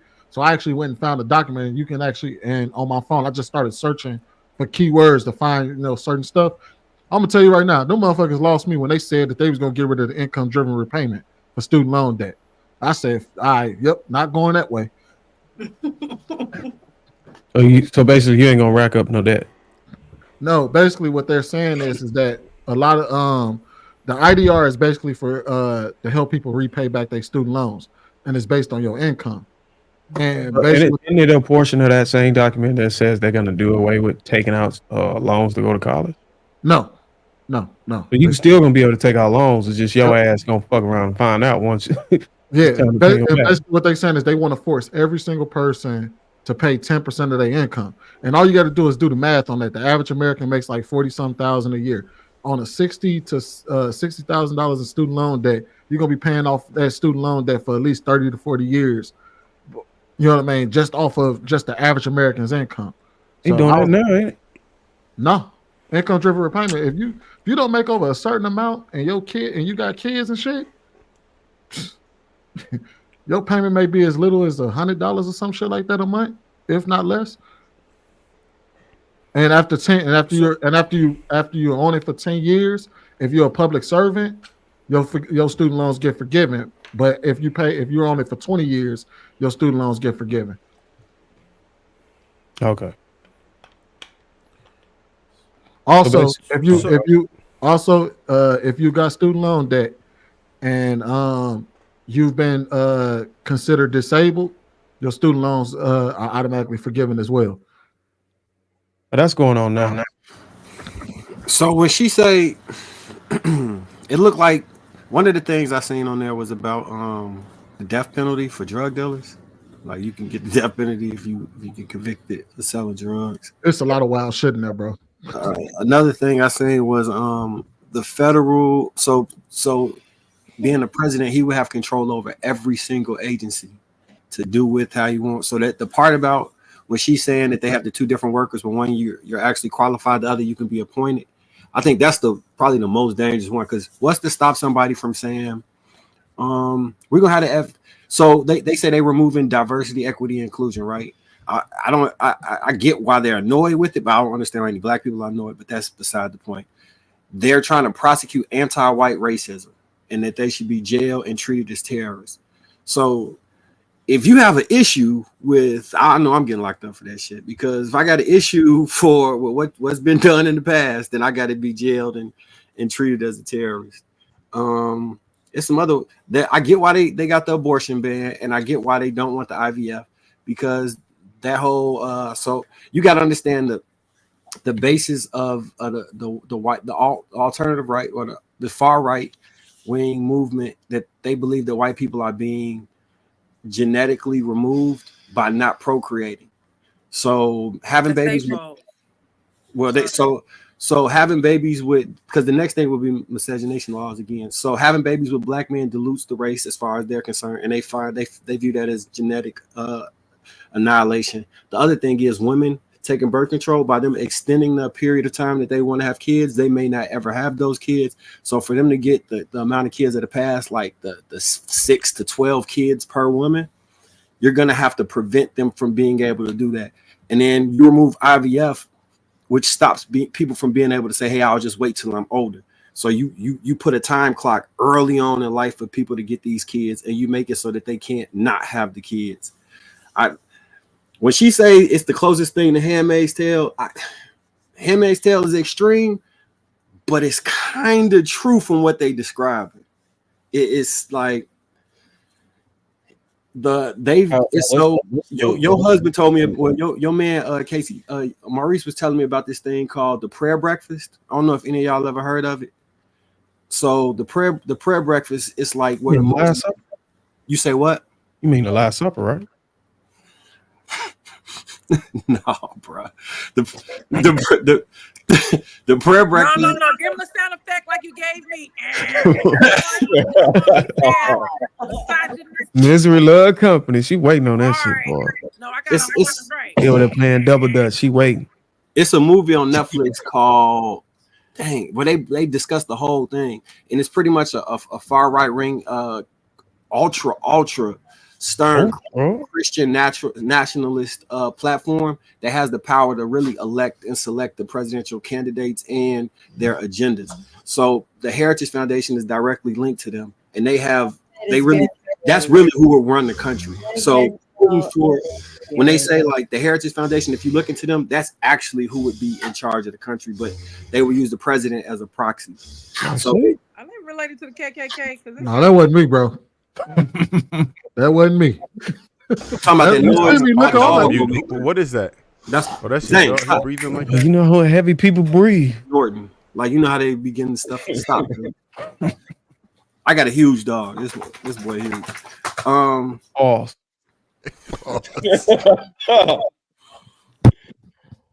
Why y'all know how to just pause, just regular sentences, like I brush my teeth. Pause. Like y'all. Let's please not make somebody watching this show for the first time and be like, "What are they playing? A video game? Or are they playing some type of game?" Yeah, let's not make light of real situations that can affect a lot of people directly. Oh no! Nyla, don't slide that in there like no. Let's not make light of the situation because this is really I got a question here. I got a question. I got a question that I want to answer. I'm gonna see what you got on this one.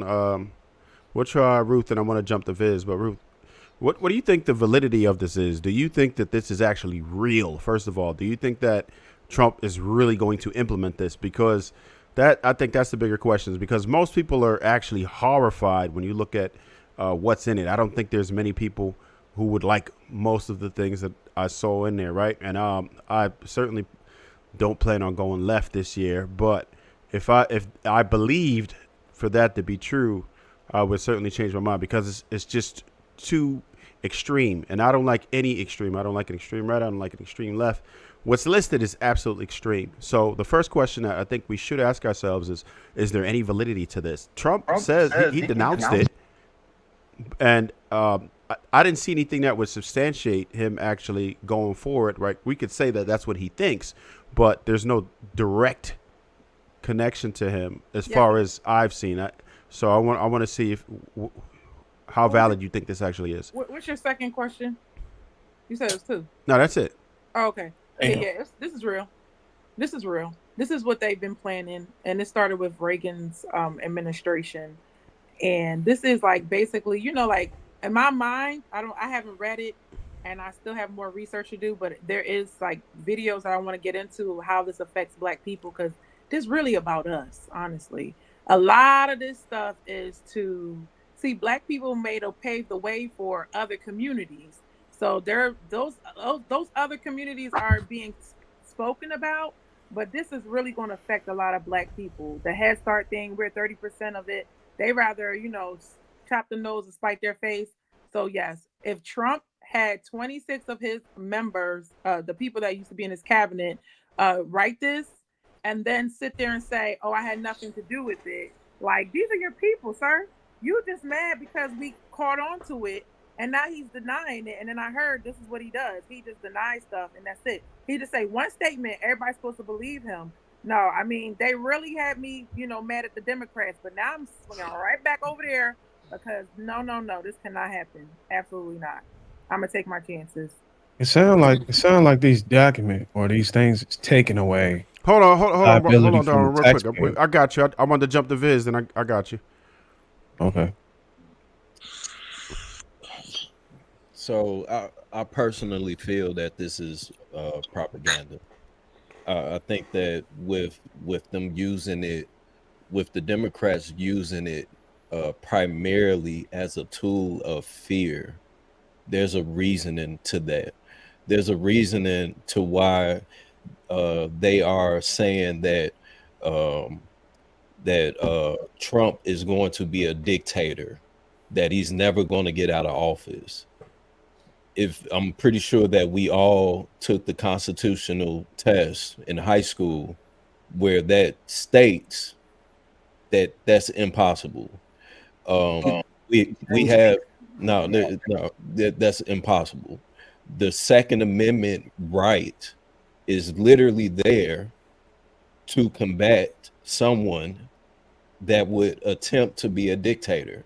You know, there's so many different laws and policies that have been set forth and carried on for hundreds of years that will combat these very things.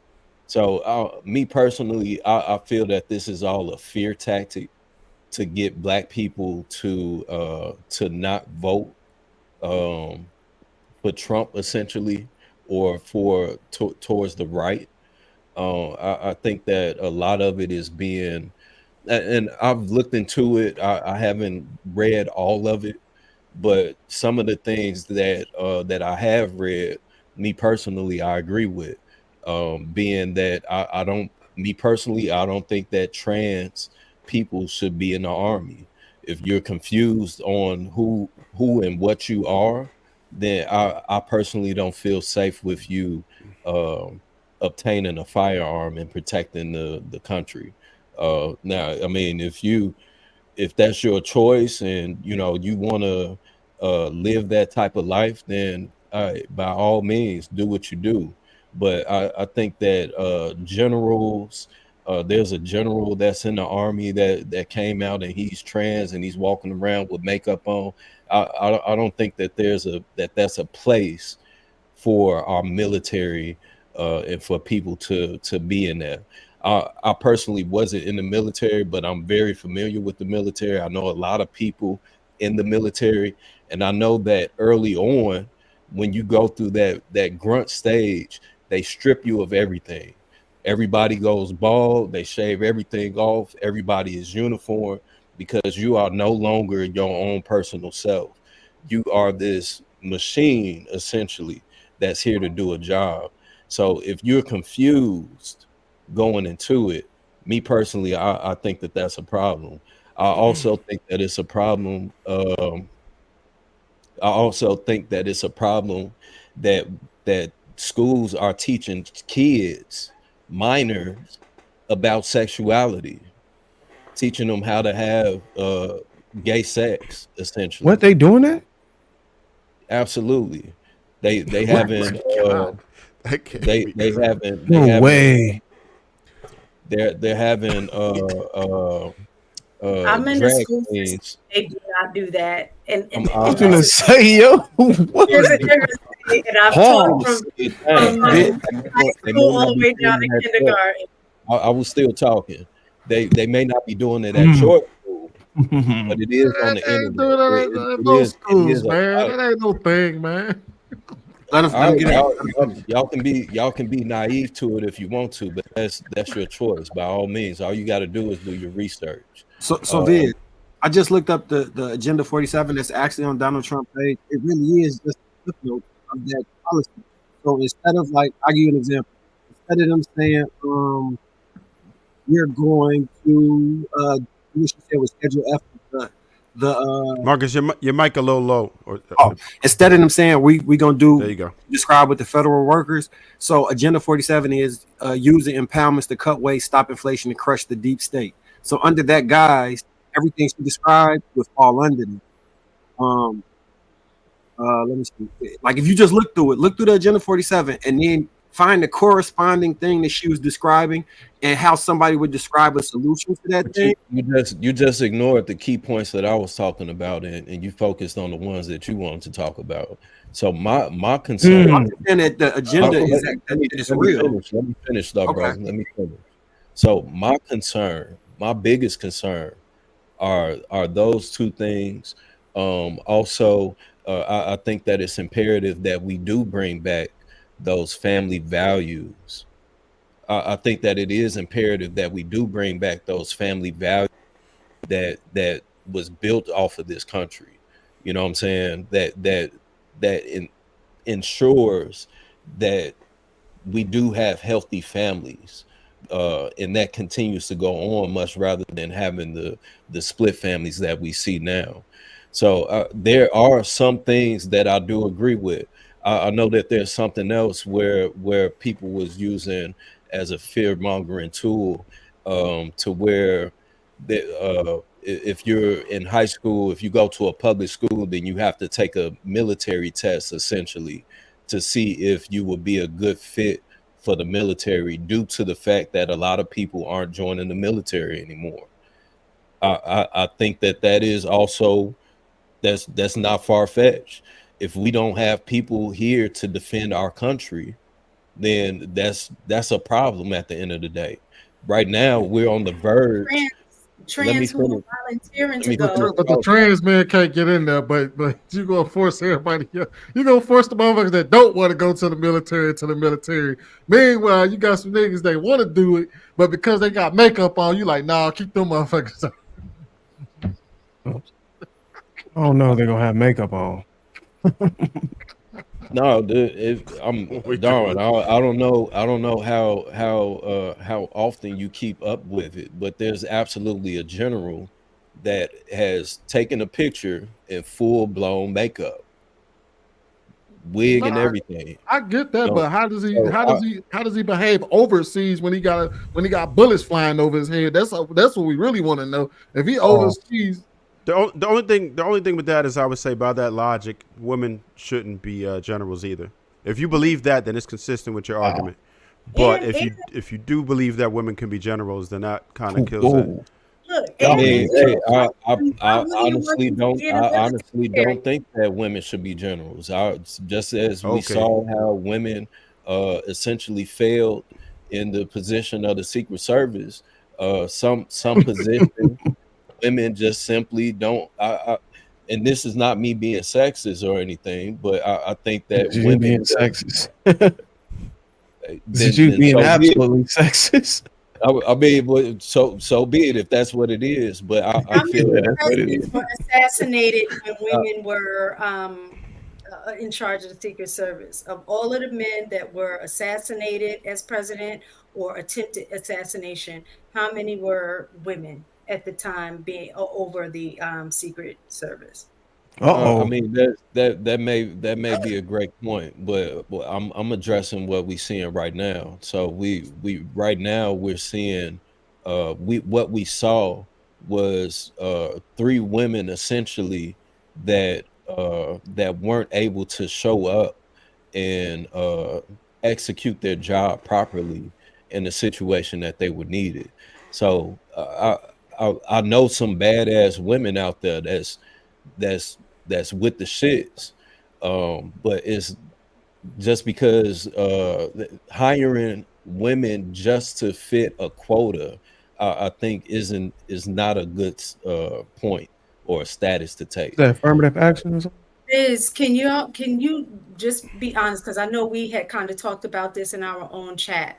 Did you actually go look at her qualifications? Because what I did, because I didn't just want to say, oh, men just always try to do that. I actually went to read what her qualifications were, not just hers, but all the way back until like maybe the 18th person who were of the Secret Service, and looking at her credentials on paper. Looking at her qualifications on paper, she was qualified. So now, we can all agree that just because you look qualified on paper, that means nothing when you're in the field. There's in relationships, we can talk about this all day. in relationships. A person could look great. Yeah, we only got a little bit more. You could look amazing on paper, but in real life situations, that person ain't shit. So just because somebody looks good on paper, that means absolutely nothing to me. What matters to me, what matters to me. I don't disagree with you on that point. What I'm saying, like what we were discussing yesterday, is saying that she wasn't qualified. The only reason, if this never happened, you would never hear anything. So she's being judged by that situation, which I understand. But Well, what I'm saying is, my to thing, measure it, if that's your standard of measure, then you got to go across the board. Is all I'm saying.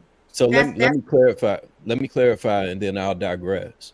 I personally, whoever put her in position. What I'm gauging it off of is what it is that we saw.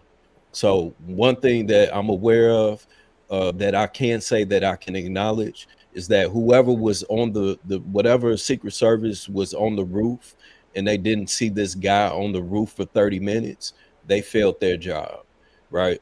And then in the moment of where we saw those 3 women essentially panicking, when this is not a situation where you need to be panicking.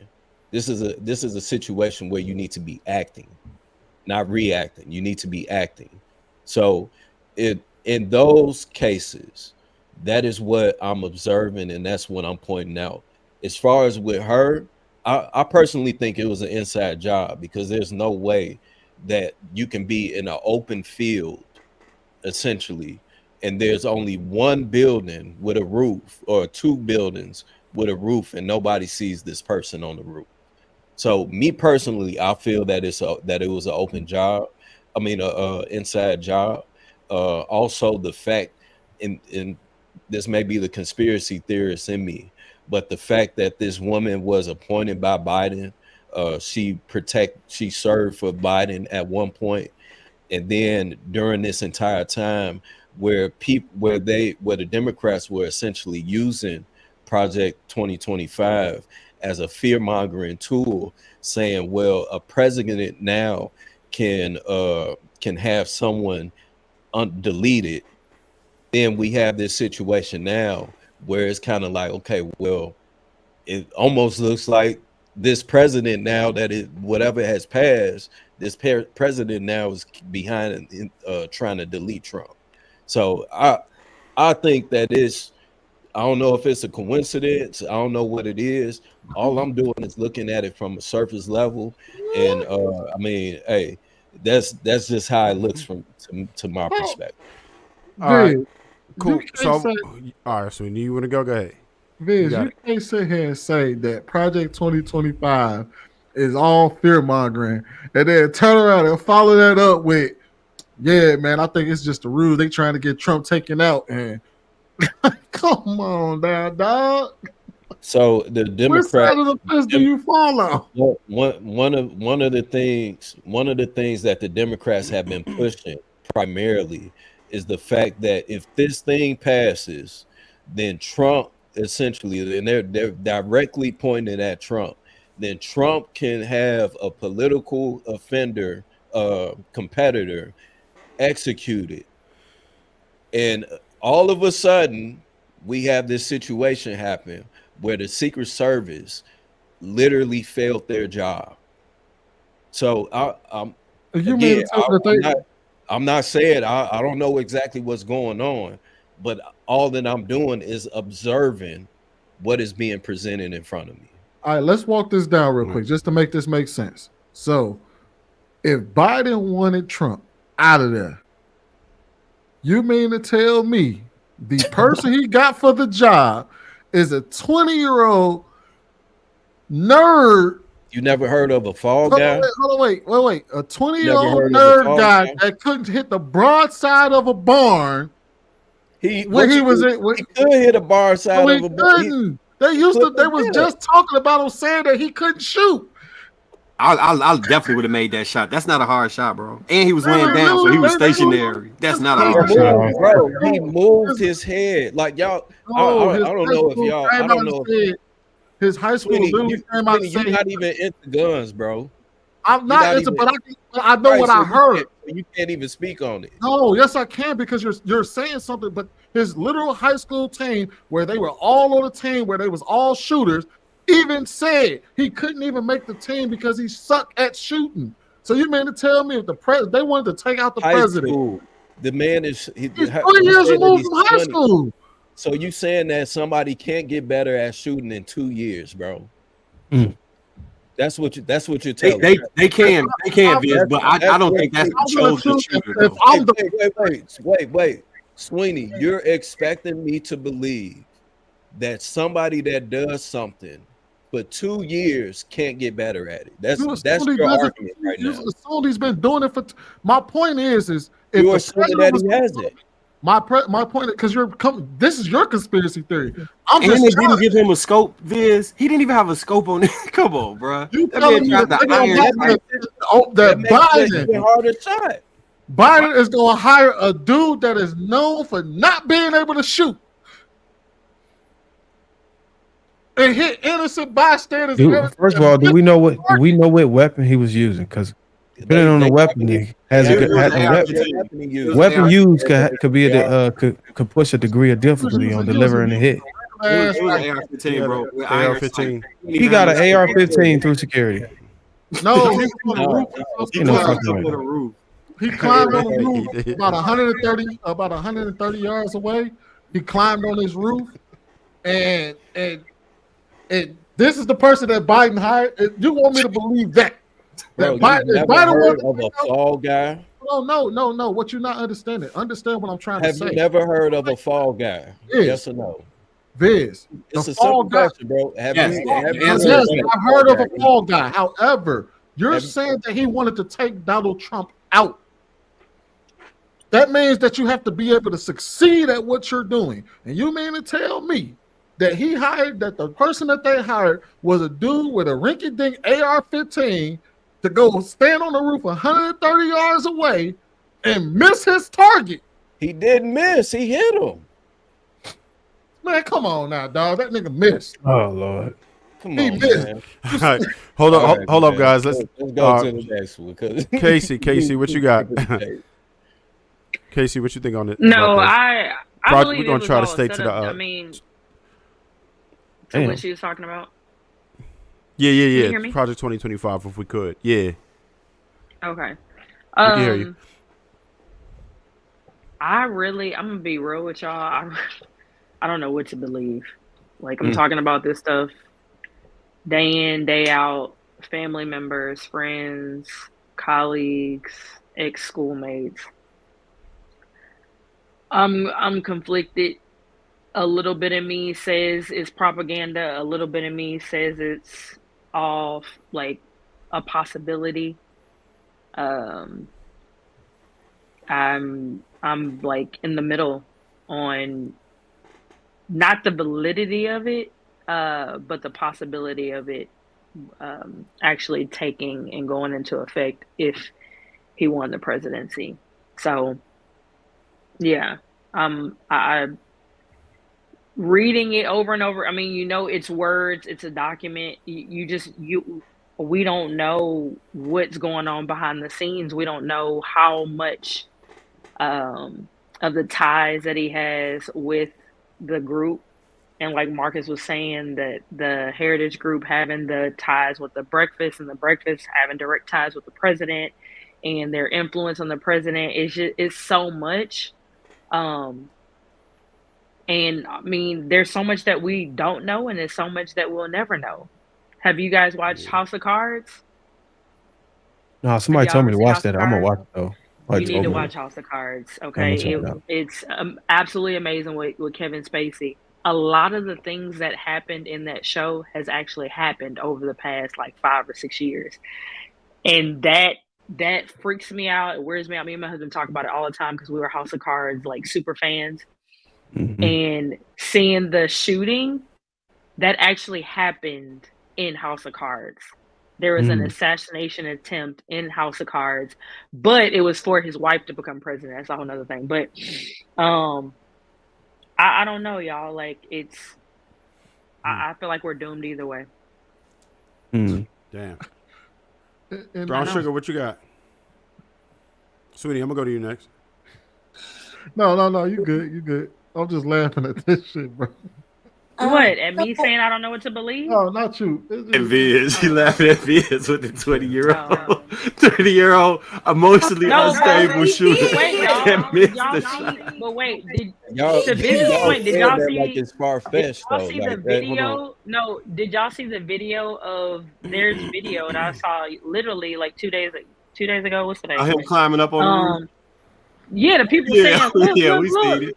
But Casey, And hold so on. it was like no rush to get Yeah, the guy. yeah. It was very weird. I think I agree with y'all that something funny is going on there. Yeah, but something funny if is going on. If you want to get somebody hit, right, and you are a president, you're going to at least have 3 backup shooters on that same spot, and he possibly could have been the fall guy, but they would have actually actually got him, bro. Mind you, keep in mind. I think we all agree on the point, though. Casey, mind you, keep in mind that it's technically legal that he wouldn't even get prosecuted over something like that. So that means he can actually do it and get away with it. And you mean to tell me, no, you want to know why I'm more likely to believe that Trump orchestrated his own. Yeah. Wait, what? And that's what I was. The law that they passed where they said a president cannot be prosecuted for anything that he does under the presidency as a president. So that's the law that they passed because that's what Viz was speaking to. And he said that they were making it a fear-mongering thing for Trump. And then he says, but then Biden tried to get Trump taken out. But I'm like, if he knew he could get away with it. I didn't say that he did. He's not getting away with that. I think it's the nature of the offense, man. If they tried to take Trump out, the way they would get away with it, it would look like an accident, bro. That's really what would happen. It would be a drowning. I don't think this real quick, just to correct that. This is all of Trump. This is all Trump. It's not complete immunity. It's not complete immunity. You can't use it on personal acts. That would not be business. But I feel like this is just something that he did to get the black vote. Because it was just weird, like y'all said, how you see somebody climbing on the roof. How was it an attempted assassination going to get him? Viz, if you let me finish, I'll get to that. if you allow me. He won't believe that though.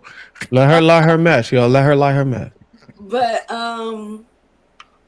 it's just weird that, like you said, footage a few days afterwards, you see the guy climbing up the roof, but there's no one chasing after him.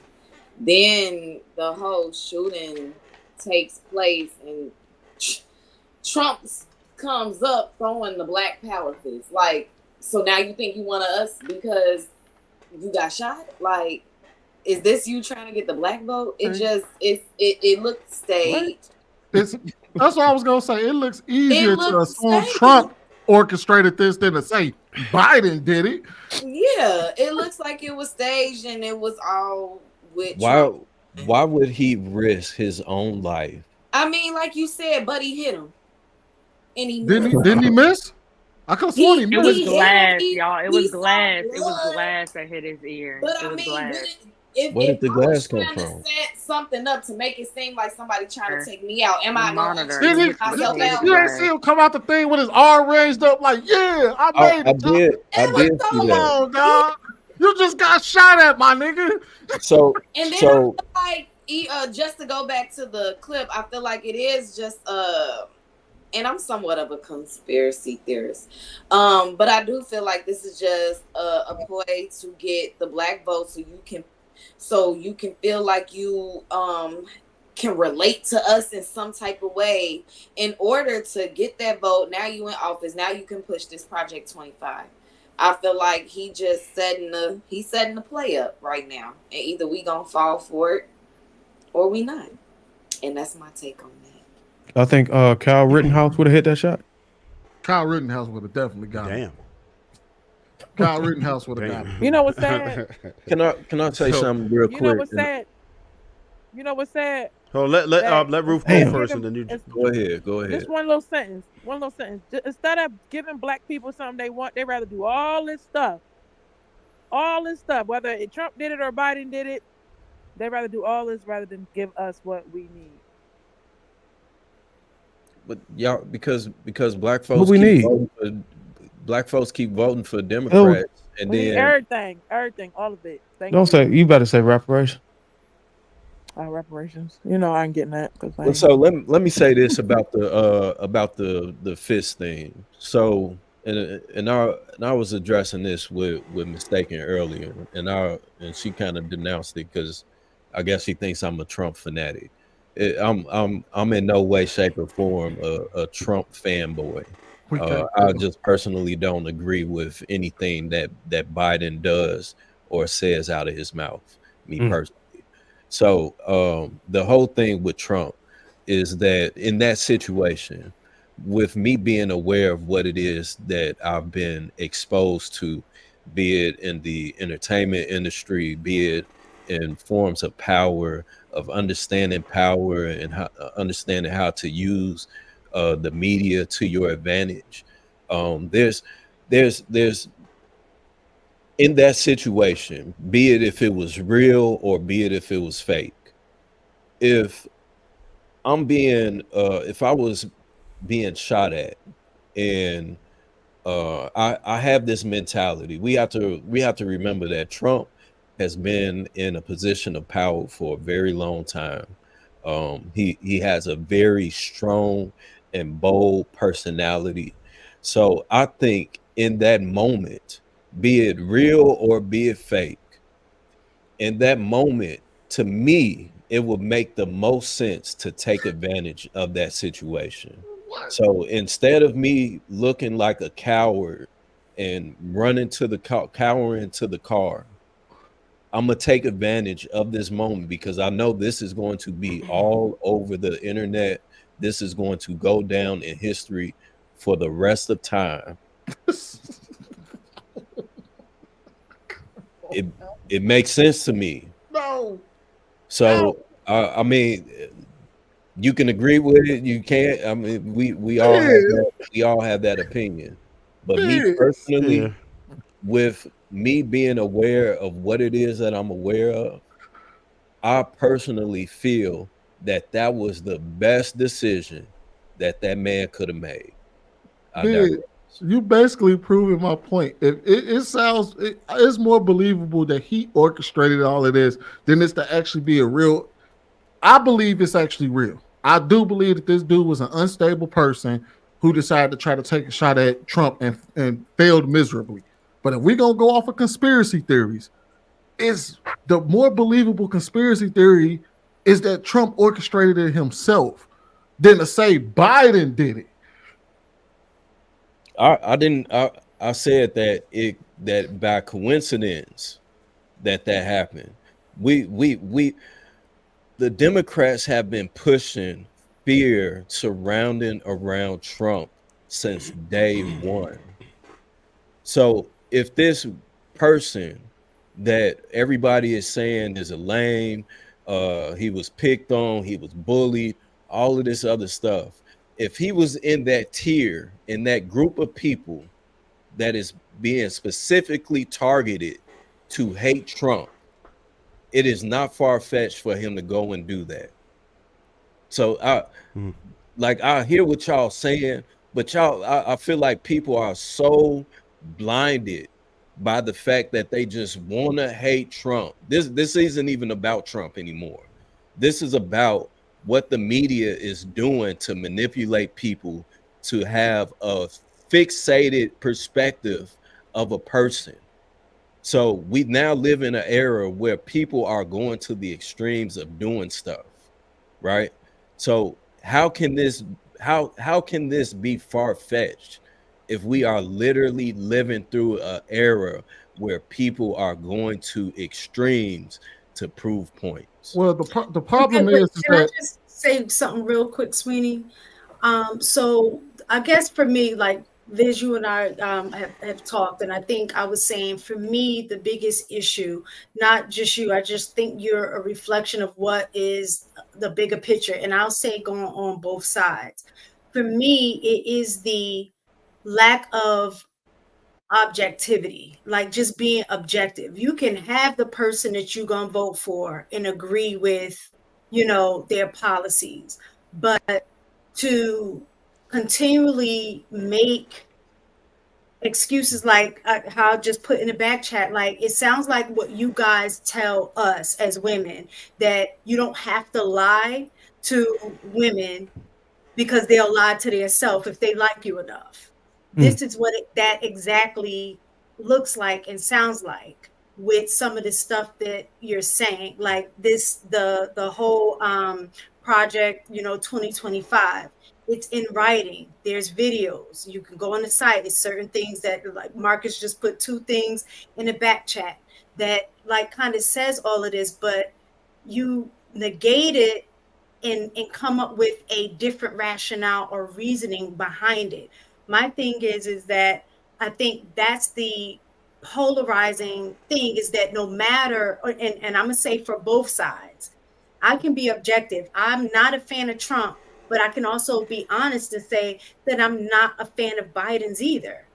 You know what I'm saying? Because there's aspects of things like I don't like the direction is just going too far left, so I can't get on board with some of that stuff.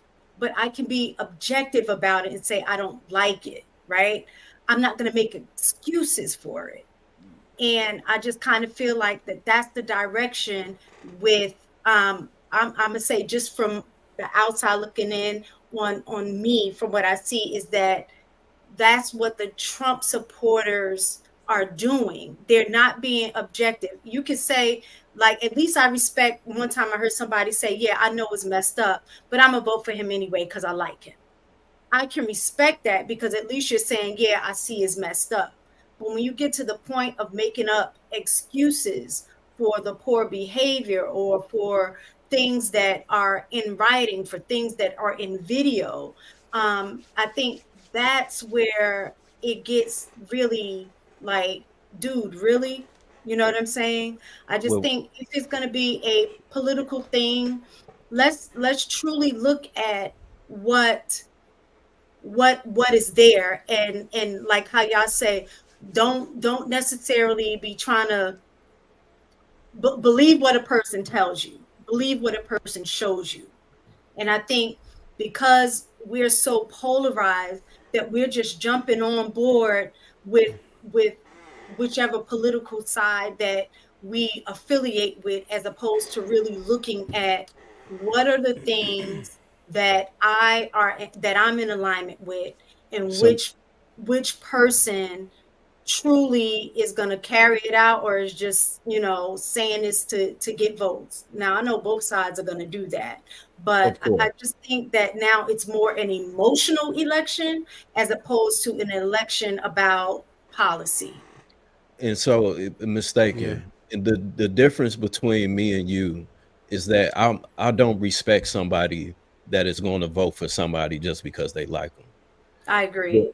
The entire reasoning why I will be voting for Trump this year is because, again, I don't agree with what it is that Biden is doing. It makes no sense for a person to not like where Biden is taking the country. You don't like what he's doing, but you'll still vote for him. That's insane to me. So me personally, about Trump, I don't either. So that's why, and y'all know that I've said from the beginning, both sides are saying what they need to say to get elected. I from the beginning, I said all of them are on the same. So let me finish. In the boardroom shaking hands on the same thing. You saw Kennedy, that whole video with Kennedy. So let me they ain't finish. on nobody's side, to be honest. Put your fire out, bro. So me personally, again, we in Chicago really just said this yesterday. We have both seen 4 years with both presidents. In my humble opinion, respectfully, where the country is now is trash compared to where the country was when Trump was in office. Wasn't that COVID? That wasn't COVID. We experienced COVID at the end of Trump. So we have experienced, it's like garbage and then have somebody else clean it up after you done dumped everything all over the floor. Biden Biden, I don't understand why people tend to forget this. Biden was the one that wanted to keep the country shut down. Biden was the one that wanted to enforce everybody to get vaccines. When there was I think a hurricane or something in Louisiana or something like that, and Biden got on camera, and instead of saying, "Oh, we're going to get everybody back good. We're going to make sure all the Americans is safe," this nigga got on screen and said, "Make sure y'all get y'all vaccines. Make sure you get the vaccinations." He was more concerned about pushing the vaccination much rather than saving Americans. So, in my opinion, again, from my perspective and what it is that I see firsthand, is that Biden is not worried about America. He's more so worried about his own agenda. He's worried about what's going on in the Ukraine. He wants to get Putin and all this other shit. We're on the brink of World War III right now because of this man. So because of Biden? Absolutely, bro. We're gonna blame all of you talking about almost 10 years in the making of potential global conflict, and you're gonna put it all on just Biden. Yes. Wow. Yes. Do your research. It's not you. You're the research king, bro. I have done my research, and I can tell you that you can't just blame one president that's been in office for 4 years on the global conflict. He's been in office for 12 years. He has a. Yeah, we're gonna end up trying been to in office with Obama for 8. Because we this is wow. We about to get ready to wrap it. I got to get to some of the super chats and everything real quick. Let me jump in right here, Marcus. You gonna help us out with the reading because most of us can't really see. I'm gonna put a couple up here. John the Baptist with the 5. Mistaken. Men and fears are like women, and when a man says he doesn't want a serious relationship, I'm just saying. Dr. John the Baptist. I go English for 10. Great dialogue and difference of opinions tonight. Appreciate you, Brody. Appreciate everybody for jumping in with the super chat. That's what keeps the thing going. Keep it going. John the Baptist with 10 again. Don't borrow money you don't want to pay back. Don't sell drugs if you don't want to go to jail. Don't get pregnant or get a female pregnant and taxpayers pay for the child or the child release. So John, it wasn't about going to jail. It was the death penalty. Are you over here responding? Yeah, don't you got to get in order to get to the death penalty, don't you got order lethal injection, whatever, don't you got to go to jail? Yeah, Bruiser, but the issue wasn't. So are you saying that we shouldn't? Hey, we interrupted the super chat. John the Baptist with 5. Ms. Ruth, just for clarification, Trump and his team did not write Project 25. Look at Agenda 47. It's very much the same thing, bro. Just pull up both of them and bullet point side by side. Project 25 just seems more intense. Billy Grove Gruff, $2. This doesn't mean black power. Your mic going in and out a little bit, Marcus. Oh, a fist doesn't mean black power. Fists. Goofy. Gotcha. But it does, and everybody. I hate when people keep saying that because it does, and everybody knows that they associate it with that because of the picture of Tommy Smith and John Carlos in the '68 Summer Olympics. Wait, who was he talking to anyway? What about Trump? Did Trump throw up the fist during the execution? I mean, during the attempt. Yeah. Hey, this nigga threw up the power. Like I ain't gonna say black power fist, but like, come on, man, you just got shot at. You throwing up black power, man. Like that too. Yeah, I didn't really pick that up. I didn't really think of black power when I saw his fist and him saying fight. I mean, I didn't either. I didn't think so either. Then he walked out. I don't know why y'all saying that. That was so it's just like saying this shit is just like saying that Amber Rose. It's just like saying Amber Rose represents black people. You know what I'm saying? She Like, was up there to garner black votes. What else? All right, so I just want to say this one thing. I don't want to go too deep into it, but to that point, I just feel like it was you know, the Winston Churchill, never let a good tragedy go to waste. He understood the assignment. Once he took the hit, he got up and he was he definitely knew what was going on. And I know what he was fishing for. He was fishing for a media moment, some awesome stills. He knew where the cameras was at. And I'm not. This ain't no. I don't think that it was planned by either side. But I do feel like he seized the moment. He saw what was happening. He knew it was a media moment. You heard him say, "Wait. Let me get my shoes. Let me get right." He already knew it. He wasn't thinking about getting the hell out of there. He was like, "I'm about to ignite my base. I will never let a good tragedy go to waste." And that's smart as hell, in my opinion. That's great. Come on, poise. But I honestly don't think that it was. I think it was a tremendous lack or lapse in security. But I don't think that anybody planned it, because that would not be the guy. Like, iron sights is just wild. To send an assassin with iron sights is bogus. I would never do that, especially a 20-year-old who's not seasoned and is probably going to miss. Not to say he was a horrible shot, because the dude did turn his head, so it's possible he was on a mark. But I wouldn't have sent that guy. Billy Grove. 100 yards. Iron sight is good to go for 100 yards. And he potentially may have had it suppressed too. You know what I'm saying? He just didn't have that weapon zero. That's what I think. He didn't zero that weapon. Come on, you read this one? I didn't read Marcus, you read this one? Billy Go Gruff, $5. Have you thought the Dems didn't set it up, but found out and was like what was going on and said, you know what? Just let it happen. Everybody stand down. SS director is a biting higher. And I think that's that woman hold on, wait. That woman worked for wait, no, we not see this is that dumb shit. That woman worked for the Secret Service for 25 years. Mm-hmm. She was in the Secret Service for 25 years. But and on top of that, this is what Biden when he was in office with Obama.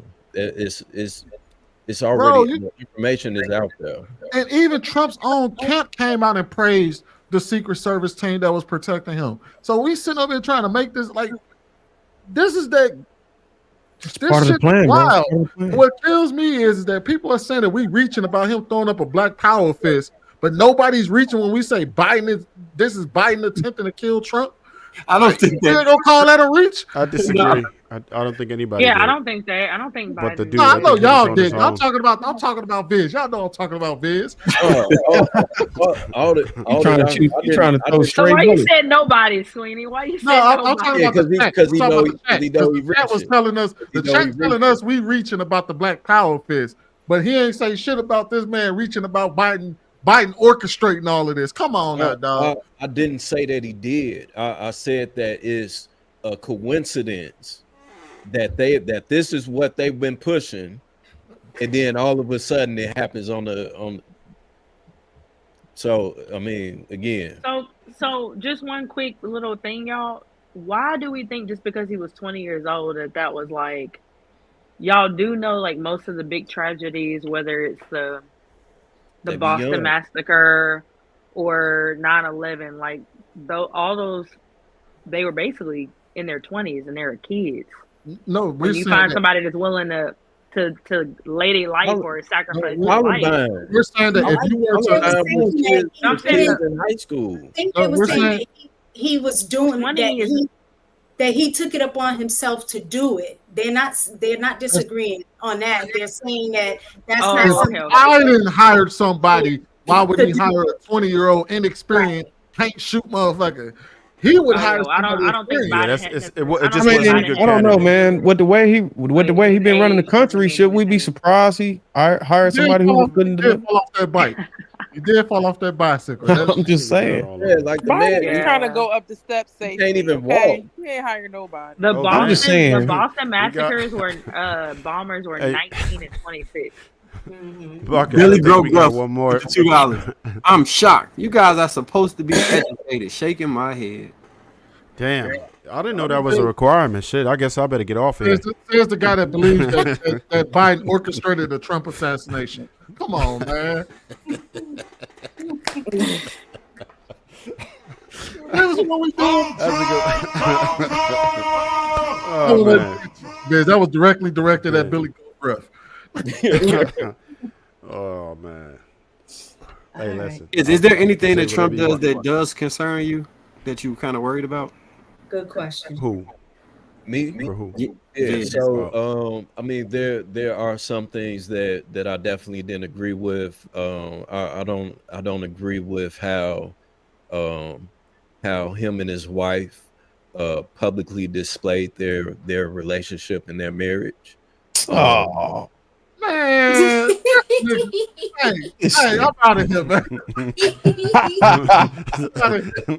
Man, what y'all want me to say? Talking about policy. Hey, Marcus, I was gonna say, Marcus, you meant policy, right? Right. He You had to didn't, think you of didn't some shit, specify boy. that. You ain't specify that. Me personally, Damn, everybody I turning don't their think screens that off. That's how y'all feel?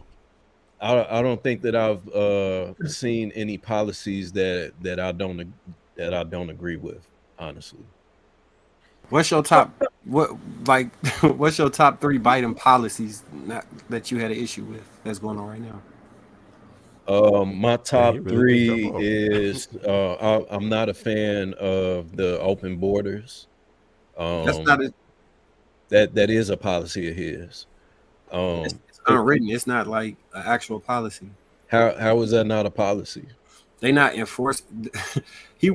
Right, they're not enforcing it. That's it's the not being problem. enforced. Yeah, He that's didn't not write. policy though. He removed the policy. That's why they're not enforcing it. You know that logic of what you're trying to say right now does not make sense whatsoever. If there was a policy set forth to where you just couldn't cross the border, and then he gets into office, and we have thousands and millions of people crossing the border, how is that not a policy? Another here's the policy thing. of mine that I don't agree with is the fact that he cut off the fuel that was being created in America, and then outsourcing it and essentially removing the tax break for the companies to import the oil for the gas, which of course spiked the gas prices. The other thing that I don't agree with is the fact that he's sending over billions of dollars to other countries while we are here suffering, while there's vets on the streets, while there's schools being shut down in Black communities, and they're getting this money that's going to these illegal immigrants. So there are a lot there. I see a lot more things that are going to the complete opposite side. I don't agree with men competing in women's sports. I don't agree with men being in women's bathrooms. These are things that I don't stand for. I don't agree with. So I can't stand behind a man that I don't agree with on those terms. I also can't agree and stand behind a man that goes on another Black man's platform and tells him, if you don't know if you're going to vote for me or Trump, then you're not Black. That's a slap in the face all on its own. And the fact that Black people still ran and voted for him is something completely insane to me. Not including all of the other racist ass shit that the man had said over his career. And still, even to this day, the nigga just went to Detroit and told Black people that the Republicans are gonna put y'all back in chains. This is pandering at an all-time high. But for whatever reason, we ignore it, and nothing is being brought forward to it. But everything that Trump says is being blamed and he's being demonized. But it's not being the other way around. So again, it's not that I'm a Trump fan or a Trump boy. It's just that I'm not agreeing with none of the shit that Biden is doing. So being that we only have these two different options of either voting for Biden or for Trump, I'm basing it off of what my experience was with the past 4 years. Here's the thing. 4 years before. I got a real question, Viz. Did Trump say anything racist to you, Viz, that you think warrants any concern? What, within the past 8 years? Just in general. So I know. I think Chicago really was bringing up, or no, Kenny was bringing up the 5 guys that was in New York, where Trump said, where he didn't want to apologize or whatever the case may be. then that okay, yeah, that's fair. But we were all under the impression that these guys had RAPE, you know what I'm saying, this woman. To me personally, even in that situation, I think that it's a very sticky position to be in because women expect for men to believe them by default. So now that we have a man that believed this woman by default that was lying,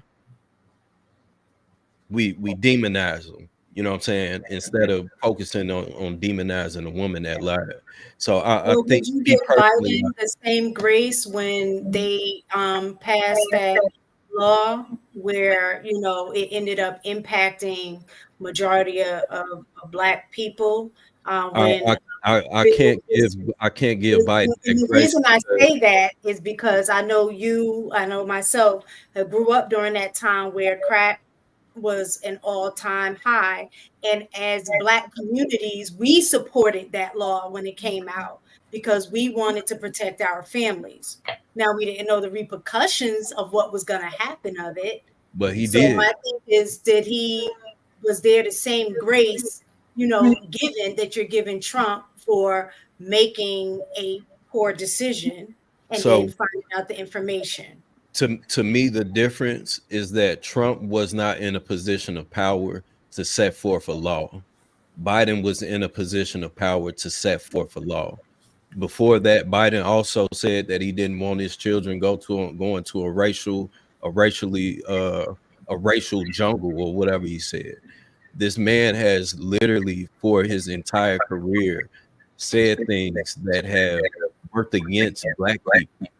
So again, if I'm fully aware of all of these things that he's been doing, then even for him to go on camera and say Obama is the is I've never seen a Black man that's as articulate and all of this other shit, saying it as if Black people can't, you know what I'm saying, know how to carry Somebody's got echo. saying it as if Black people don't know how to carry themselves and present themselves in a certain manner. So to me, when I hear all of these things from a man that is in a position of making laws that affects us, then I can't give him grace because he knows exactly what the fuck he's saying. So Vince, I think that both of them are racist. But in my position, what if Project 2025 does completely pull back everything? If you see affirmative action just go away, DEI is next. All of these things are happening in real time. What's to make you think that it's not really going to happen? And if it does, it's going to really put us in a bad situation. So if we are wrong and Trump really does want to do this behind closed doors, what are the repercussions of it?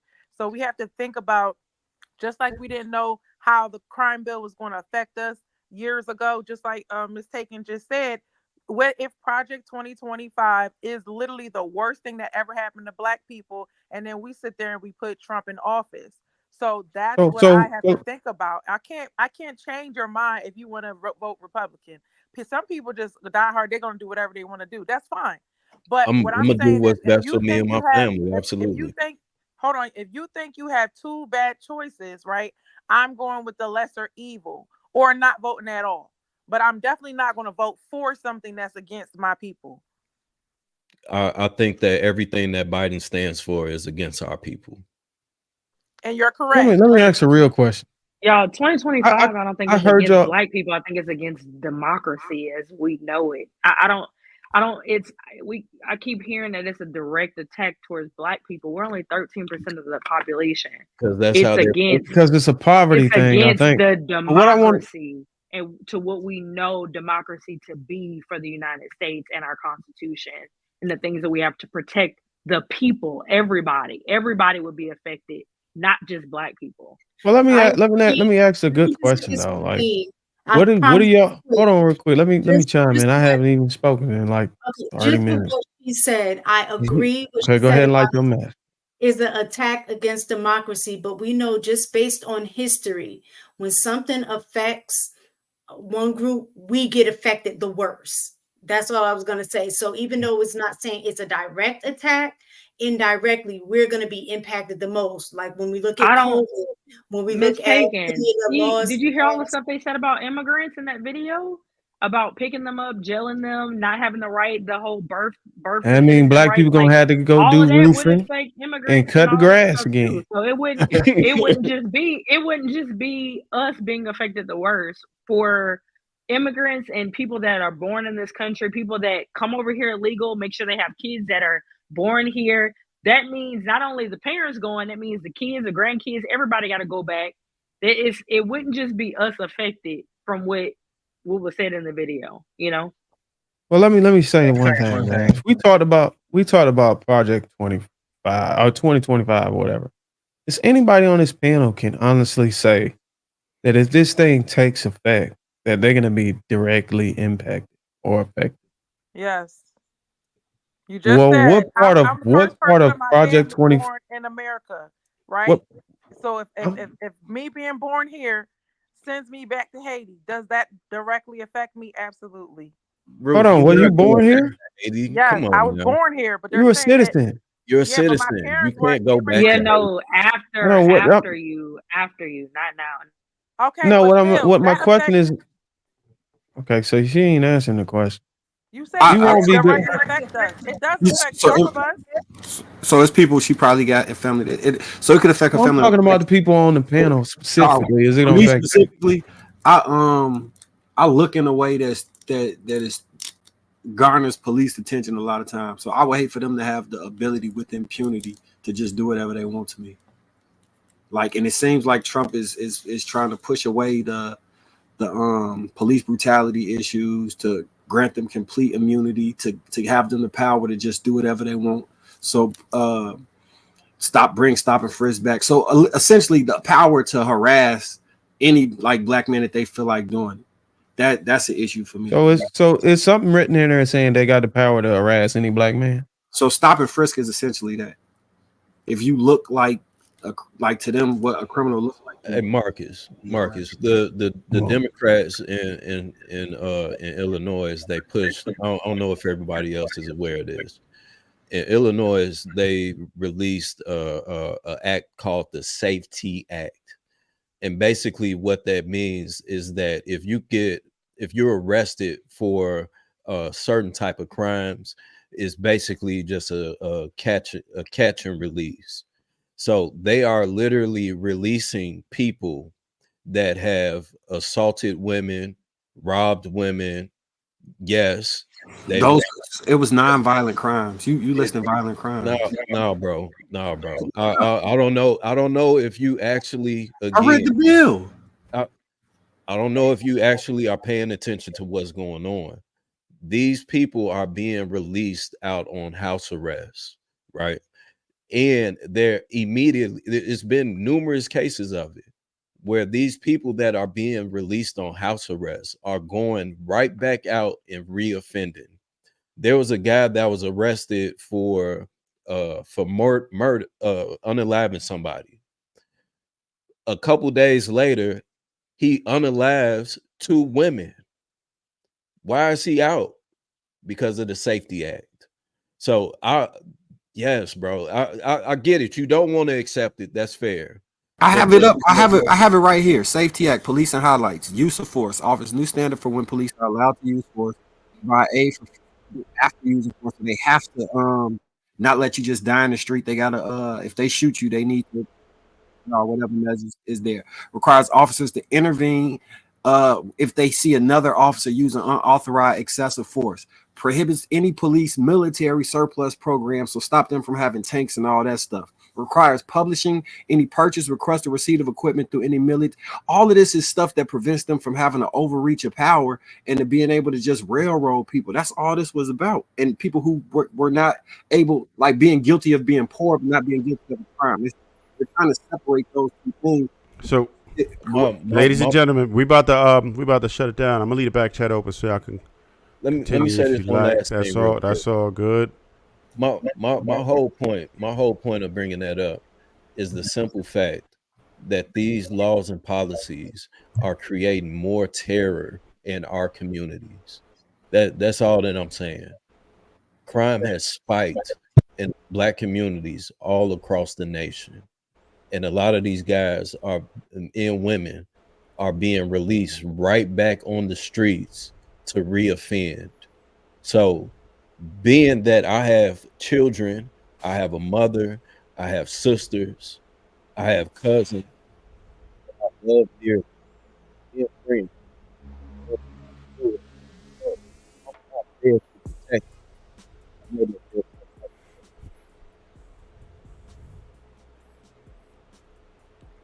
All right, everybody.